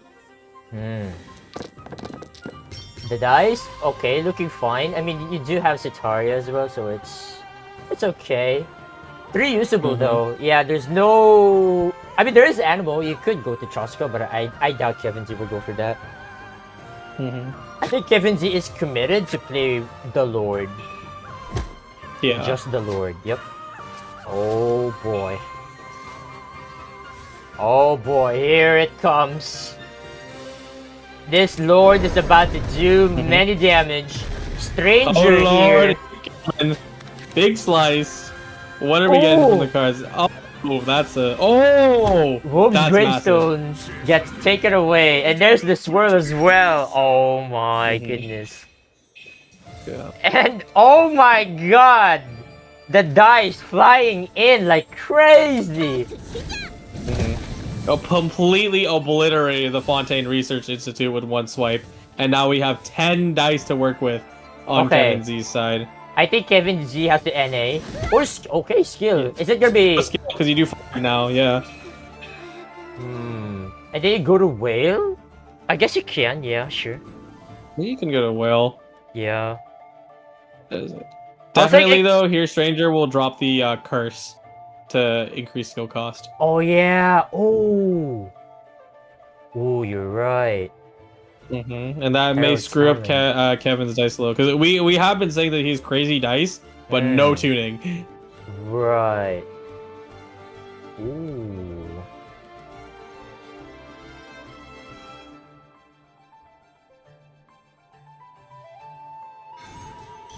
Okay, Mystic Soup. What's it gonna be? Providence would be crazy here. Oh, Providence would be HP. massive. Healing's decent. Yeah, he's you'll decent. actually survive one more hit. Yep. Is it?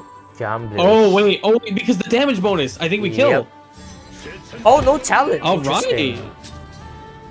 Yeah, no, not playing talent right away is a bit of okay. You know why? Because they really want skill. They really want another skill, but I think that's greedy. You gotta play the talent because if at any point Kevin just decides, well, okay, Will doesn't have no bonuses, right? But at any point it did, then you just die.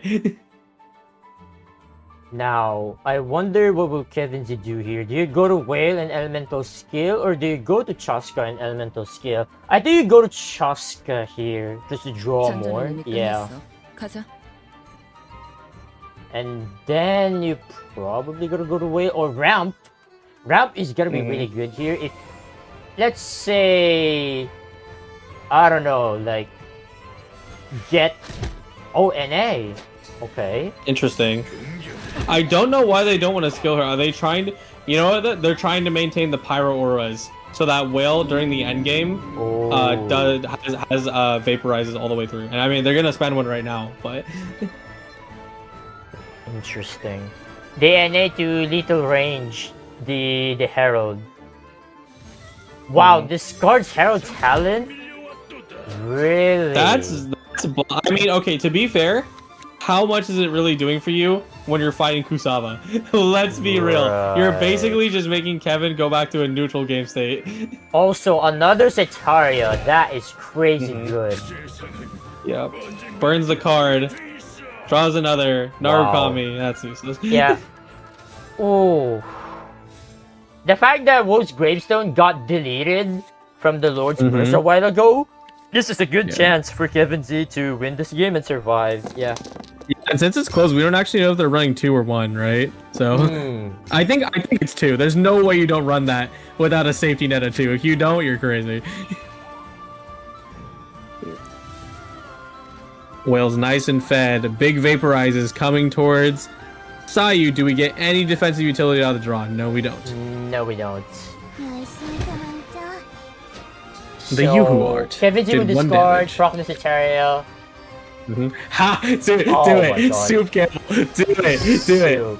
Ah, okay, fair enough. Alright, Burst, do it! Gotta end flashy. Here we go. There it is. GG. Hey, fast! Okay, Game 1, I'll think take you it. There. You should have Soup Camel there, no? Oh my god. Just get Fury and end the game. GG. First round goes to Kevin Z. As expected.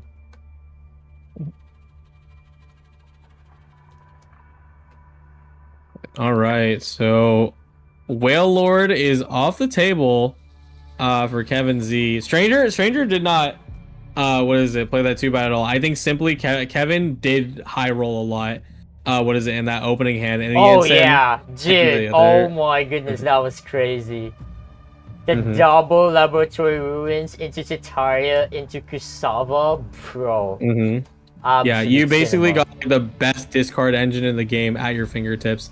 And you know, with the thing is with Stranger's deck, you realistically probably just there's nothing you can really do, right? Because Iensen takes time to ramp, and then Herald is also a slower character. They did a decent amount of damage output with sniping in the end and damage bonuses.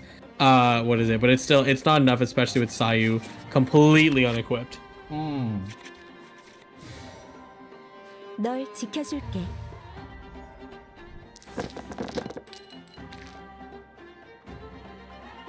Okay, here we go.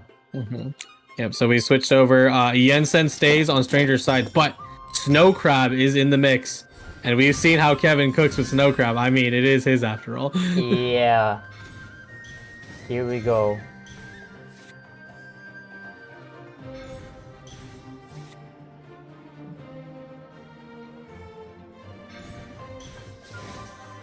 All right.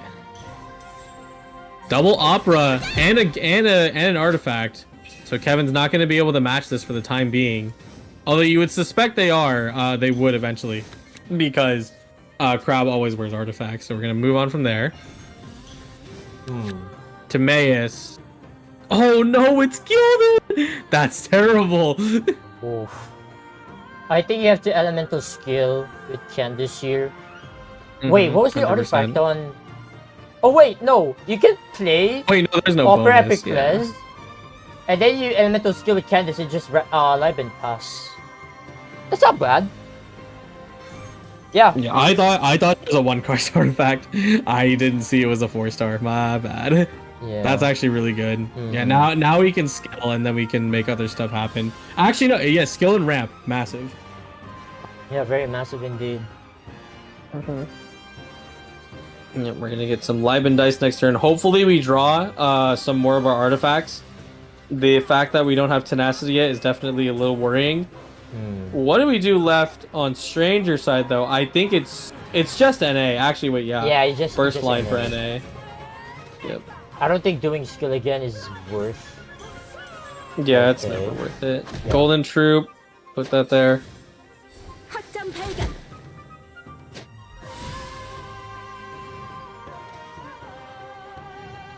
Okay. I mean, so far nothing's happening. It's just both players are just ramping. Oh, you know what I just realized? Wait, who goes first? Kevin, right?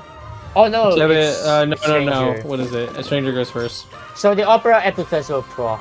Because imagine Kevin G go first. You equip early the Gilded so that the Opera Epic Fest will not proc for Stranger's side. That'd be Yeah. crazy. But yeah, okay. Stranger goes first, which means that the Opera Epic Fest will proc. Because there's no equipments yet for Kevin. Yep. Ooh, there's Fruits of Training. Is that Collective of Plenty on? Oh, it's training. No, it's just training. Yeah. There is no foods though. Like we have double Chef Mao, but there's no foods, unfortunately. Nah, I'm sure we'll get there eventually. Janssen Burst is down. The game plan is slowly starting to come Ooh. forward for Stranger. What do you do now? This time. I was thinking, what do you do now for Kevin? Because if you Candice skill again, then Candice will just die. If you go Yeah. to Crab, then Crab will take a lot of damage because Sayu has Wolf's Gravestone. Like Kevin Z already knew that.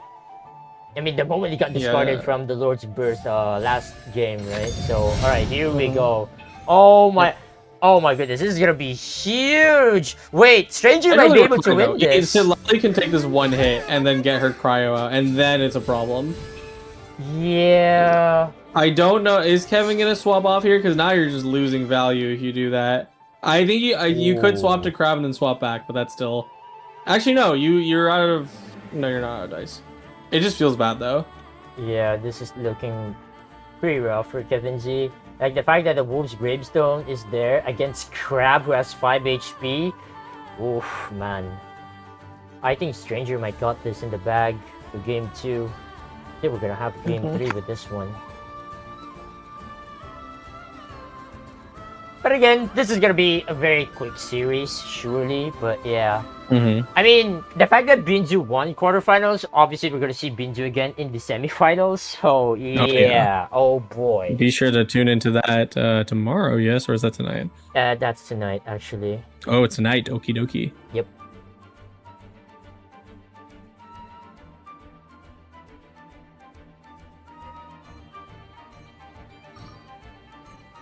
Ooh. Timer is up. Yeah. Yep. 20 seconds on the clock. Kevin's got to make a decision here. Not an easy one to call. Either you take massive damage on Crab or Sitlali dies. So, not an easy decision to make. Yeah. Get an FS to Crab. Oh yeah, no, this is really smart. And then Talon card. No, we're gonna leave it. And then get a shield. Yeah, smart. Okay. Interesting. Yeah, I do love this move because I think the answer is always to get hit on Crab because you can always get that shield back. Losing Sitlali is never the option True. in this deck, because then you will you genuinely just lose early.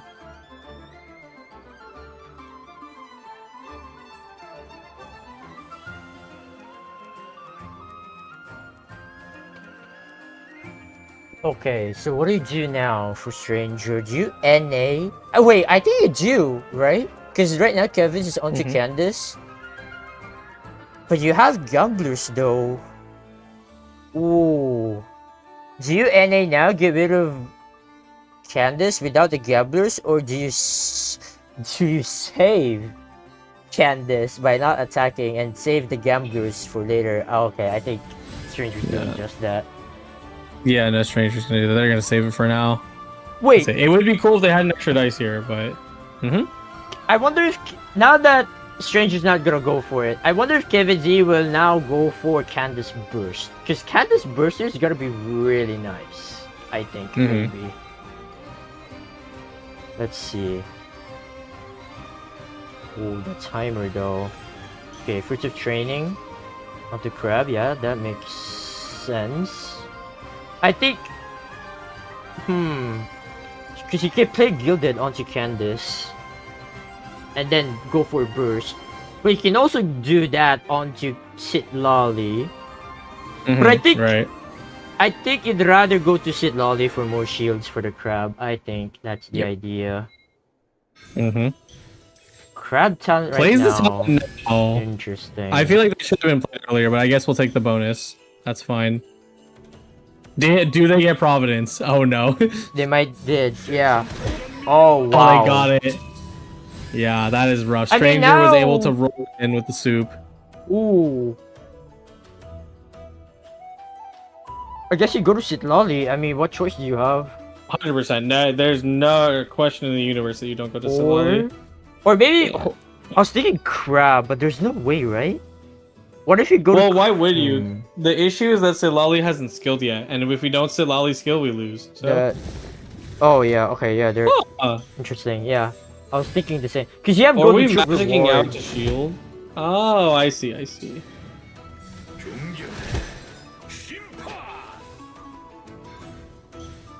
Yeah, I guess, yeah, because you know what they wanted? Kevin wanted to make sure that they didn't take the damage there, and Crab can eat it for this turn, and then GT. Yeah, you had the read arc. Yeah. Oh! There's the... I don't know. Tenacity though, but I feel like it's too late. It's far too late. What is it? Because you don't even get to discount it for a lot of dice. It's only for 2 dice, and you have nothing to eat either.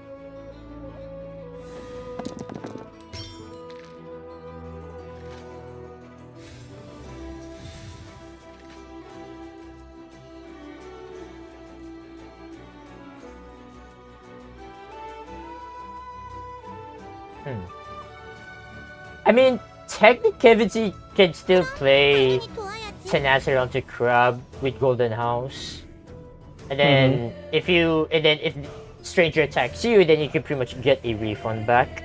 Also, wait, this is a good elemental skill for Sitlolly, guaranteed like a follow-up attack, because everyone's applied with different elements. So, Yeah, we've seen through Binzu that you've been able to. There's a way to sweep, with these with different elemental auras applied. But with this kind of HP difference, I don't think that's the case. Sitlolly is going down very soon.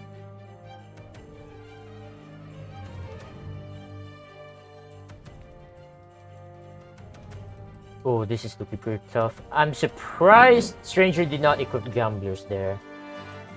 Yeah. Oh yeah, because it's a prepare. You won't even be able to drop it in next turn. They're probably confident though, due to just the current difference, because they were able to get a Sayu checkmate early with the Wolf's Greystone. It pretty much makes it so that there's no save option. Gets the hit in. Oh. Yeah, no, this is rough. Yeah. Oh, Sitlolly is gonna become a sacrifice here, actually. Yeah. Oh. No dice though. Oh, nice swap. Wait, Sitlolly can go for skill here, and that's gonna be really good actually. I'm surprised. Interesting. I mean, either way, Stranger has like a lot of big advantage in this match for sure. Like the fact that Sai has Wolf's Gravestone is just like there's no way you can stop that. And then there's no shield for the crab. Oh yeah. Also double Chef Mao, but no food. Yeah. How about that? I mean that is really unfortunate. I feel like Kevin Z already exhausted his luck last game with that Whale Lord in round 1 setup. Oh my goodness. Was that skill? Or NA? Oh, and then you're gonna skill and then interesting. Oh, and now okay, and then Sai is gonna equip, or just elemental skill actually. Like just elemental skill is enough. Yeah. Oh yeah, there it is. Okay, also the fact that you have Wolf's Gravestone, or not Wolf's Gravestone, but Board Princess into Gamblers. Oh man. Yeah. Oh man, that continue upper the dice Epiclus chain. procs. It's so cool. Yeah. Oh man. Oh, okay, what are we doing here? Are we If getting that is Providence? Providence? Oh. Healing, that's fine. That's fine. Yeah. Yeah. Crab's dead here. Alright, that's fine. GG go next. Okay, both players are 1-1. All right. As expected from the Korean champion. Very nicely done from Stranger. Was able to completely deny the crab game plan. Which is massive, honestly. I think a lot of players understand how dangerous Sitlali is, and with using the Sayu deck, to kind of counter it in a way was pretty great, honestly. Now, for Stranger's last decks, is it gonna be Whale Lord versus the Crab? Oh no. It's unquestionably, right? Like, there's no way. Yeah, there's no way you play a Superconduct into this. You would lose immediately. I wonder how Kevin Z will adapt to this, because as we all know, when it comes to this matchup, Whale always wins. But this is Kevin Z we're talking about here. Kevin Z with his deck. 위험한 일이 생겼어? Surely he can overcome and win this quarterfinal. Is there a reason the matchup is like simply has faster tempo? Like the Crab is has a similar idea, but it simply goes too slow to keep up with Wailord. So when it comes to in this matchup, especially in late game, by the time that Whale is the only one left and it has like a lot of HP and shields, especially Tenacity, like if you're able to equip Tenacity on the Whale against Crab, Crab will do only a little damage against Whale. Meanwhile, Whale can do like a lot of mega damage compared to Whale. So yeah. It's the damage ramping. That makes sense. Okay. That actually, now that I think about it, makes a lot of sense. I thought it was something to do with the early aggression. Because I'm just like, I feel like Lali and Candace are not able to put out the level of swirl damage that Shaska and Eroded do. Oh, Judgment. Okay, discarded the Judgment. Dude, really? Again. Oh, that's Tenacity! surprising. Wait, discards it. I feel like it could equip the Tenacity onto Whale against the Crab. Because again, Tenacity with the Whale really helps you out a lot against Crab. So very interesting play. But I guess Stranger here wants to really go on in aggressive. Yeah, I do find that a bit strange, because I agree. I would have equipped Tenacity at least, because Tenacity is just so, like, it's just so strong being able to generate that free dice. Especially with the fact that Stranger doesn't actually have any dice gen. They're just relying on this draw to hopefully get something. Kevin does a great ramp turn as well. Turner's on Liben, takes a few hits, gets Opera, gets the attack out with a skill on Candace, and Judong as well. Let's just see if they have the cards to back it up, though.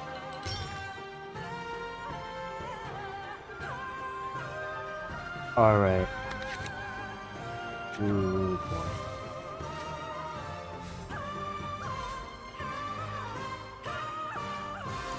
So the Lord will definitely go for the burst here, 100%. Yep. Just do What cards are discard. we gonna get burnt? Yeah, that's gonna be a problem because we actually got a decent hand on Kevin's side. I do like the fish and chips, another Chef Mao workout. What is it? All good stuff, but something's coming. Something dangerous. At least it's its turn first. Puts workout on Sitlali, very smart. Gets fish and chips down. Gets a soup. Can't use it. Rest in peace.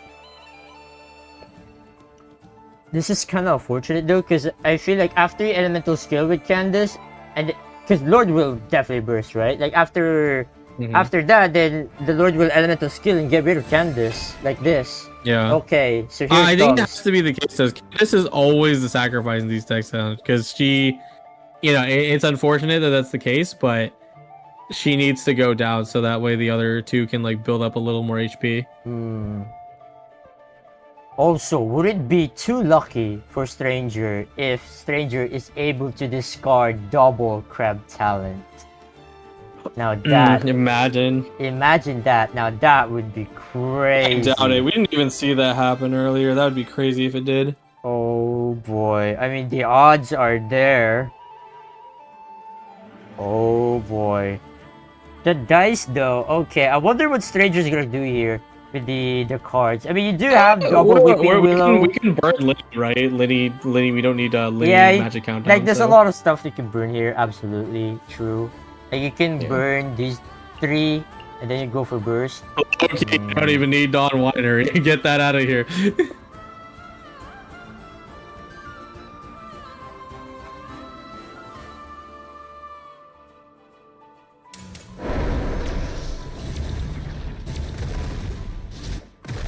Okay, there's the burst. Oh my god! Wait, you see that? What? Oh my god! The century. Get out of here. There's no way. Oh my god. Wow. Oh my god. That's insane. What the heck? It still didn't kill, by the way. Yeah, Hilarious, I mean, though. talk about an overkill, but my god, that was crazy. That's What? so crazy. What are the chances? 6? Also, Wait, one crab it's talent get discarded. So, oh boy, Mhm. Kevin G's down to one last crab talent. Kevin G needs to get that ASAP if he wants to win this against the whale. Oh absolutely. boy. Rips. Yeah, that's actually really bad. Oh boy. This is not looking good for Kevin Z. Like, bro. Like, I already said this a lot of times already. Like, when it comes to this matchup, again, with the whale versus crab, it's always the crab who comes out on top. That is just the truth. That is just the fact. I don't know. Unless Kevin Z or, unless Stranger somehow low rolls in the next round and started to dice of cringe, I don't think that's gonna happen, but yeah. No, definitely not.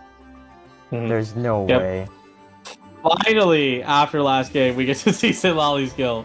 Last time we just never saw it, which is very unfortunate because it was trapped in a bad situation. What is it? Get into it. Wait, crab? There is fish and chips onto crab. Kevin Z has 8 dice. Kevin Z can technically go for skill. Like generate a lot of shields with triple skill, or you could technically go for burst, or you could play Liben. Actually, that would be also really good. I think Liben here is really good, for sure. Ramping feels a little bad in this situation just because of the dice difference that you have on someone. I think you can get it, but otherwise it's Timaeus. Skill Timaeus Liben, I think, is the role. Oh yeah, that skill. Yeah. Timaeus Liben, that could also work. You need an artifact. Because we can get tenacity for free next turn. Right. Or you could play the tenacity right now and then play Liben. Okay, well there you go. That's the answer. Just double skilling. Skill. Wait, we And should then have saved the Liben dice. pass. What do we do? Oh wow, we're actually going for burst. What? Ooh. Oh, because it's probably lethal. It's probably. Oh yeah, eroded dies Double too. kill. Okay. Not bad actually. Yeah, I not see bad. the vision, Okay. But this, oh my god, this whale though. Now, Whale. Oh my goodness, chunky whale. Now, here comes the big problem. Wait, what does Stranger have in his support? Oh, it's just double Willow. Okay, so the whale cannot go for burst this round. And whale has 15 HP. I would say whale is... Oh no, wait. Yeah. We're about to burn a lot. I think you're gonna play... Okay, yeah. Yep. Good move there. Oh, and it's a hydro bullet too. Yeah. Actually, it doesn't matter because you just cleanse it now, but... Hmm. Going for what here? Ooh, Serenity? I think Serenity is the best pick. Inspiration, good, yeah. Healing. These two are already so bad. I would go for... Oh, plus 1 max HP. Interesting. Trying to increase just the overall HP. I don't know where you're gonna get the healing, but it's okay. I think it's probably a decent option. I do think Serenity is way better because you do have Citlali's thingy anyway. Like, it can override Crab's shield. Yeah. Oh boy. There goes the swirl. Oh, dude. I think we all know where this is going. Oh, wow. Yeah, whale's already super duper chunky. Crab is falling behind. What is it? Citlali, thankfully, is still alive though, so we still have some opportunity to do some stuff. But this dice, oh no. Yeah.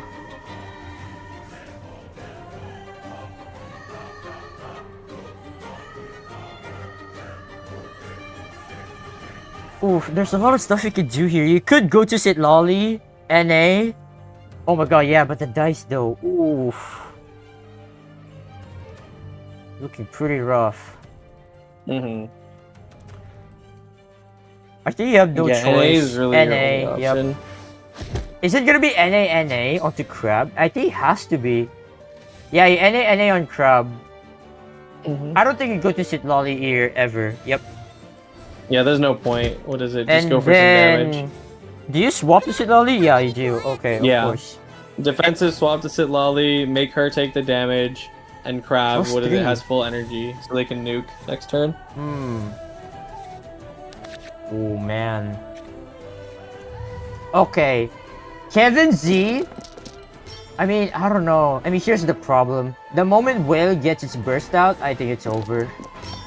Because the damage protection... Oh wait, Citlali's already dead here. If Stranger goes for Elemental Skill instead of Elemental Burst. Now, I think Stranger will go for Elemental Skill here instead of Burst. That way you get rid of Citlali. And there it is. Yeah. Oh, okay. There it is. It's looking GG, honestly. Oh man, it's the classic. Crab has a little bit more fight left in them, but I mean, let's see what can happen with very little cards. No tenacity equipped either. Oof, Here comes the whale. The burst. There's gonna be a lot of stacks. Oh my god, 21! It's GG. Now that's a world record if I see one. My goodness. Like, Yeah, we gotta talk only- about how the most meta creatures are from Fontaine. Oh my god. Yeah, there's You know the no whale's been shot. eating this guy for breakfast. Shattering waves coming down. This Literally is so just sad. NA bonuses. Like, there is no Crab talent. There is no tenacity on Crab. Oh my god. And there's the Crab talent, finally. But there no, it's too no... There is no tenacity. Oh my god. There is no Yeah. Tooth Fairy, there is no Easter Bunny, and there is no tenacity of the Millilith. Oh man. Oh man. Everything just came a little too late for Kevin, especially, I mean, it's also just a bad matchup. What is it? But there it is. There it is. GG. GG. Stranger takes it over Kevin Z 2-1. Wow. Yeah. Mm-hmm. Unfortunately, Good match. Kevin Z lost that, and congratulations to Stranger, the Koreans' hope and savior, going in and advancing to the semifinals. Mm-hmm. Yeah, I would say that was a pretty good match overall in that set. I think Stranger did a really good job of denying Kevin Z their game plans. What is it? And Kevin Z also did their best to try and shove through these situations, but Stranger really had Sitlali Snow Crab mapped out like perfectly. Like at no point did they really ever let Sitlali get a skill out, regardless of the deck they were playing. But also just like it was just they just did a really good job of denying any means to getting through. And I mean, once you get that good matchup, what is it to finish the job? Stranger was able to ultimately pull through. But GG's to Kevin Z. I mean, mad respect for anyone who has made it all the way up here in the top 8, right? I mean, I'm just gonna say this right now. I think Crab is not it in this current meta. Like, Crab is getting demolished. Like, not only there's a Fel Dragon out there just lurking, dealing piercing damage. It's just, bro. And yeah, I don't think this is the time for the Crab to shine, especially with the Whale Lord around. Yeah, about that. All right. Yep. All right. But as much as I would like to keep going over here, it is actually 6 in the morning. So I am going to stop casting for now. But thank you guys so much for having me. And of course, enjoy the rest of Welkin Moon Worlds and all of the quarterfinals and semifinals that are all going to be casted by Arc. Huge shout outs to Arcs. Make sure you subscribe down below. And we will also see you tomorrow. Don't forget. The grand finals will be tomorrow. So don't worry, chat. Kojo will be back for grand finals tomorrow. And yeah, unfortunately, he has to go to sleep. And yeah, take care, Kojo. Thank you so much for joining with me. And I'll see you tomorrow. Peace out. Good night. Good night, gang. Peace out. All right, chat. Alright, so we're finally done with 2 quarterfinals matches, and now we're diving into the second half now. We're pretty much halfway now. And again, dude, we still have semifinals to go, so this is gonna be a long stream. Maybe, potentially, but it depends how the matches will go. But yeah, there's gonna be some crazy stuff right now. So I'm gonna be casting solo right now. I don't think I'll be able to yap too much. Like, I'm already yapping for like 4 hours straight, dog. Holy moly, bro. Okay. I mean, I'll try my best. Because after this, by the way, after this stream, I will be playing Among Us with the GITCG friends. Now, hopefully, I won't be like very, very late. Because that would be kind of sad if I didn't catch the Among Us train, you know what I mean? But yeah, anyway. Alright. So, for the other half, for the quarterfinals, we're gonna have Trian versus Luna from JP. And these are the decks. Now,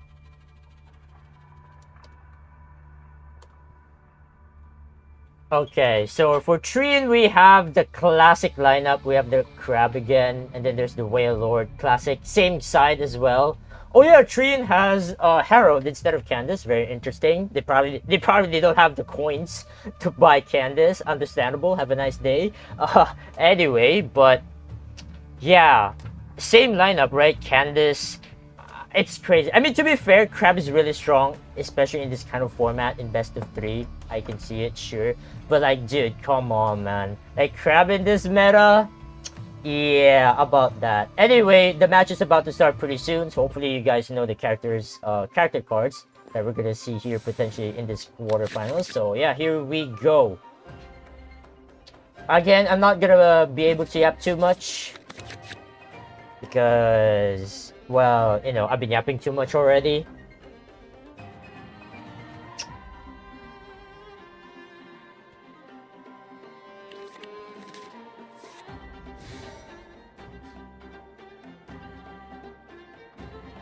제 정성을 느끼시면 좋겠군요.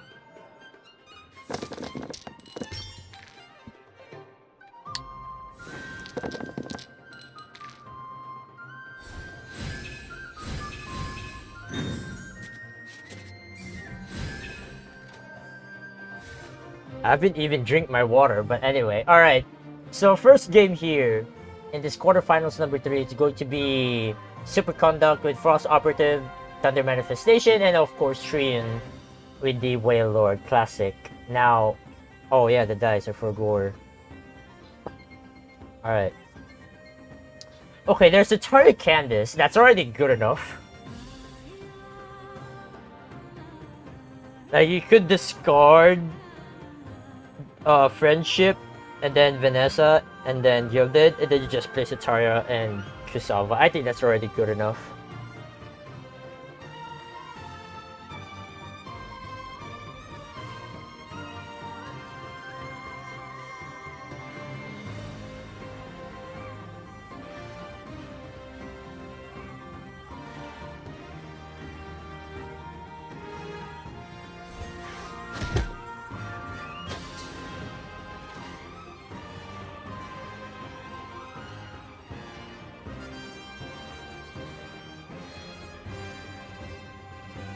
Wait, was that NA? Hold up. That was NA. Huh. Wait, I'll be honest, this hand is looking pretty scuffed for Luna right now. Oi oi oi.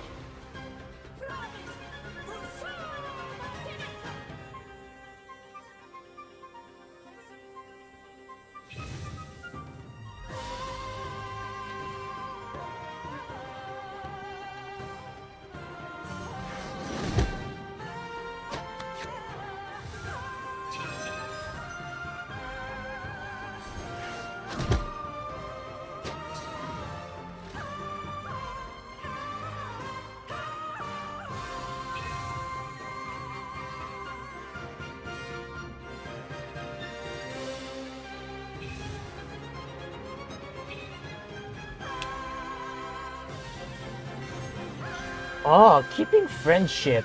Interesting choice. I'm not so sure about that. I think Satara Kusawa is just honestly way better. But then again, you don't want to lock yourself with Kusawa. I don't know. Maybe I'm crazy.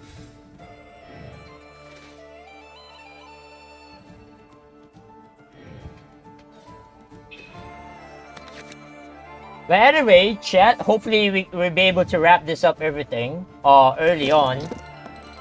But then again, Binzu won quarterfinals and we're gonna see semifinals today. So we're gonna see him again later. So yeah, I mean, I'll be honest, dude, I just really hope that I'll be on time to play some Among Us with the friends.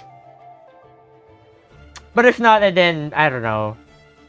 I just hope that we can reschedule it. Yeah. Would be great. Okay, countdown.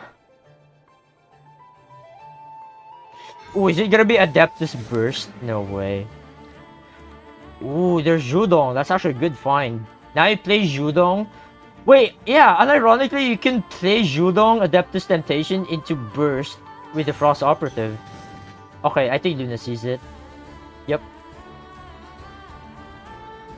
I think you have to go for it. Adeptus Temptation Burst. Yep, there it is. Alright, Lord is down. Ooh, good start, I would say, for Luna. But, okay. So, Elemental Skill with Chaska, sure, you swirl. Not bad.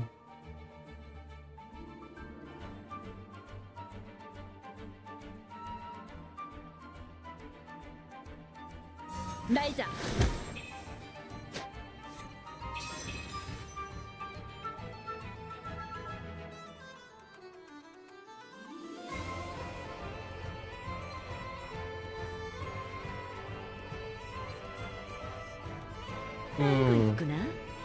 Hoi swap.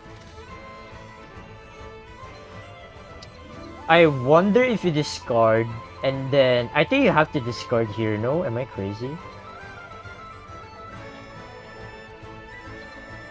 You discard 2 and then you Chaska Technique. I feel like that's like very good play.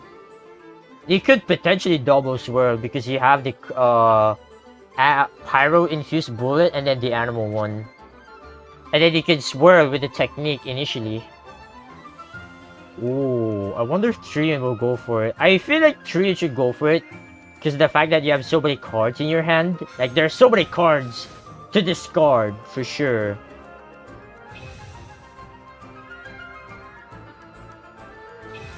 Okay, there it is. So you technique, and then you play Setaria. Oh yeah, that's gonna be really good. Yep, very nice. Yep, there it is. Okay, is it gonna be double swirl? Oh my god, it is, and there it is. That's what I'm talking about, baby. Very nice.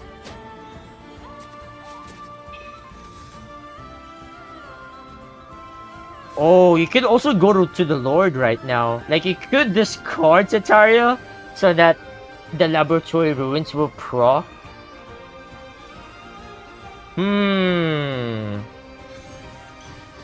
Oh, place the Setaria anyway. Ooh. Edict of Absolution? Yeah, about that. I think you're just gonna swap stall here to make use of the Chaska's skill. Or discard, never mind. Maybe I'm dumb. You could have gone to Whale, but I guess... fair enough. You don't want to take... Or rather, you don't want to tank damage too much with the Whale.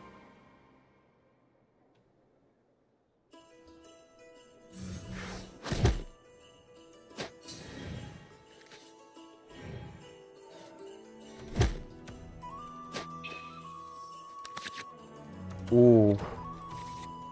Also, this Bot of Life from us, Frost Operative, will go crazy ham against the Whale.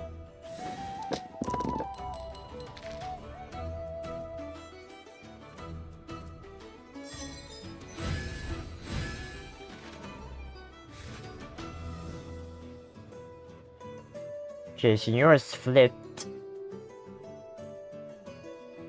Ooh, there's a lot of options here for Luna. Oh my goodness. Double fast swap, Cryo Resonance, Tandoori Chicken. Oh, this is looking so good for Luna here.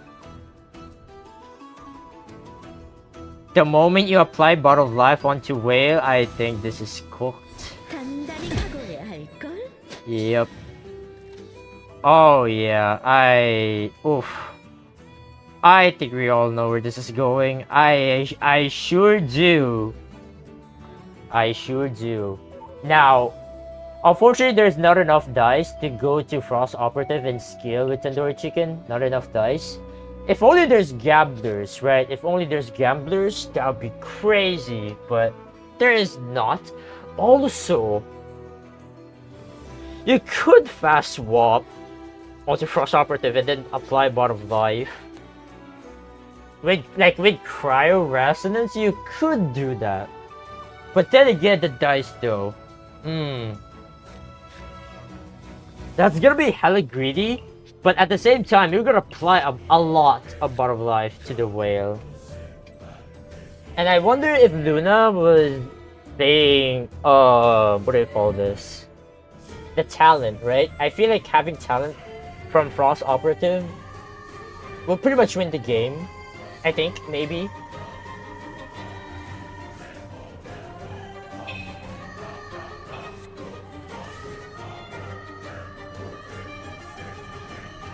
Okay, there's the Whale swap. Ooh. There is an animal bullet though. Now, okay. There's an animal bullet. You have to swap to someone else, like for example, Thunder Manifestation. Because if you stick to Senor here, that would be like a winning, or rather a losing game decision right there for sure. And I think it just makes sense with the dice, you know? I mean, just look at the dice right now for Luna. There's 3 Electro, so might as well go to Thunder Manifestation, you know? Like, discarding stuff for either Senor skill or Frost Operative skill is not worth it, dude. Hell no. Fast swap, interesting. Oh! Okay, are you gonna play Cry Resonance? Okay, they're doing this to apply Bot of Life onto the Whale. But dude, this is so greedy in my opinion. Like, you're gonna discard a lot. Like, oof. I think you might as well save, what do you call this? I haven't lost yet. Oh, dude, would it be crazy if you can haven't lost yet, Senora? Oh, just skill. Interesting. 3 bottom of life. I mean, that is a lot still, but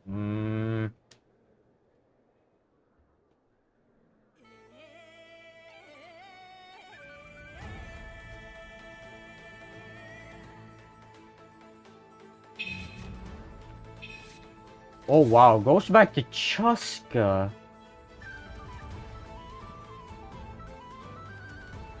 I mean, this is definitely a Chuska technique, right? Or Chuska Burst. Wait, Chuska Burst can kill Frost Operative here. The Chuska Burst deals piercing damage to the standby characters. And Swirl as well. Ooh. And then the technique, wait. That's actually very good, no?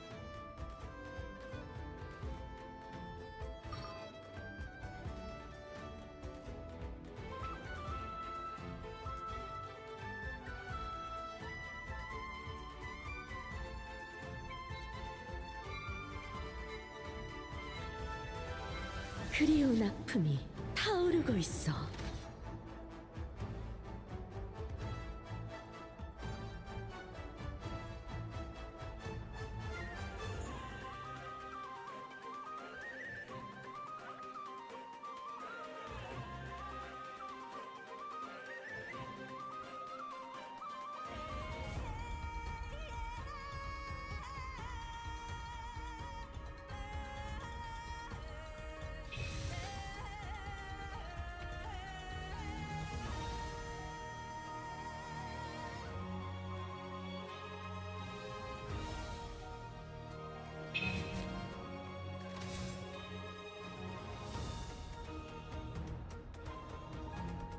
기다리고 있었습니다.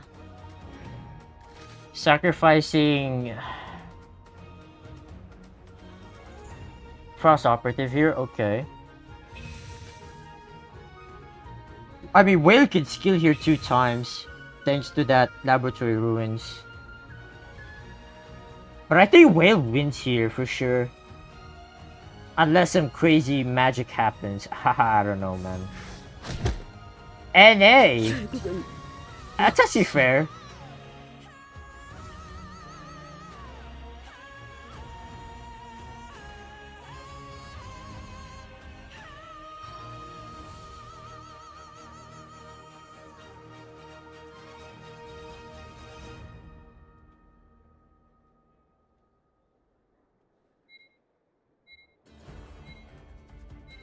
그리운 아픔이 타오르고 있어.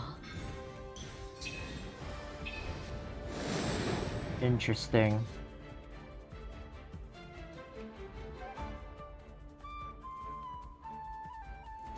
Yeah, I think Drion's got this.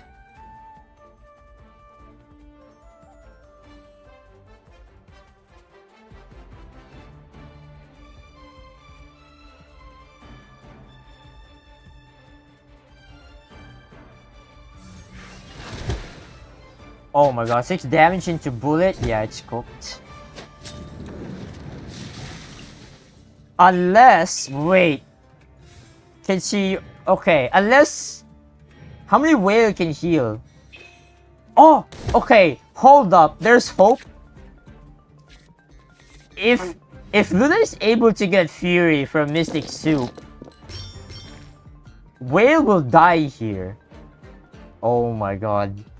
And then Chaska's gonna be alone. But then again, Chaska can double normal attack in GG. Oh my goodness. Well, it doesn't matter. Alright, here it comes. Speaking of which, where's the arcane anyway? Like, where's Fluff? Or wait... Oh, well, no Fury. Well, that sucks. Also, is there an element applied?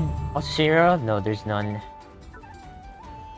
Yeah, I think you have to get healing here, but again, it doesn't matter. It's cooked. Yeah, healing. Yeah, no Fury. It is what it is. 모든 게 다 타버릴 때까지. Oh, wait, it's enough. Wait, am I dumb? Never mind, it's enough. Wait, it was 6 base plus 2 melt and then plus 2 for Cryoresis. Oh, it was enough. Wait. Wait. Yeah, this guy wins. No, wait. Hold up.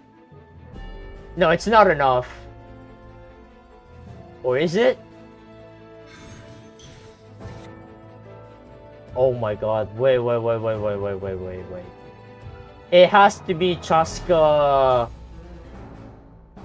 technique into what, burst? Oh my goodness. Wait, this is gonna be so funny. What the hell is this?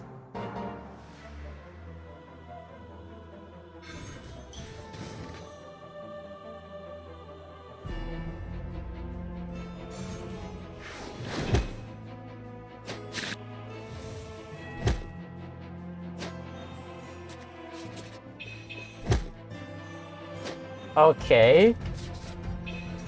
Oh, they can... Wait, they can go for burst. Ooh. So you discard everything here for elemental skill. And they just end the round. Oh, okay. Wow, Senor wins here, low key. Or just pass.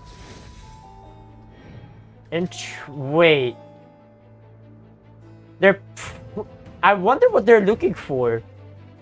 Because all Cry Residence is out. I mean, what else is there? Oh my goodness. Wait, I'm surprised Senor didn't skill there. Why? Like, I feel like Senor's skill would have been a winning move. What? And hey, I mean, that's reasonable.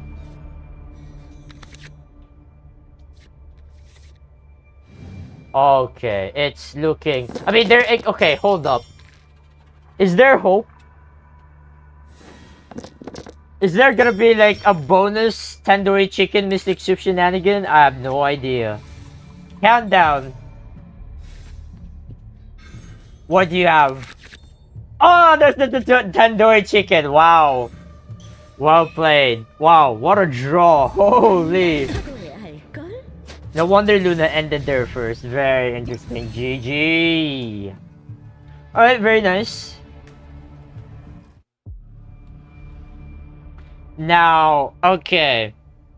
So Luna was able to take that. And now, I think... Luna's decks left will be Whale Lord and then a Crab. Now, it's gonna be Whale Lord Mirror. I can already tell it.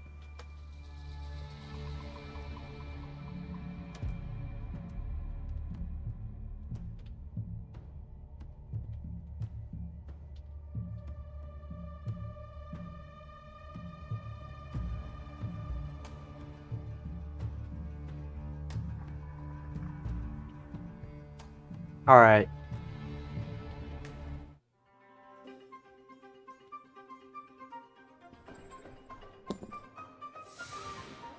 Now, I did see the matchup. Is it gonna be way? Oh my god, of course. My prediction always comes right. Also, spectator bug, but there we go. Now it's fixed.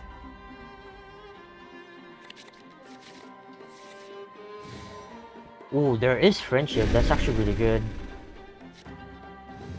Oh boy. Whale Lord Mirror match. Here we go again.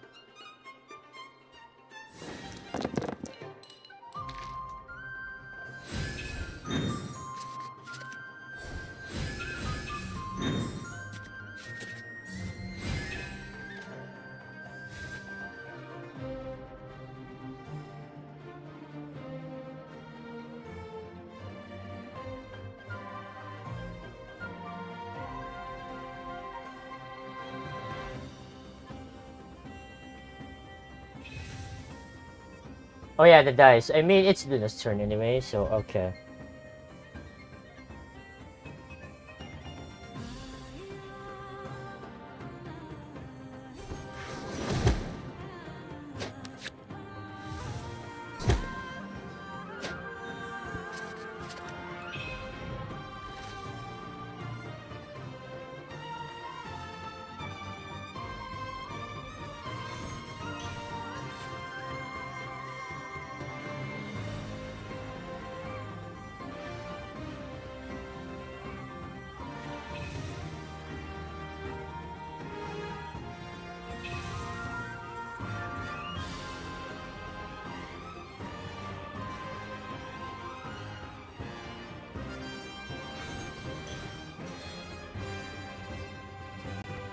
Oh, is it gonna be friendship? Wait, what's... I mean, okay. I mean, you can play Willow and then Central Laboratory Ruins. That's not bad. Hmm.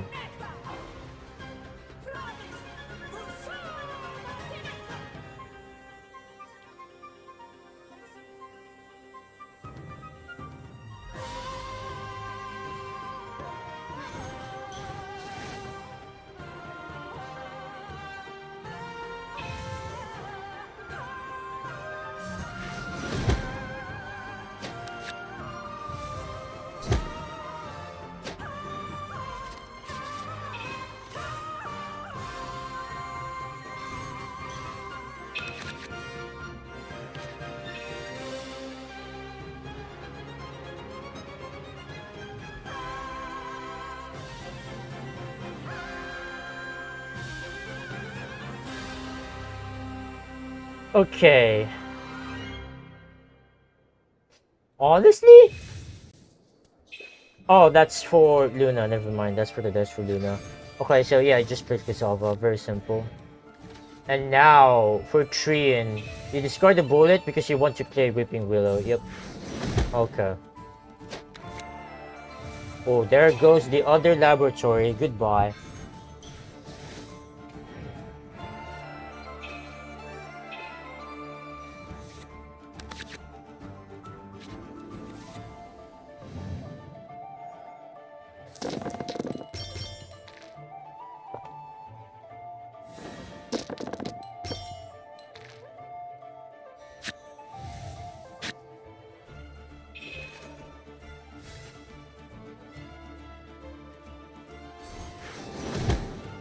Yeah, it's very interesting to see Judgment. I don't know why. Like, dude, if I had a nickel for every time I see passing of Judgment in a Whaler deck, I would have like more than 5, which is quite a lot, but it's weird that it happened like quite a lot of times already. Like, what? Can someone elaborate on that one, please? Oh my goodness gracious. But yeah, no, seriously. This one is just way better. Or maybe Dave Resistance is better. Or actually, maybe no Arcade is just way better. I don't know.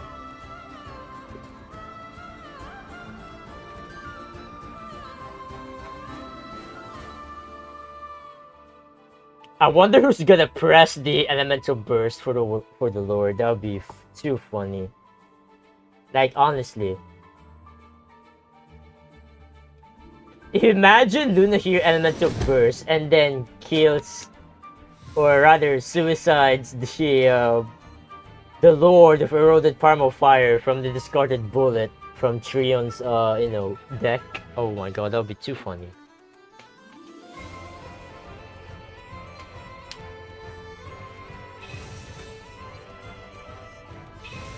Oh. There's no way Elemental Burst here, right? I mean, yeah, I already said this a while ago and a lot of times already. Maybe during the preliminary stage. But Whale Burst? Oh, well, there you go, Whale Burst. Now, how can this bad can get? Yeah, that. You see, now you see what I'm talking about. Whale Burst is really bad because now you pretty much hit yourself for 3 damage, like 1 animal onto the Lord and then 2 from the swirl. Yeah. Very interesting. Now, unironically, what if you discard Passage of Judgment and then you play Tenacity onto Whale and then you just pass? Like, what if? Right? Just what if? Unless... Oh, come on. Swaps? Okay, sure. I mean, okay, you know what? Fair enough. Because they can Elemental Skill again. Right, if they don't kill. Okay, I didn't see it. I was blind.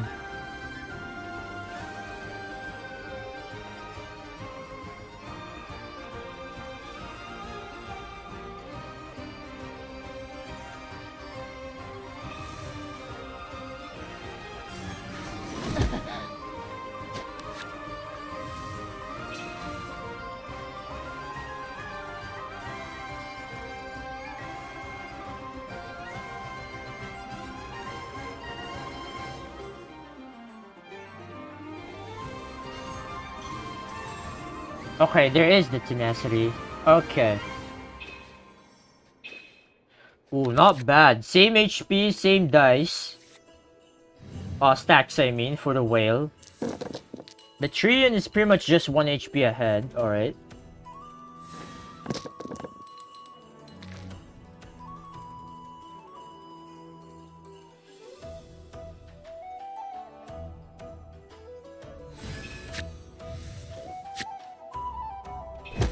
Wow.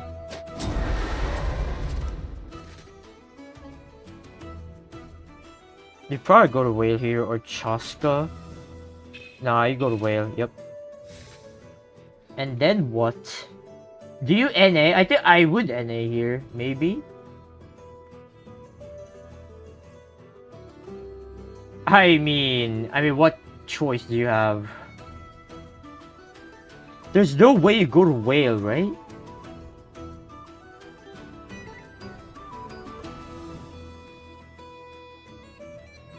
Nah. I think you have to NA here.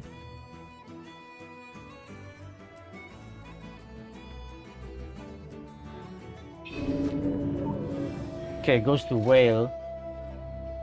Sure. I mean, they have the tenacity, so I guess it's fine to tank some. Also, a little bit dice of cringe though for Treant. That's a good sign for Luna though. Oof.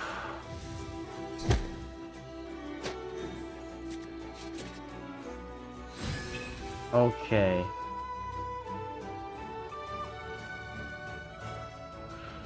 Ooh, what if you NA skill and then you burst? That is possible. 오늘의 바람 소리는 좀 요란한걸? Okay, nice swap actually. I like the swap.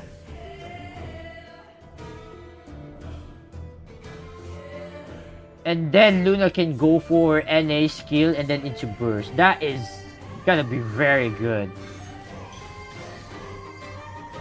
Okay, so Taria's down. So that means the Pyro Bullet from Treant is gonna get discarded. Unfortunately, it is what it is. If you don't get good dice, then... well... there. Oh! Oh man, if only Treant can do one more action. But...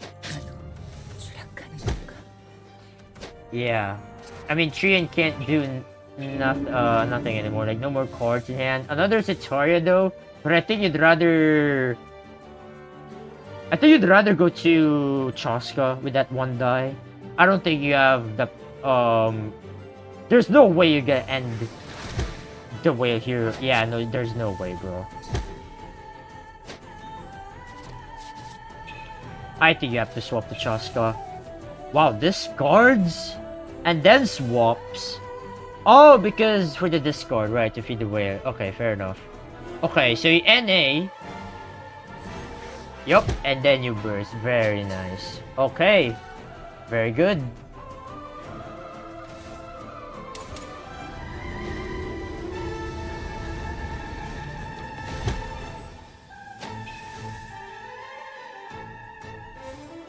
Oh, Luna is looking to win here.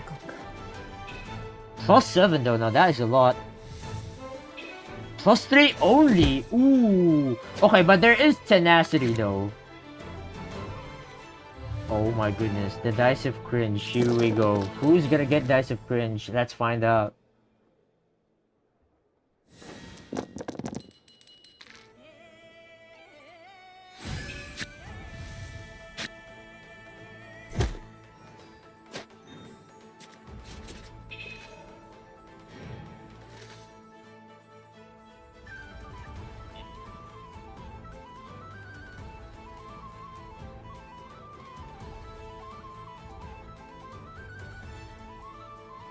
Ooh, I was looking at my YouTube. I was like, oh damn, my Iansan Cosmo video is popping off. Just like, oops.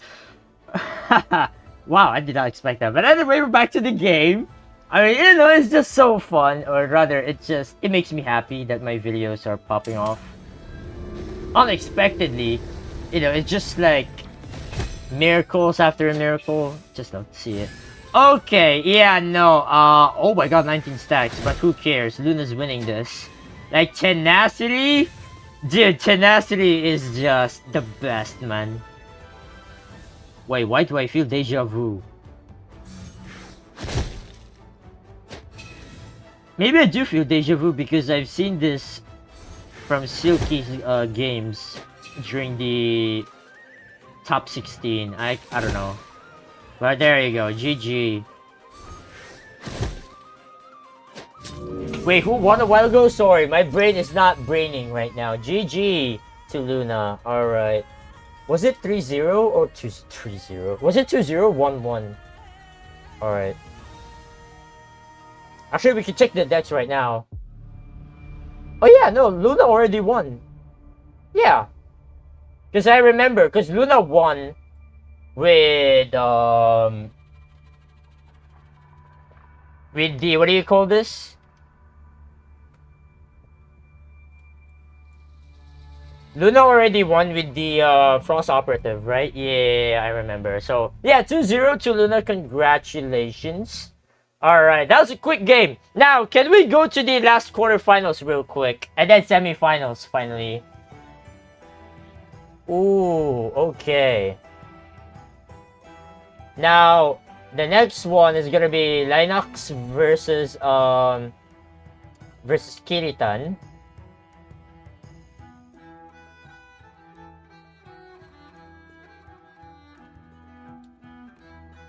Alright, so let me show their decks real quick. Now, this is gonna be another quick series, for real, for real. I hope so, man.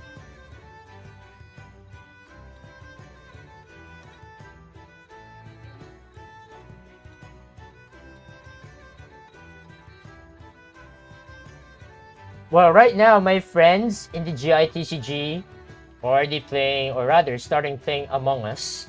But hopefully I can play with them later.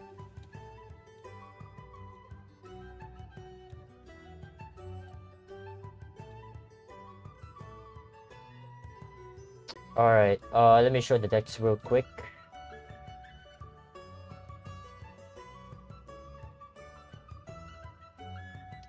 Alright, here we go.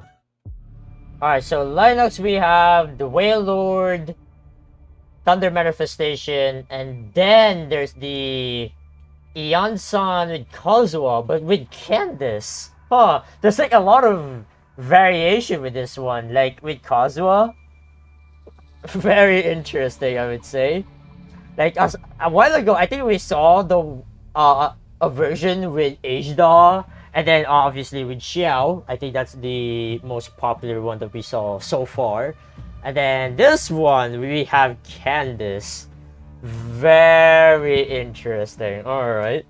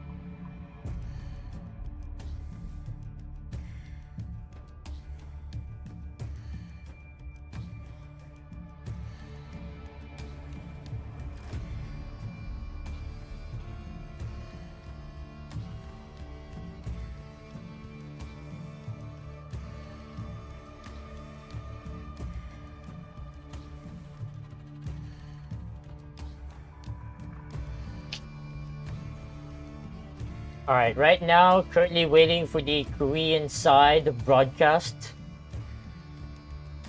to give the signal to start in the last quarterfinal match. Right now, I'm good to go. Already showed the decks right now, right here. And yeah, Kiryu-chan is playing the Whale Lord with Sitlali again. And also, no Candace. It's Herald again. Interesting. Probably playing Herald just for the Herald talent and for the curse, as usual. I mean, Herald is just annoying, especially if you're able to get full value from its talent and the curse shenanigans. Oh yeah. Alright, here we go.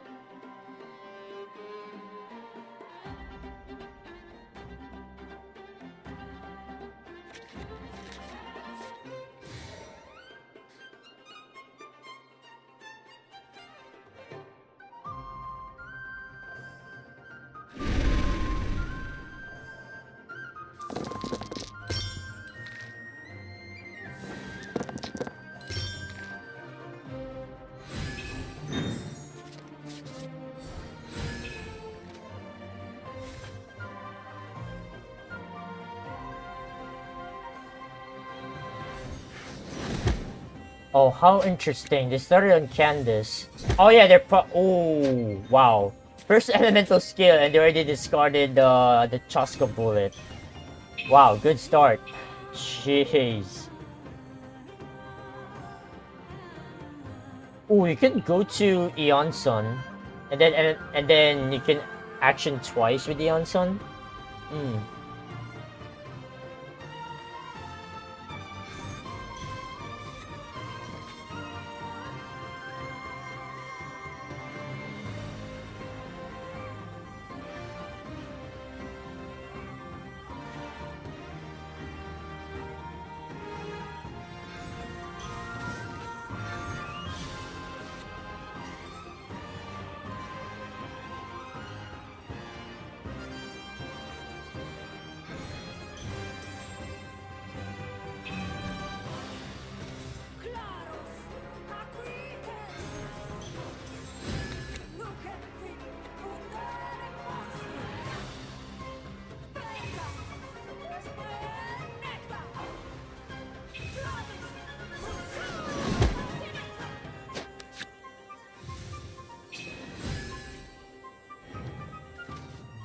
Ooh, there is Unseen Razor, but huh. Wait, is it gonna be actually? Oh, Moon Piercer. Oh, okay, yeah, no, that makes sense.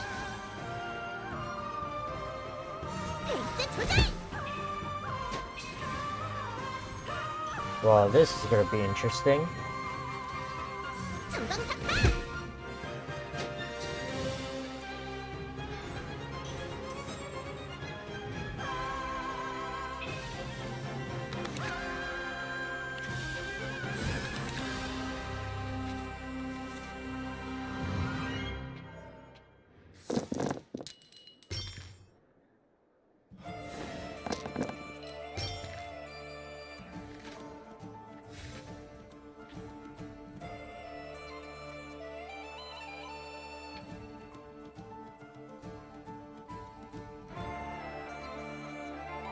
Oh my goodness, double Chaska bullet.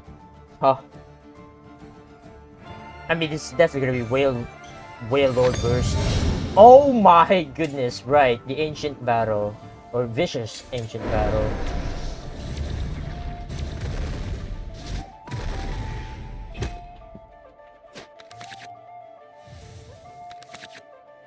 Ooh, no more Gamblers. But I think that's fine. All things considered. The stuff discarded is, I would say, acceptable for lineups here.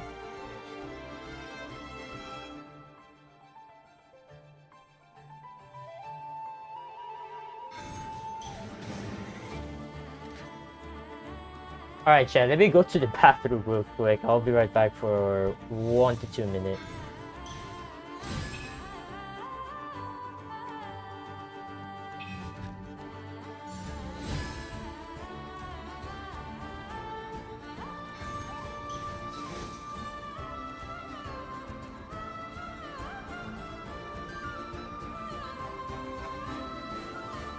바람과 함께.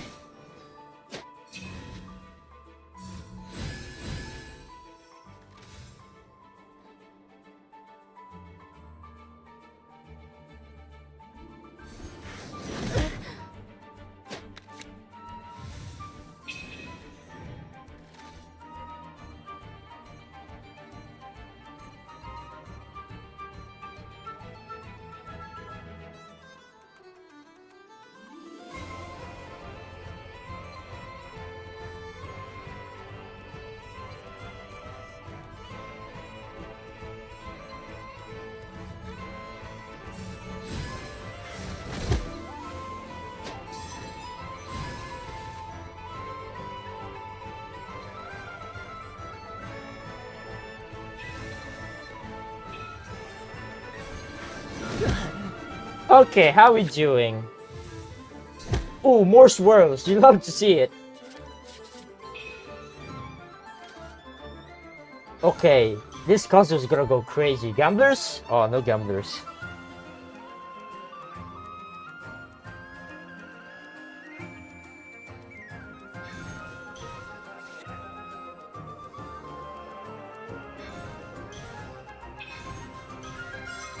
Oh, there's gamblers. Okay, wait, pause. 바람이 마음을 알아주네. I mean, the fact that there's Unseen Razor for the Sapwood Kazuha. Wait. Oh my god, please tell me this is enough. Please tell me this is enough. Is this Sing Your Heart Out? Oh, it's Boy Princess. Man. Also, there is Mystic Soup.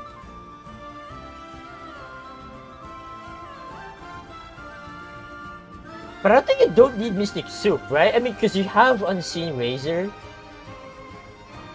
It's gonna be enough, right? Yeah, there's no need to play Mystic Soup. I think there should be enough to OTK. Yeah, it should be enough. It should be enough. It should be enough. No, wait, maybe it's not enough. Wait, what happened to the burst? Oh, was the burst run out? No Mystic Soup. I mean, I guess you don't want to gamble with it. Interesting. Huh, did Eonson not burst, or did Eonson's burst expired? Oh, dude. Oh, dude. I think Whale's gonna win this one. Well, well, well. Or should I say, whale, whale, whale.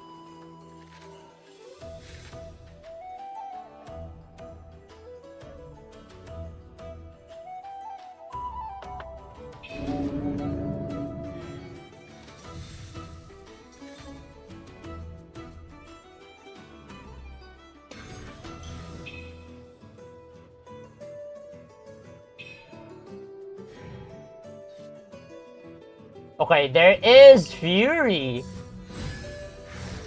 Onto the whale. Ooh. Wait. The fact that there's a lot of Hydro dice for Lilacs here? Wait a minute. Now this is gonna be very interesting. Yeah, Kazuha dies. 유감이야. Gets the swirl.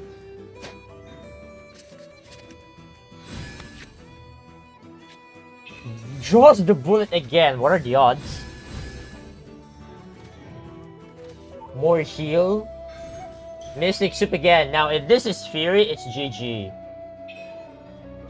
And there is Fury. Alright, GG. There you go. Alright. It's absolutely cooked.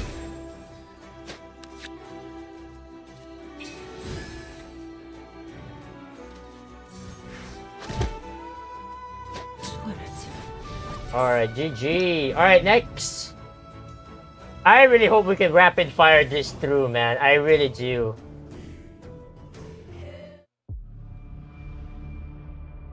Because right now, I'm so eager to play Among Us with my friends, you know? And again, there is a scheduled live stream. So after this, there will be a link that will be shown to you by the time I end the stream. So yeah, hopefully you guys will be there because it's gonna be fun. Like, it's been a while for us to play, you know, Among Us. especially at this time of the year. Like Among Us in big 2025, yeah.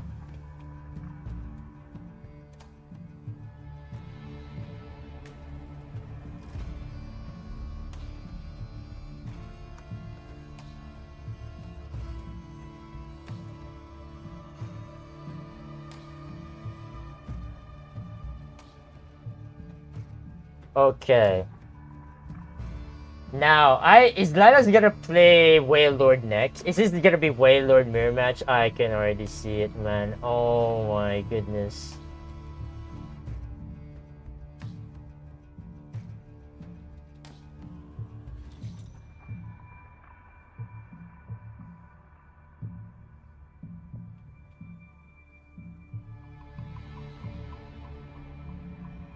Like right now, you can check at the GITCG YouTube channel. They're streaming Among Us right now.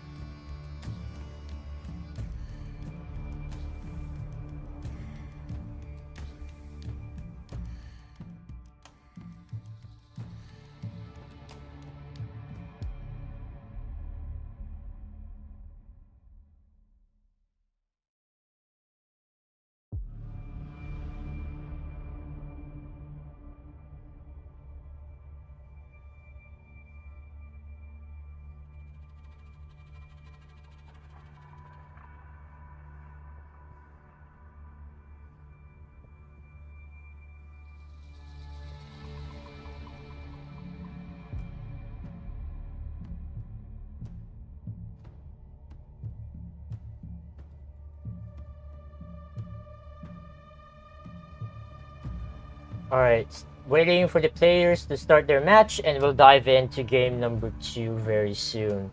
Now, I really hope this is gonna be a quick 2-0, but you'll never know, man. There could be a reverse hidden sweep hiding in the corner.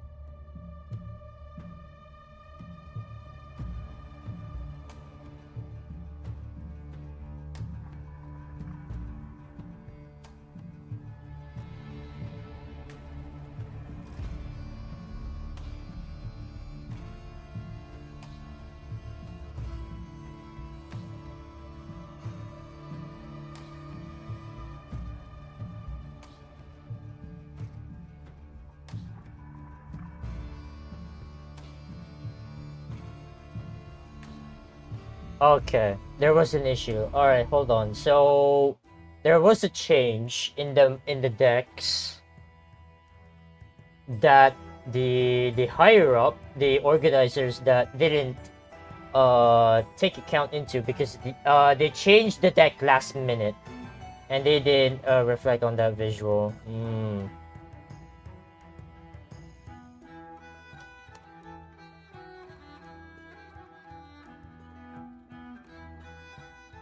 So apparently the deck list that was shown for who was it?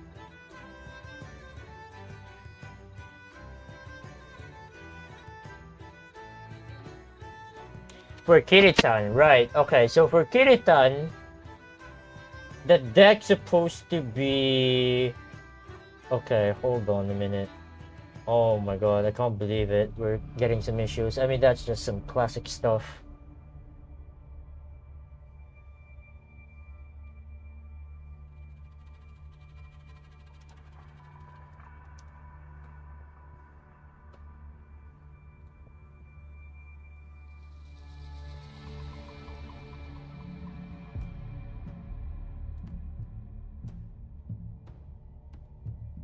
Okay.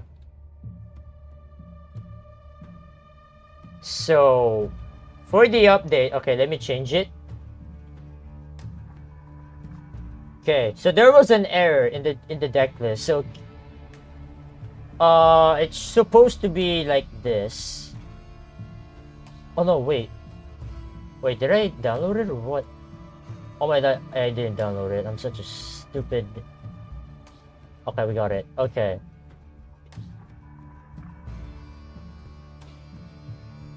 There we go. So what was the change? Oh, it's just one deck that changed. I see. Yeah, it was the... There was Emily Burning for Kiritan. I see. And that pretty much only changed. Okay, now we can proceed, hopefully, maybe.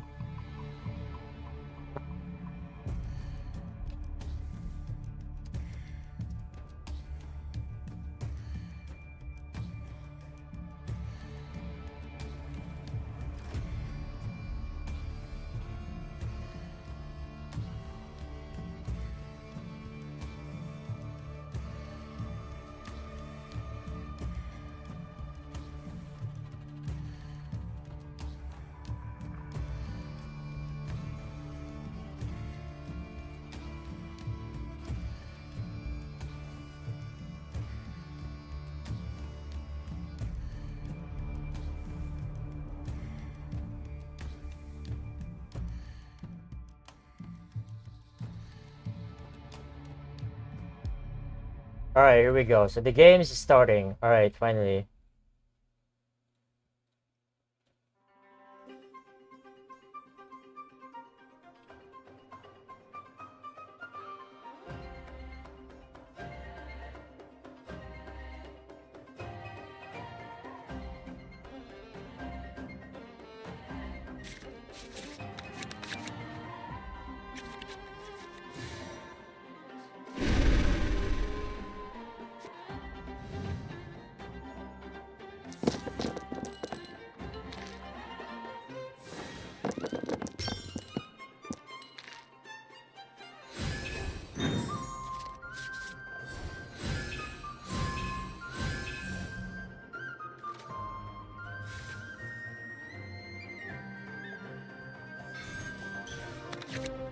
Okay, well, Kirita is not using the burning deck anyway, but oh well. Can someone remind me or refresh me what the hell happened last game? Oh yeah, so Linux was able to win with the Aeon Son Kazuha combo, right? Yeah, we did see that against Kiritan's Wailord. So Kiritan is able to play it again. Makes sense, and now Linux is gonna play the Superconduct Cross Operative. Now we did see this matchup, I think, again a while ago, or was it? I have no idea. Oh yeah, we did. Yeah, right. It was with Luna, right? Was able to top deck the tandoori chicken against Chaska. Oh my goodness, yeah, that was something. Ooh, full ramping. I didn't see the dice. Okay, my bad. Okay, one dice will float for lineups.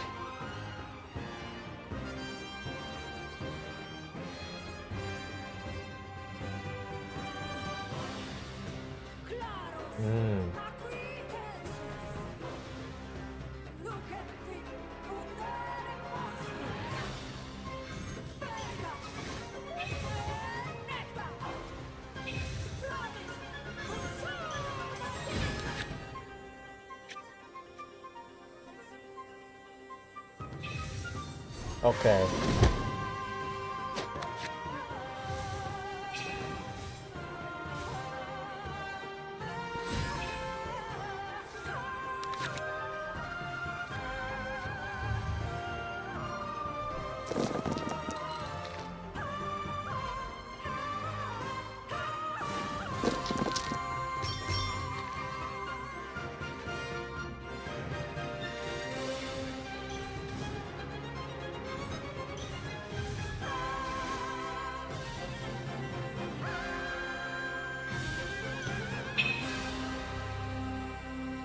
자리를 지켜주시죠.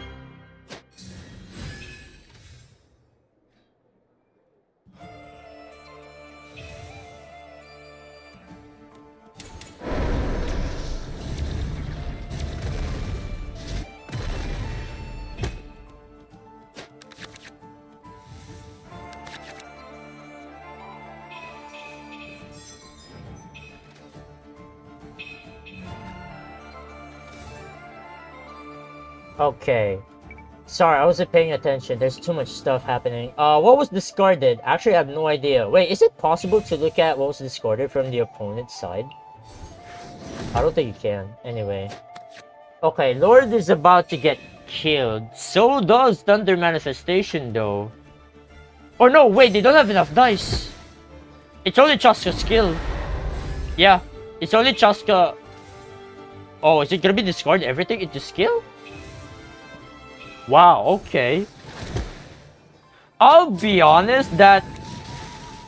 I mean, what is this? Oh, SSK? Wait, what? SSK? Now that is interesting. Is this Tandoori? Oh, it is Tandoori. Wow. Wait, that is 6? Oh my god, it's cooked. Wait, Linox will win again! Oh my goodness! Because the status will take effect first before the healing, right? That's how it works, or rather, that should work. So crap, yeah, Will is dead. Okay, well there you go. GG, well played. And there's the good see. All right. Well, there you guys have it. All right, so it's getting pretty late. So congratulations to Lilacs for getting 2-0 for that one. Yeah, it's getting pretty late. I don't think I can stream semifinals, but I will showcase to you guys the semifinals tomorrow in the grand finals. And yeah, it's getting pretty late.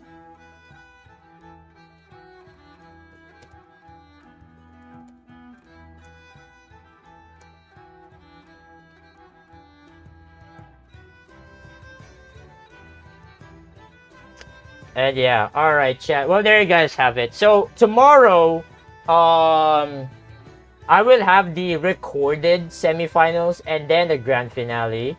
So the start for that is gonna be very early, I think, but we'll just have to wait and see.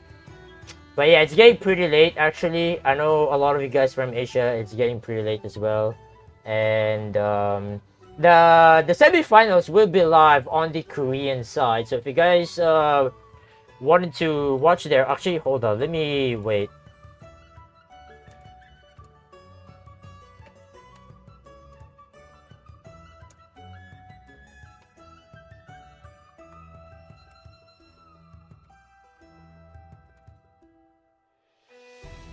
Alright, let me double check. So, because the Korean side will have the semifinals live.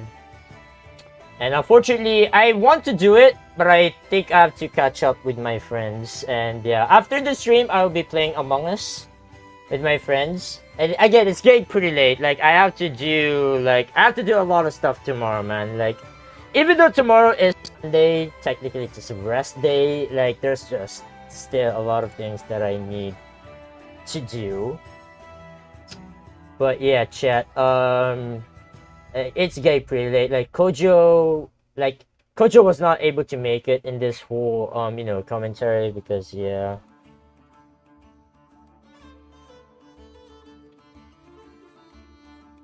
Alright, I got it. Alright, chat. So I'm gonna send the link right now in the chat if you guys want to watch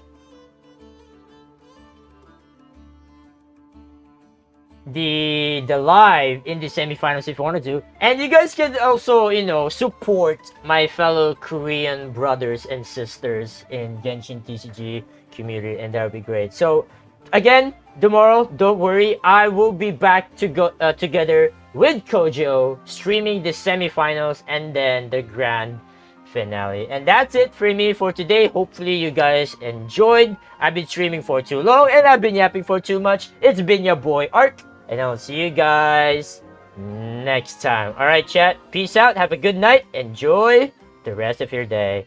And also, I'll be streaming, by the way. Wait. I will be streaming Among Us right after this. So hopefully you guys will be there. Or if you guys want to, want more TCG action, you can join in the live stream right now that I will send in the chat. Alright. Thank you, chat. Thank you so much for your support. I'll see you guys next time. Peace out.